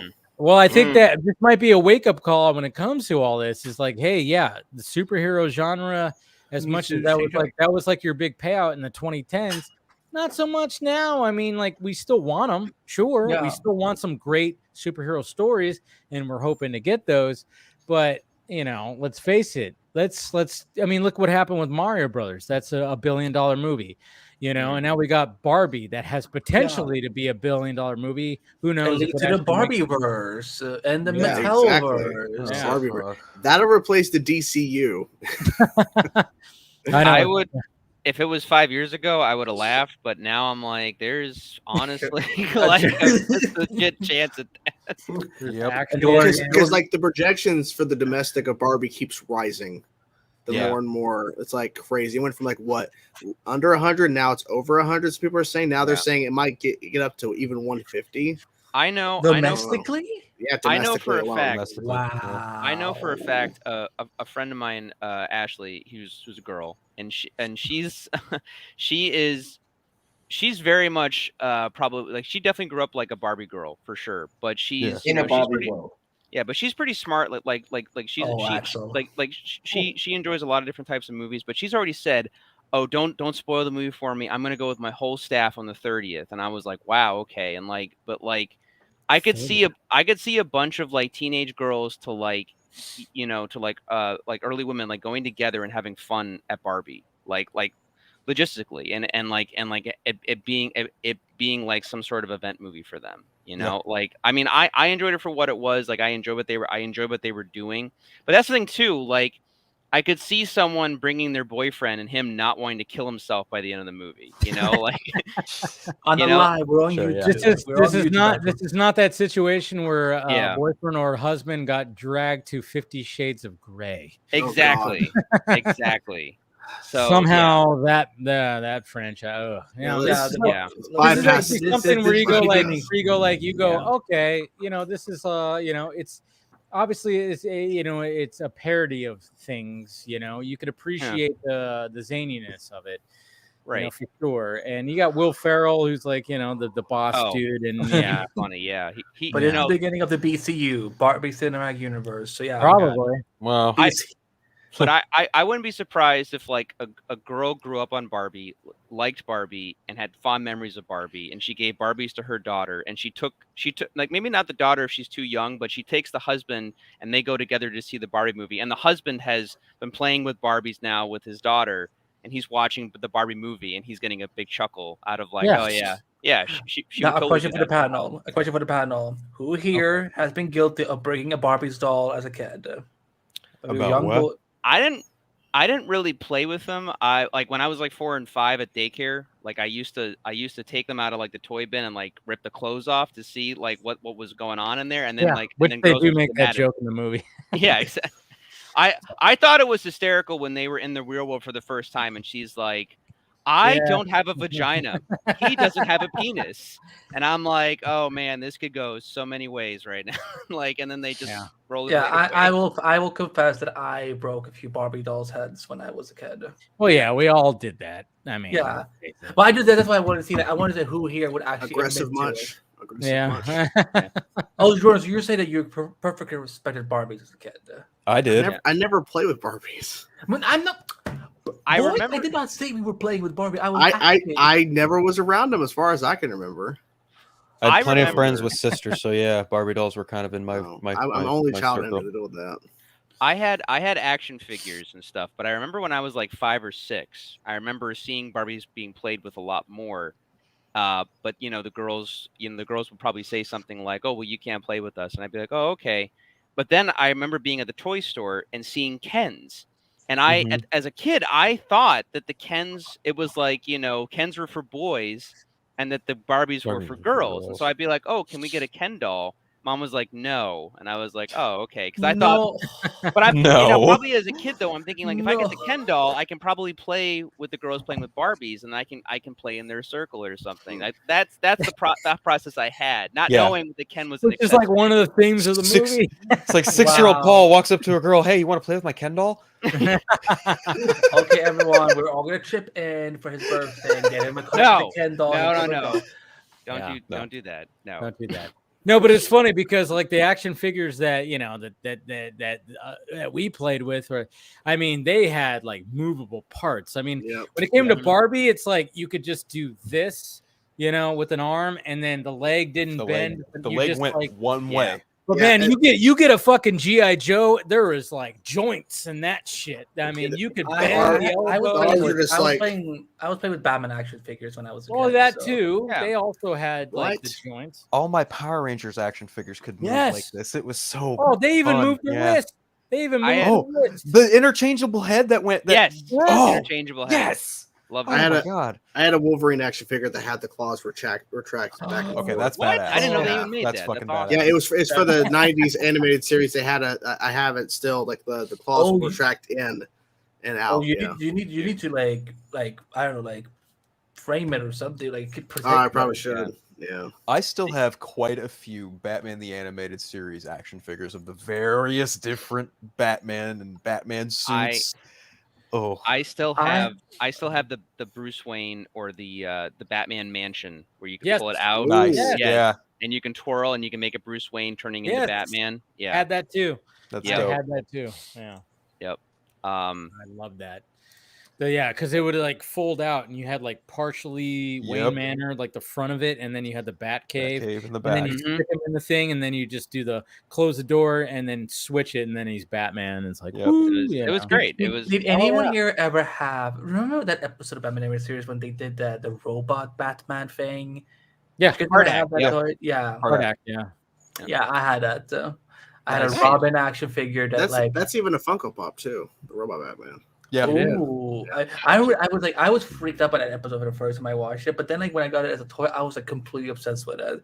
I have like an infamous like Robin doll that like I lost at daycare, and it's like I'm still there was at one point like I was back in my old where I used to live. Like I was like 15 or 16 or something. I was like I just went by to see like what if I did drop it here, because they said that you went to the sandbox, then you came back and you didn't have it anymore. I'm like, what if it was still there? But why would you abandon Robin like that? I don't know. You're talking to that was left it there to die like Jason Todd. Oh my God, you left it. You thought it was Jason Todd. That's why you left it to die. Well, first of all, Bruce Timm never liked Jason Todd. First of all, because he never put Jason Todd on the animated series. But secondly, but he gave Tim Drake Jason's origin. He pretty much did, yeah. They basically took the two and put them into one. That was when I was very autistic, Jordan. So you're trying to argue with someone that would not talk, but would be consistently hyperactive. So what you're saying is you actually are a DC hater, is what you're saying. That's not a good laugh, Axel. That was perfect timing. That was perfect timing for that laugh. Monotone that wasn't. That was actually very perfect timing for that. But yeah, no, I still miss that action figure. That was like, it was like, he never judged me. He never like talked about that I was overweight. He was just like, he was like my best friend. And I don't know what happened Tell to you it. about my best friend. Oh, I have a story because you said about breaking Barbie dolls. It wasn't a Barbie doll, but I was at like this like little daycare thing my mom put me in while she was doing something. And there was this kid who created like this paper like alligator, and he was chasing me around with it. And then he pushed me. He pushed me, and I didn't fall to the ground, but he pushed me, and I like fell into a wall. And the woman running the daycare didn't see this. I turned around and I tore that shit to shreds. Nice. And then I got in trouble. That was the one time I can remember. And then my mom didn't believe me when I told her, like, he pushed me. He was chasing me around, and I wasn't really paying attention. He pushed me into like to the wall. I'm like, so I destroyed this fucking little alligator thing. Like, I don't care. But then I got in trouble. Alligators are dangerous. They are. Yeah. But this kid. But you don't chase someone around with the alligator and then push them in a wall. Yeah, like he like cut it out of paper. He drew it. It was a terrible drawing, and he was chasing other people too. Like I got there and he was already chasing somebody else. Then he starts like chasing me, and I'm like trying to ignore him because I'm like, I don't know who this kid is. And then he pushes me. I'm like, fine. Then I turn around and I pulled it from him, and he looked at me. So he started crying. Like I didn't care. I ripped that shit apart. I didn't care. Nice. I was Fucking kids. Yeah, hardcore. You're like, fuck your alligator. Yeah, that was my villain origin story. That was part of, or you know what? To be honest, that's his villain origin. Yeah, that was. Joe Chill. You're the Joe Chill to him. So I want to say what he's doing now. Yeah. I want to say real quick because I love these stories about sharing about our favorite toys and stuff. And to be honest, not a lot, but I did think about it even before I went in. I was thinking about the Toy Story films just briefly here and there while watching Barbie and stuff because the attention to detail. And I know why it didn't happen, and I don't think it was ever planned or anything. And they were like, Greta seemed to be very specific about, we're only going to show stuff that's like real, or maybe that was a requirement from Mattel. Only show things that exist in our toy line, like the Sugar Daddy Ken or the Pierce earring Ken. But I was like keeping my fingers crossed that we were going to see like an older Ken and an older Barbie played by Michael Keaton and Jodie Benson because I love Toy Story 3. Oh, that would have been amazing. That would have been good. Right.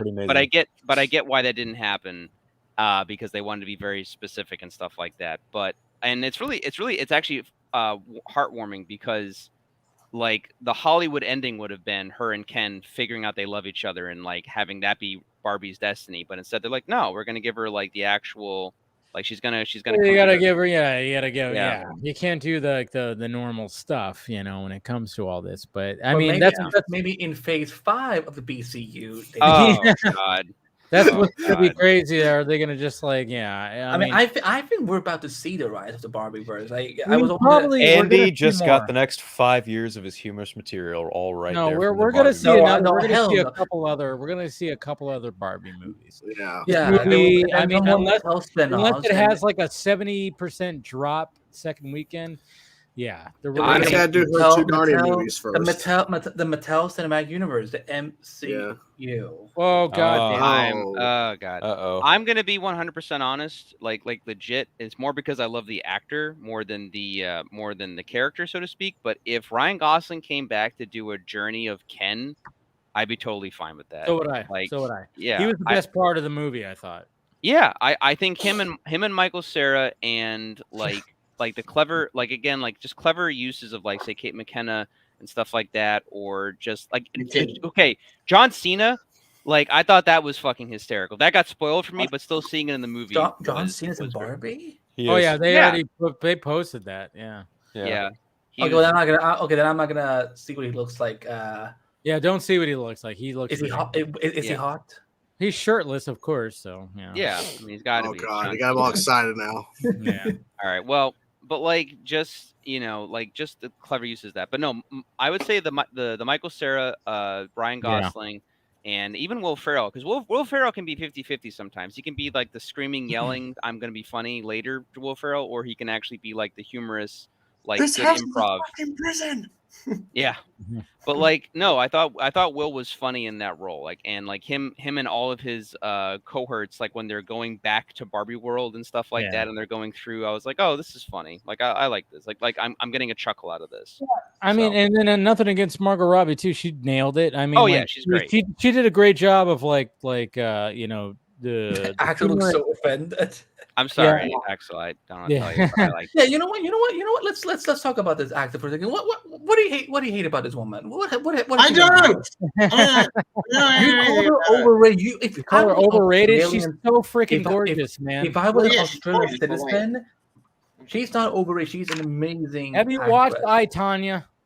Have you seen Wolf of Wall Street? You've not. Yeah. Yourself as Leonardo DiCaprio. Okay, so you haven't seen I, Tanya. Have you seen Antonio? No. Focus. I think I saw a bit of it. Is that? Yeah. That's okay. You haven't seen the film. Okay, you haven't seen the film. Seeing a bit you know of what's sad? You know what's sad here, Andy? She's an Aussie like him. Yeah, I know. This is why I'm having to like. Listen, if I, as a Persian, if we had and we have some great Persian actors, but like I would never. And they're actually amazing. I would never go say they're overrated. But so the fact that you are, I'm like, I cannot. If I was an Australian citizen right now, I would be like, oh my god, like our queen is Barbie. But it's the youth these days. I don't. No, I think he was just trying to get a rise out of people. It's all right. Yeah.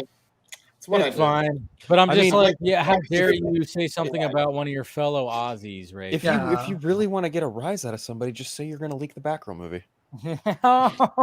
No, now Jordan's going to get upset. Love you, Aaron.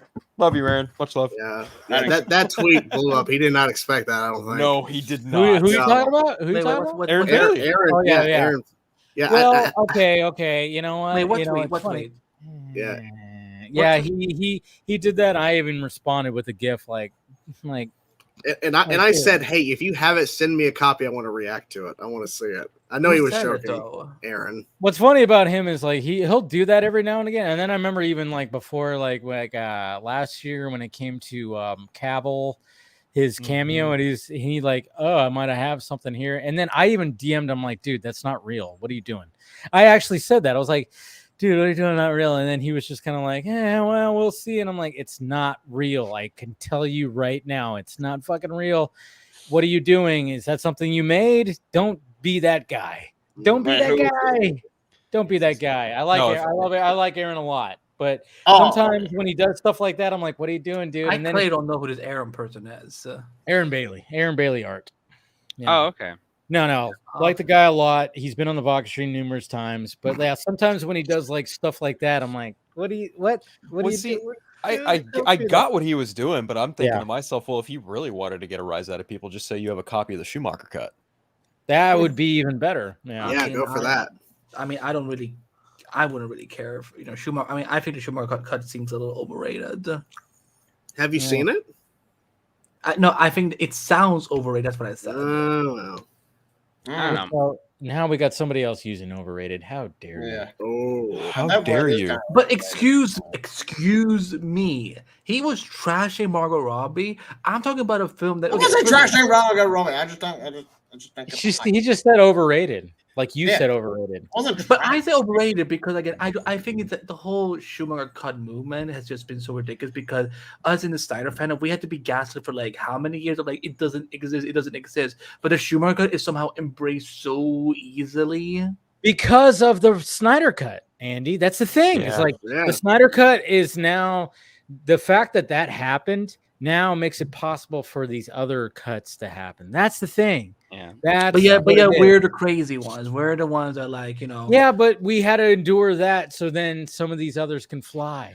That's the thing. Yeah. That's the thing. I mean the Schumacher cut is legit. I mean, Kevin, it is. It's out there. It's out there. I know it's but the thing is that for Paul, what I'm saying is that for the longest time, some of my fellow journalists, sadly, and people at Warner Bros. Were saying like, "You guys are delusional. There is no Snyder cut." But with the Schumacher cut, but somehow like a movie that actually flopped, they're like, "No, it's real." Yeah, Kevin Smith, here you go. No. Batman Forever did not. Yeah. Batman Forever was very. Batman and Robin flopped. Yeah. Yes. Yeah. Yep. Batman Forever was actually Black very Adam. flawed. Yes. Well, Sit your ass down. Don't talk about 30 years later, yes, yeah. 30 years later. I forget that Batman Forever. It came out before you. You know, ironically enough, Batman Forever and Black Adam have a very similar poster structure. They do. They do. They actually do. Yeah. But the You're Black Adam absolutely was right actually about that. cool. You're absolutely right about that. Yeah, because it kind of goes diagonal. Yeah. Yep. It And goes even the diagonal. just like But that, it's like, yeah. but like, wait a minute. It's not like freaking. It's not like Batman Forever invented that style. Oh no, not at no. all. That's not at all what I was Yeah, getting but, at. he was just making a cool. correlation to it. That's all. Well, I think the point is, at a certain point, it's hard to be creative now. Besides floating heads for a lot of posters now, that's the problem. Oh, did you all see the that sad song? fact of the matter is like some concept art dude can make a poster that just is minimal and just like unique, and then it's like, wow, that's better than what the fucking studio. It's like the Oppenheimer main poster is just him standing in front of an explosion. It's fucking awesome. Like you don't need anything else. You don't need because if they did floating heads for Oppenheimer, oh my god, the whole poster would be filled with heads. How many people are in there? Not even the Barbie poster had floating heads. It just basically had they had them all like I think it was single people for every poster, right? They had their own posters like they were on the box, which was creative. And then you had like a poster with like Ken and Barbie like within the B, and that was about it. So they both again Barbenheimer poster game was top notch. Poster game was top notch. Sorry, go ahead, Paul. No, I was agreeing, and I think that that the Barbie. I mean, yeah, you mentioned the concept art. I mean, in the old days, you had guys like Drew Struzan and stuff just draw like an immaculate art piece, and it would look stylistic and it would look fun and cool. And then some point, some genius had the idea to just use Photoshop and just do that instead, and it was cheaper. And we got all these like really generic posters for a long time. That's what it is. It's the cheapness. And instead of actually paying artists to do something, which the studios still do, but they're like alternative posters, not the main one they use, and they just make all the generic crap because it's cheap to do. To that point, oops, sorry, go on. It was just like I'm just thinking about that kind of marketing and how cheap it is like I think about the Marvels and how they just dropped a brand new poster of all three characters. That looks, but I like that poster. I do too, but at the same time, it does kind of it comes from a place of like simple Photoshop, and I understand it. It looks better than floating heads, but even still, it's like there's nothing really superbly original about it because it's again just these three characters. I like it into a background. I like it when movie posters go retro type. It's like they go Those are style. Yeah, like when I went to Mission Impossible: Dead Reckoning, I went to an early showing, and they gave a poster. And I love that poster because it's like it's got that retro style poster, and it's all like looks like it's drawn, and you have like the different scenarios. You have him on the bike, you have him on top of the train, him running, and it's just a cool little poster, like So, but at the same time, when I went to the Flash advanced screening, even those posters that they had that were made by concept artists were better than the studio posters. It's like, what the fuck? Yeah. There was like a poster with like the Bat Cave and Flash in the distance with the waterfall. And it was like in the logo of the Flash was like a zigzag of the Bat Cave. And it was like, that's fucking cool. Like, what the hell? That's a crazy concept right there. Like, Dave, I don't know. Dave, I don't know how it works. I sent you, by the way. What's that? Can you send me what I sent? The clip I sent you on from Twitter. Oh yeah. You sent that. Yeah, I clicked on it. That's why I was laughing because I saw that earlier. What were you gonna say, Paul? Before we look? No, I was gonna say like I don't know how it works with the concept artists, but I'm assuming too that even if they print a poster with their artwork, they probably have to pay them a small dividend for every poster that they think. So it's totally fine. Totally fine. I'm sure it's probably cheaper than what they fucking charge. I don't know. Who knows? But there's something about a great movie poster. I mean, if you're just a bunch of floating heads, it's not going to work. But if you create something just unique and just fucking just cool, it's like, I don't know. It took I think Mondo to kind of bring that back because Mondo would do the minimal poster. It's so good. Yeah, and because it was in correlation with I think Alamo Drafthouse, made it that much more important because Alamo Drafthouse would give out those posters or sell them or whatever the case is. But again, it was always a limited batch. So, and it would be classic movies. It would be the current movies.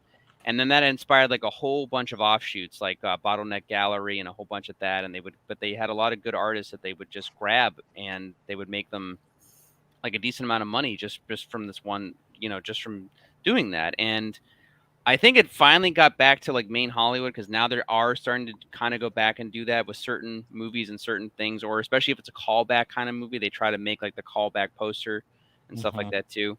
But yeah, I mean, I still prefer that any day of the week over the Photoshop stuff. It's just 100%. Speaking of Mondo posters, I really still want that Man of Steel Mondo poster. I have that poster. Yeah, he does. Yeah, I think you showed. Did you show me that? Or wow. I was showing you stuff from my my room that I have. I have the I have the BBS one, the Man of Steel one, and then I got a bunch of Zack Snyder's posters and stuff, but different. I'm trying to remember where it was from. It wasn't Mondo. At least I don't think it was Mondo. It was what's his name? I can't remember his name. You showed me some other stuff too. From another concept artist. I can't remember his name either. Well, no, that was Rudy AO, and that was Rudy AO. That's who. Yeah, you were showing that was the private commission stuff that I made because basically I was asking him to take Alex Ross artwork, like the style, but do it with the Snyderverse versions of the characters and stuff. And that was really funny because I got to meet Zach and Deb, and Debbie was like, "Oh wow, this is so cool." I don't think Zach even knew what it was at first, and he just kind of gave like a weird look to it, and then I just moved on and started talking about like the movies and about like him being like just talking about like the films and stuff. And so I didn't get like a real estimation what he thought of them. But you offended him. I have no idea, but no, Rudy AO. You can find him on Instagram and on Twitter. Great artist. Yeah, he does a lot of mock-ups all the time, but he's really good. Like he's really Does talented. he take commissions? I believe so. Yeah. Okay. Yeah. I'll write it here in the chat or something, and then you guys can try and find him. But yeah, Rudy AO. But this is what Andy just put in the private chat right here. Which I saw this before. I saw this. I mean, it's ridiculous. Yeah, somebody.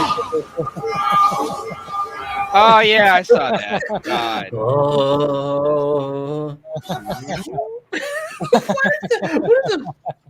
The way he's looking at the camera like.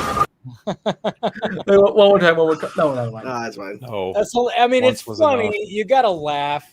You gotta laugh. I mean, I'll laugh at the poking fun of all that. I get it. But I mean, we're gonna have fun sometimes. You have to have fun. Even though like I enjoy. I mean, obviously BBS is one of my all-time favorite superhero movies. Same. But then I also I enjoyed Flash a lot. But but I could appreciate the jokes. I could appreciate sometimes when people are just say like it's the it's the it's a worse movie than Geely or something like that. I'm like, I don't know about that. But it's, yeah. When they go when they get very hyperbolic, I'm like, all right, let's Speaking of jokes and like the current pop culture landscape, I actually saw a bad one regarding Barbie and Oppenheimer yesterday. And I don't even know if I want to. Fuck it, why not? Just say it. You already just say it. So the first Barbie doll was made in Japan and released in America. The first Oppenheimer toy was made in America and released in Japan. Yeah. I saw you posted that. That was dude, I mean, dude, I saw a pretty bad one too, actually. A bad that joke where it said it said Oppenheimer is not releasing in Japan, and somebody commented because they got the live action or something like that. Oh my god. I was definitely thinking like that on another stream, but I'd be like, that'd be too much. It said it's because they got the live show, and I was like, oh fuck. I was like, I also saw one where it was Spider-Man 3. It's Toby, Peter in the crowd, and it's Americans, MJ, Oppenheimer, and then up top it's Harry, Japan, and it's like, oh my god, wow, yeah. There's bad that's jokes the thing. out When you there. watch Oppenheimer, I mean, they emphasize that, and it makes it Oppenheimer like within the movie, he's like he does not feel good about it, and you don't feel good about it either. Like, No. like again, you don't walk out feeling happy of Oppenheimer. You walk out going, "That was brilliantly made," and I feel like shit. Like, wow, this is like, ugh. I have a question for Axel. Wait, so you're freezing your ass off clearly, but you're eating an ice cream sandwich? Yeah. I can't with I can't with it's winter time over there for him. So. I know, but it's like the last. I know we're all sweating our asses off. Yeah, like, we should be having the ice cream right now. Yeah. Exactly, but it's like he's like because I saw when he put on his jacket, he put on his blanket, and then the man has the audacity to go and pick up an ice cream. I'm like, but you're freezing. This is what's funny. It's not that cold, but like, yeah. Oh, well, take off the jacket. You're a literal contradiction. Exactly. All right.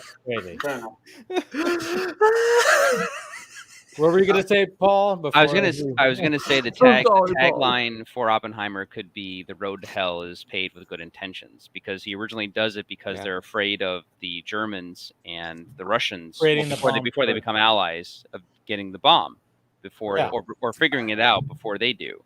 See, and oh man, that's what they do a good job at. It's like, I mean, Oppenheimer was not the best guy, and he emphasizes that too in the film. Like, he wasn't the best guy. Like, he has some quirks and some some things like when it comes to women and shit like that. Like, he wasn't the best guy. Like, that's emphasized that he wasn't the best, but he was a brilliant man who had people. He had a team of brilliant people, and yes, the whole obsession was to try to get to this first, but then again, it's two different stories. It's before and after. It's like, again, it's just told so brilliantly by Christopher Nolan.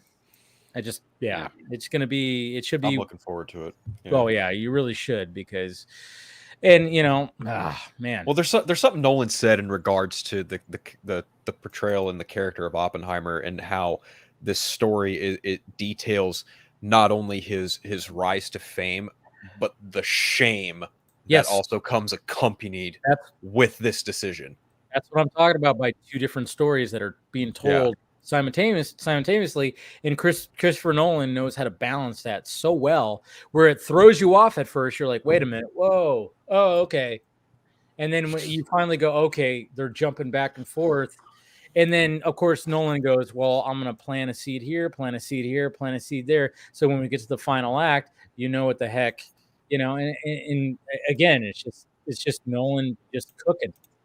He salt made the fucking, he was like, you know what, this Oppenheimer story is boring, but I'm going to fucking add some little salt. And then he just turned it into something.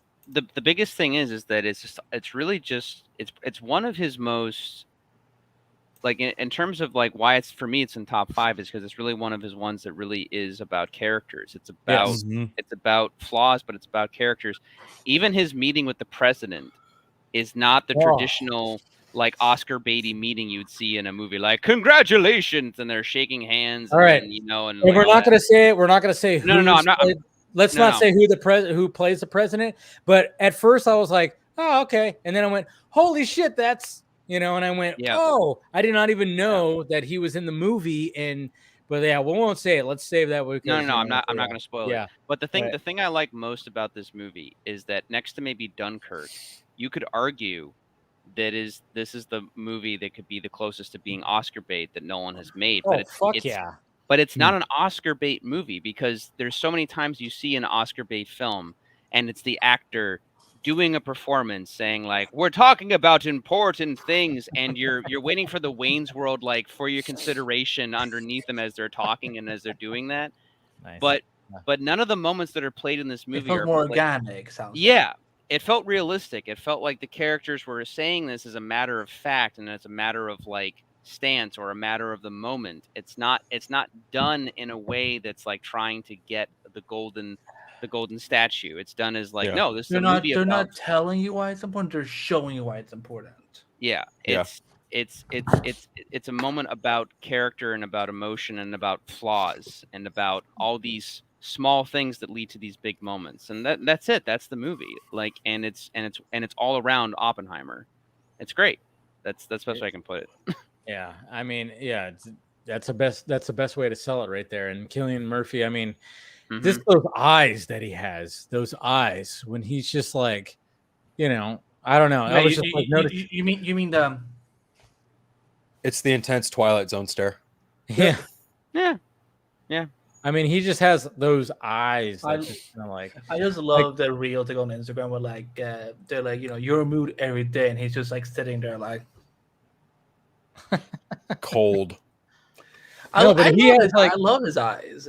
Yeah, his eyes are just like, it's just like, you know, I don't know. He utilizes that. I mean, those, because I was just like, geez, this, I mean, like the way that he like looks at people too. I mean, like Cillian Murphy has done that before, but performances, and I think this is why he was a good fit for this, because, you know, he's like this brilliant man who's like big time stressed out. He's not a big man. He's very small. He's almost frail, but he's not frail enough where he can't be physical, but he's a small dude. And it was funny because I was like watching going, God damn, he is like really small. And then I find out today, I'm like, oh yeah, he like lost a certain amount of fucking pounds to fucking to play Oppenheimer. And I was like, holy shit. I'm like, yeah, that it was noticeable. It was very noticeable. But who was I going to talk about that was in the movie? Fuck, can't remember that. Oh yeah, even Josh Hartnett was in the movie, and I was like, yep, what the hell? You saw that, yeah. Yeah, and I was like, and he was great too. It was like, what the fuck? All of Hollywood wasn't. Did you? Well, okay. First off, I love Josh Hartnett, but do you guys know like the story behind Josh Hartnett in this film? Because of Batman, he was going to be Batman at one point. And he actually, I think he may have actually even got the role, but he turned it down because he didn't want to be Batman. And of course, he almost was Christopher Nolan's Batman before Christian Bale. Yep, pretty much. And I think, I mean, I've always liked Josh Hartnett, and I always felt he was kind of underrated. And so to see him in this movie, and he's also in the new Black Mirror season as well. Yeah. So I'm like, bring on whatever probably the best episode. Probably the best episode of the season. I'm just saying. Yeah. For sure, or at least like one of the top ones. Yeah, and like, he's an underrated actor to me. And seeing him in this, like, his character doesn't even do that much, but like he has a presence, and I like that. And I think you need that as an actor. When it comes to Josh Hartnett, I mean, he was always like when you think about his roles, my favorite role of his was Lucky Number 11, which a lot of people don't know about that movie. And if you haven't seen it, do yourself a favor and watch that movie. It's a fucking great movie. It was a small movie about like whodunit, assassins, two rivalry family gangs. It's a crazy movie. Lucky Number 11. Do yourself a favor. Great movie. Josh Hartnett's fantastic in that movie because, you know, he's the lead who's like in the middle of all this thing, of this mystery, and and the way it unfolds, it's great. It's got it's got Ben Kingsley and is that Bruce Willis in that movie or no? Bruce Willis is in that movie as well. Oh, he is. Okay. And then I mean, it's a great movie. So watch that movie if you haven't seen it. But like he was always like that kind of. It was almost like he was almost Keanu Reeves-ish. You know, like when you watch like a movie, he's like, you know, like you know. And I'm not saying that there's nothing against that, but you know, there's a certain type that you would get now. Like he took some time off. Like Josh Hartnett was not around for a good chunk of like the 2010s. Like when was the last time you heard about Josh Hartnett? It was a while. Now all of a sudden he's in Black Mirror. He's in Black Mirror, and then he's in the new Christopher Nolan film. And both times I'm like, wow, this guy really worked on his acting, and he's so much better. He's not playing the you know, you know, that kind of guy. He's like got some fucking. He's changing his voice. He's got some chops going right now. I mean, I'm always a huge fan of the cult classic, The Faculty. I love that movie. Robert Rodriguez, fuck yeah. Yeah, I thought he was awesome in that fucking movie, and I found out about the movie like years later. So I think it was like rediscovering. And he plays a brief part, but he plays the opening killer in Sin City. Yes, or like the doctor that comes back around. The first one. The first one. Yeah. Yeah, because the girl, the Gilmore girl that gets away at the end. She gets in the elevator, and he's the doctor, and he's in the elevator with her, and then the doors close, and then I think that's the end of the movie or something like that. But yeah, so yeah, but you're right though. Like I mean, I definitely think he's improved as time has gone on. But yeah, for me he was always just a fun character actor that he just kind of I mean, what was the bomb that he was in? I think it was with Harrison Ford, like Hollywood Homicide, which I never Hollywood saw. Homicide, that's what it was. Yeah. Hollywood Homicide. It wasn't that great. Yeah. A movie, a romantic comedy movie that he was in that I really thought 40 Days and 40 Nights. Fucking love that movie. That movie's awesome. That movie's fantastic. Shannon Sosamon, she's just adorable as all can be. Like she was like, I remember she was in that and Rules of Attraction. I think that movie. James Vanderbeek and Jessica. I'm trying to think. Is that the same girl that's in A Knight's Tale as well? Okay. Yes, she was also in there too. She was like, for a chunk, she was like that girl, and then she kind of fell off. But 40 Days, 40 Nights, you will really fall in love with her, and it's a good movie. It's a good romantic comedy. You know, a guy trying not to have sex and masturbate for 40 days and 40 nights. Okay. Try that, boys. Try that. Jordan, are you okay? Mm-hmm. Oh, I know. Jordan, I know you want to go. We're gonna wrap this up right now, but you can go right now. Oh wait, no, I could be here for the wrap up. I was just like, because usually when you're live for like 5 hours, I'm like, I can't make it. I know. You guys, I was actually. Jordan's like 53 years old. I'm actually turning 70 tomorrow. Yes. Oh man. Wow. All right. Well, you got to get up for that early bird breakfast. Yeah, sure do. Got to be up. I gotta have breakfast early enough so I can eat dinner at 4. Early 4 a.m. Right? Is that something old people do? Yes, they eat dinner extremely early. Yes. Oh, 4 a.m. Are we gonna have to do that? If you live long enough. Oh, that's true. There's nothing wrong with eating whenever you're hungry. That's also true too. Because I've had times where I'm like, I'm hungry. I'm going to eat ice cream at 1 o'clock in the morning. Why not? Who cares? Who gives a shit? Exactly. No, but I think this is a good spot to wrap this up. I think we've talked about all we needed to talk about, even all the questions. We didn't talk about so much the silver bat that was on Ben Affleck's chest. What you guys did at the beginning? I'm kidding. It's a Batfleck that's lost in the multiverse. Of course, it's gonna change from what he had. You know, I just it is cool though. It looks. I mean, that man can wear any Batman costume. He looks cool. Like, you know, he could have had a Barbie version of the Batman costume. I would like. Somebody Photoshop that. Yeah, please do for me. Going up 1 ticket to Barbie, please, and he's gonna be in a. No. He gonna do that. 1 ticket to Barbie, please. Oh wait, 2. Alfred's coming too. Exactly. No, but I mean, like it was. A lot of people were like going like, you know, like why would it be different? It's like, well, he's it's to differentiate from the old universe. He's stuck in the multiverse. And what is with the silver emblem? Because I remember for Justice League they had that poster of Batman with a silver emblem. So I'm like, they did do that. Yeah, because but Axel, we don't talk about that movie. It popped. I get why they chose that.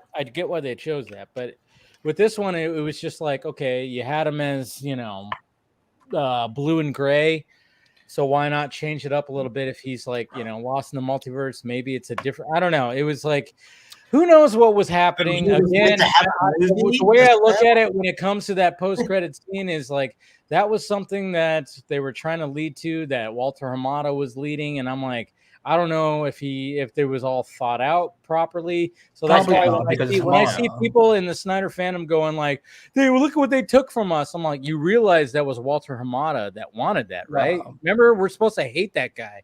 Do you hate James Gunn? So much? And they were also like when Guy Gardner was cast, they were also like some Snyder fans pretended to give a shit about that other actor that was going to play Guy Gardner. Oh yeah, Mr. Finn Whitrock. Finn Wolfman. I'm sorry, that was a Jeff Johns project. So that was a Jeff Johns project. Yeah. I mean, I don't think Jeff was actually going to be writing on it though. No, he was. He was part of it. He was not in the writers' room as far as I know. He was. Oh, okay. Can I ask one question? Do we know? I'm kidding. Okay. It's not even my show. I'm kidding. Do we know if the current heads of WB Studios were at any point involved with the Flash in between Hamada No. and Gunn? No. No. Because David Zaslav came in last year. Are you talking about Yeah. Mike DeLuca and Pab Abdi? Yes, them. No, I think no. I don't think they They were were not. so much. I don't know. I They mean, came in as far last as year, we know. remember? They came in last The year. only thing that got intervened was the Clooney cameo. It was like, all right, we're gonna wipe out everything that was gonna lead to something else, and we're just gonna put this Clooney cameo, which was a gun thing. Which to me, I was like, yeah, fine, do that. I laughed both times. The theater laughed. Whatever the fuck, Right. it wasn't leading anywhere. I get it, even though I still want to see like those scenes that was supposed to originally be in there, but Yeah, Hashtag wasn't the only release and thing- that's like cut. But Well, wasn't the it's- scene with Henry Cavill and Gal Gadot, Michael Keaton and Sasha Calle, wasn't that DeLuca and Abdi? I thought that was their Yeah, decision. I'm pretty no, sure I that was. think that was always, that I was think there. that was actually there beforehand. I think No, that was that was the Luke. That, from what I read in the report, Was that was that? the Luke. Yeah, I that thought it was. Abby That's what DeLuca. detailed in the Hollywood Reporter. Yeah. Yeah, Well, because Walter Amada would never have a good idea if he even knew one in front of him. Well, it's weird how like that image of Batfleck comes out with the silver emblem and everything, but yet nothing else came out from cut stuff. Like it just makes I no think sense. he Like why would will- yeah, he but, will eventually. like that came from like the Flash behind the scenes stuff, right? That came with the digital release. Yeah, so why would they put that out when they know it's a cut scene versus when they could just have other footage of Ben They're Affleck trying to sell. behind the Well, scenes? here's an idea. They're trying to sell copies. It might not have been a Walter Hamada idea. It might have been an Andy Muschietti idea. That's well. but yeah, he to would get still- approval, but I mean, he yeah. would still need to get that approval. crisis. It Yeah. was leading to that crisis kind of Yeah. That Crisis movie and all that. that he was wanting to have. That's the I- only thing. I think Henry Cavill got paid $250,000 for that cameo for the Flash. And Each. never. He got Never paid got shot. $250 each. I would pay, Flash. I would have paid $250,000 just to be with Henry Cavill. But, So basically, Henry Cavill for both of the cameos, he got paid $500,000. I was like, Damn. I love probably even that. more than that. I love that for him. I love that, Which for is him. great, yes, because then he didn't, obviously he was like excited to be back for the role. We were all excited, and then they were like, "Nope, sorry," and then we're like, "What the fuck?" I still remember that happened. That got released probably about 12 minutes before I was going live on Film Junkie Live on like a Wednesday. I remember when that happened. I had like all these. I had like another main topic, another thumbnail, everything like that, and all of a sudden that comes out, and I'm like, "Oh shit!" So I literally had to like type in the live chat. I was like, "Guys, we're gonna postpone this another half an hour," and I had to like read like all the stuff, read his statement, read everything, and then redo my thumbnail within like a half an hour to like get something right. I was like, Jesus Christ. You know what give perfectly summed up Dave in that moment? You know that gift from the Big Bang Theory when Sheldon like is holding paper and he comes in and Leonard tells him that we don't need anybody. Yeah. Like, Yeah, that's pretty much what it was. It was like, I was all upset and ready to do the show, and I had everything dialed in, and I was like, cool. And then all of a sudden, boop, all of a sudden everybody was like, this is this. And it was like, statement from Cavill. Cavill's no longer. And I was like, oh shit, I gotta like redo. It was like, oh god. And the thing is that everyone with this whole situation of people getting removed is that James Gunn and Peter Safran, mostly James Gunn because he's on social media, people know him more. He's to blame for all this stuff. And the fact is, no, it's Zaslav. It's Zaslav who writes the checks. He's the one who wanted the reboot. He wanted to do this. I blame Grace Randolph. Yeah, Grace Randolph. It's just easier. I blame Kevin Feige. I don't know why. Yeah, Kevin Feige am put up. going to blame the collective idiocy of Warner Brothers and the reactionary. The reactionary fans who couldn't shut the fuck up and just let people make their movies. That's what really bothers me. It's the same people that were screaming about, like we were smishing Finn we're after losing the role of Guy Gardner when that was 2 projects ago, two versions of Green Lantern ago was when he was cast. I know, and people were like, "How dare they do that to him?" Oh, like, and people didn't what give the a fuck shit. Have you watched him? And Have you? And people he's an didn't American Horror Story. I mean, he's a good actor. But that's the thing. I'm not saying he's bad, but I'm saying these people that are complaining have never heard about him before. They didn't give a fuck when that version was removed and deleted, and they were doing a Jon Stewart show. No one gave a shit until Nathan Fillion got cast. It's fucking pathetic. I'm sick and tired of people bitching. I know and shitting. it is sad because Jordan like, is mad now. I'm fucking angry because these people are so inconsistent. They weren't mad when he was removed when they retooled the show to Jon Stewart, and also now that's James Gunn's project. Now they're mad.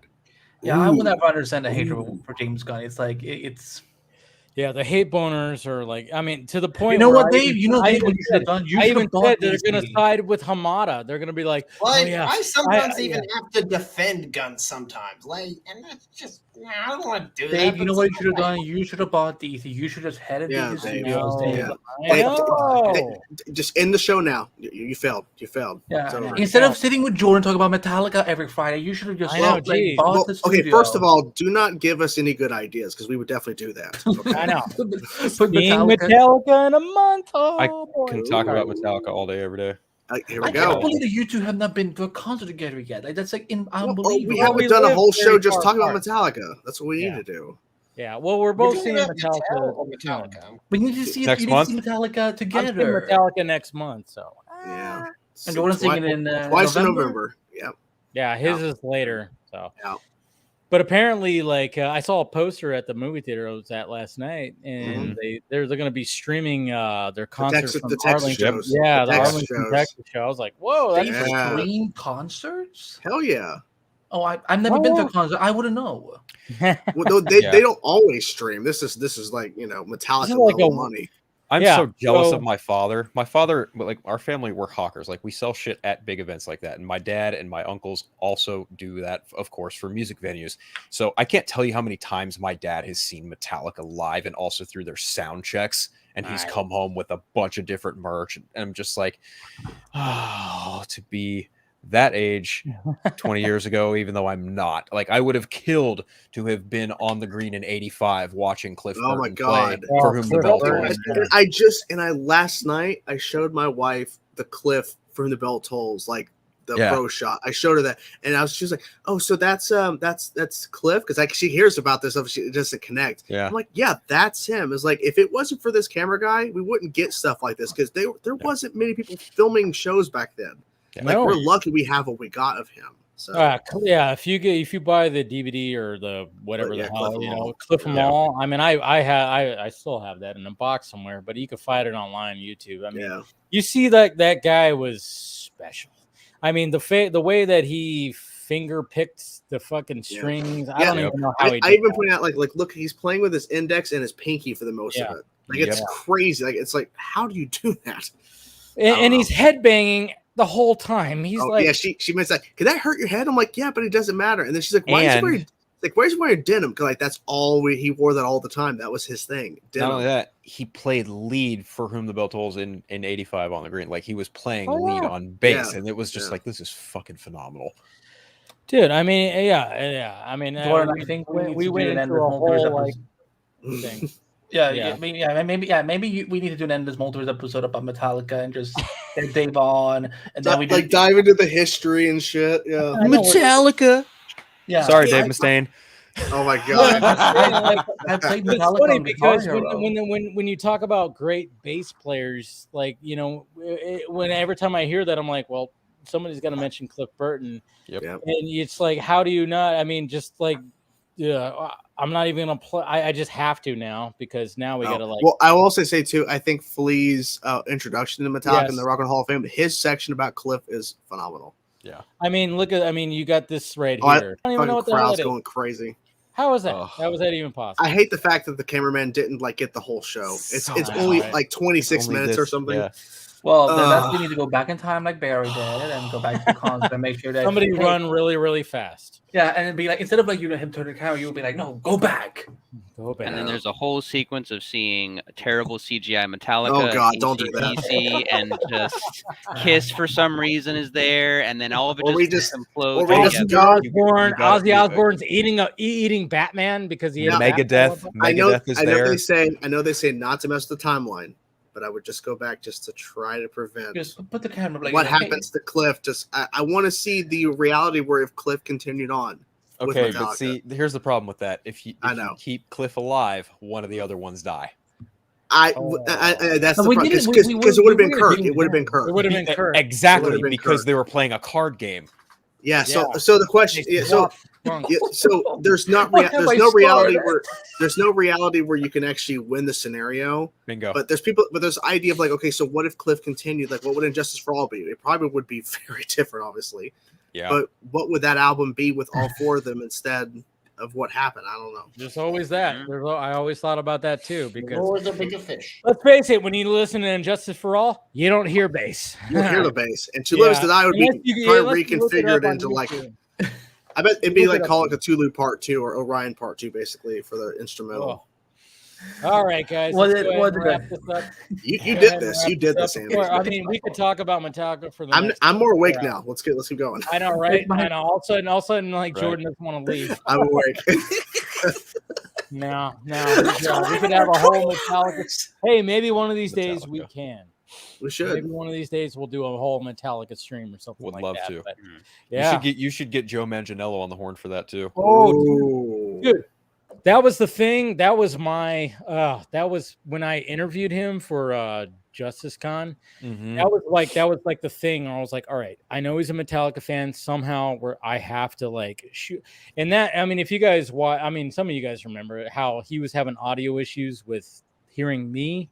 Yeah. When that happened. So that was like, but man, when I brought up, at first when I brought up Metallica and I was like, all right. And then that's where it was like, all right, we're good. We're talking. When Metallica. that happened, I was so happy because I had sent you initially a question. I was like, can you ask him what Deathstroke's favorite Metallica song was? And then they naturally progressed in the conversation. And he said the one I thought it was going to be. It was Disposable Me Heroes. too. And I was like, fucking yes. Dude, like when you sent me that, I was like, yes. I was like, yes, that's a perfect question to ask him because he's a Metallica fan. And I was like, I was even betting on that too, because what would Slade Wilson, what would his favorite Metallica song be? Disposable Heroes, obviously, because that's about, obviously that's about war and, disposable heroes. And when he said that, I was like, I was like, the yes. theme song for his Deathstroke TV show. Yeah.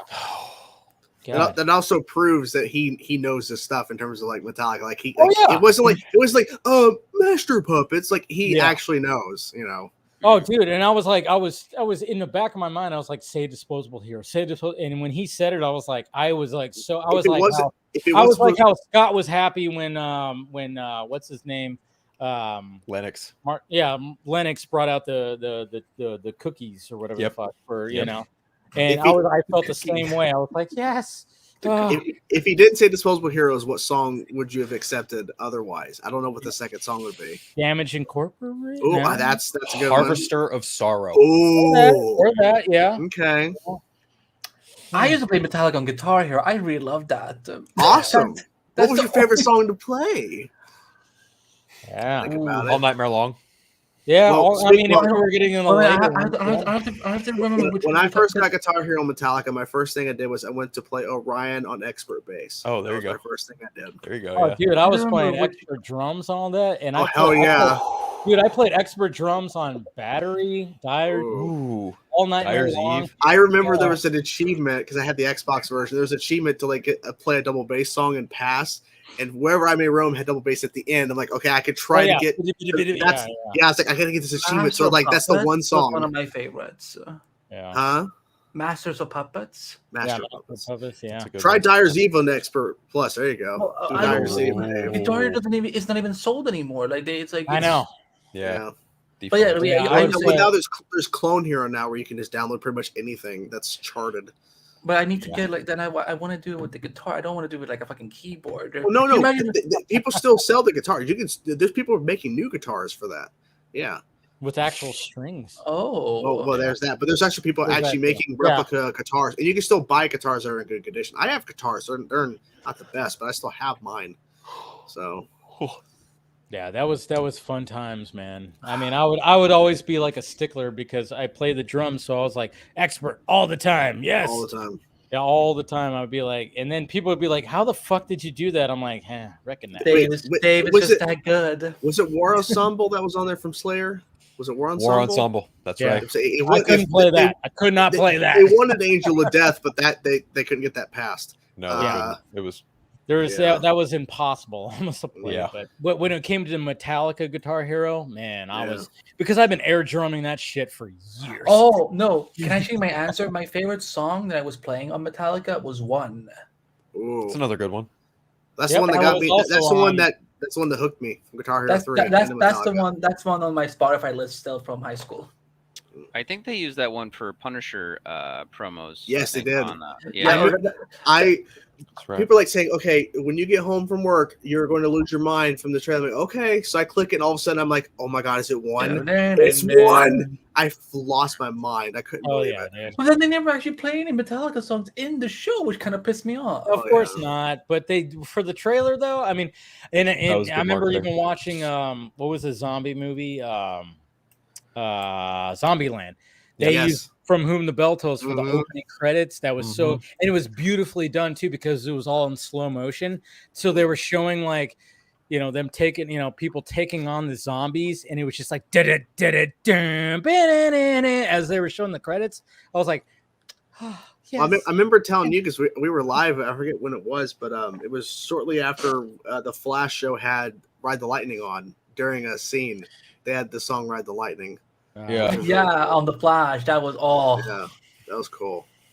And they didn't do that for any of the DC movies that featured lightning. I know that's because of Flash TV. Because I think that was an Eric Wallace thing. I think Eric Wallace is he's a nerd like us. I think that's when he was like, "Wait, he's gonna be riding lightning? Oh fuck yeah, we're gonna get that song." Yeah. You just have to do that. Ride the Lightning. Gotta be smart. Gotta be smart about it. Gotta be smart. And they're talking now. They're like, yeah, let's use our stuff. Yeah, she use her music, whatever. They don't care now. Totally do it.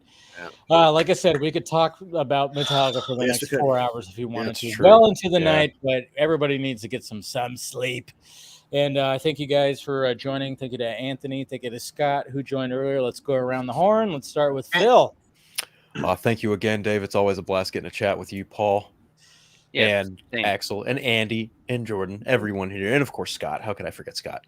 Yeah. But no, seriously, it's always such a good time getting to chat with you guys about fucking anything. I'm looking forward to seeing Oppenheimer and Barbie this weekend, and I'm going to try and see your review of it, man. Yeah. The Dark Knight also turned 15 this past week. Craig and I did a commentary track on the Eternal Night for it. So that's out there in the world. If anyone wants to follow me, just at Unfiltered, Twitter, Vero, Instagram, and Threads.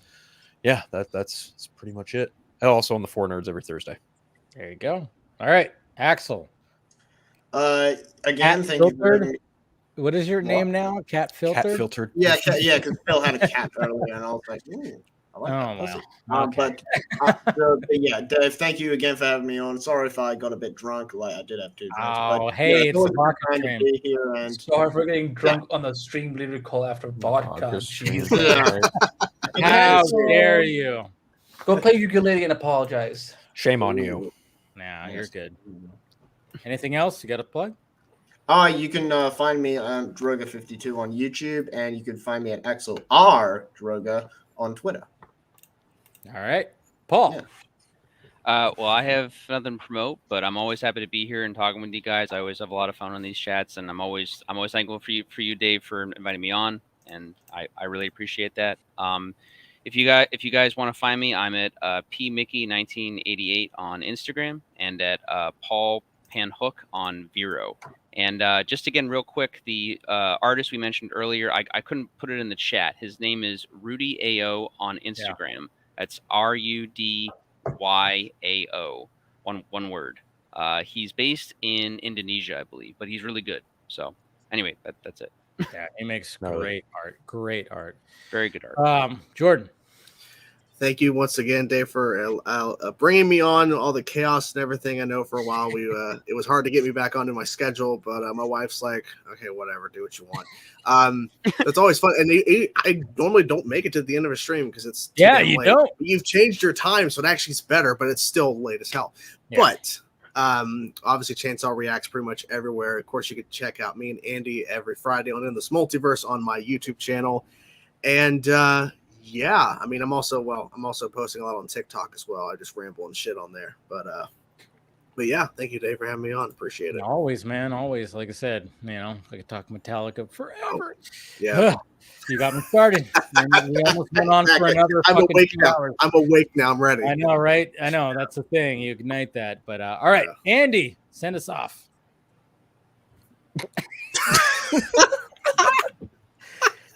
He's like, wait, what? Sorry, wait. What? Sorry, what? Oh, were you watching? What are Plugs? No, not watching it. No, I was reading something. I was like, he was looking at Ryan Gosling's abs. That's what he was. I don't find Ryan Gosling appealing, so but okay. You went to Barbie Hub, didn't you? You mean Tom Welling? You went to Barbie Hub, didn't you? I went to Barbie Hub. Anyways, plug, Andy. Plug.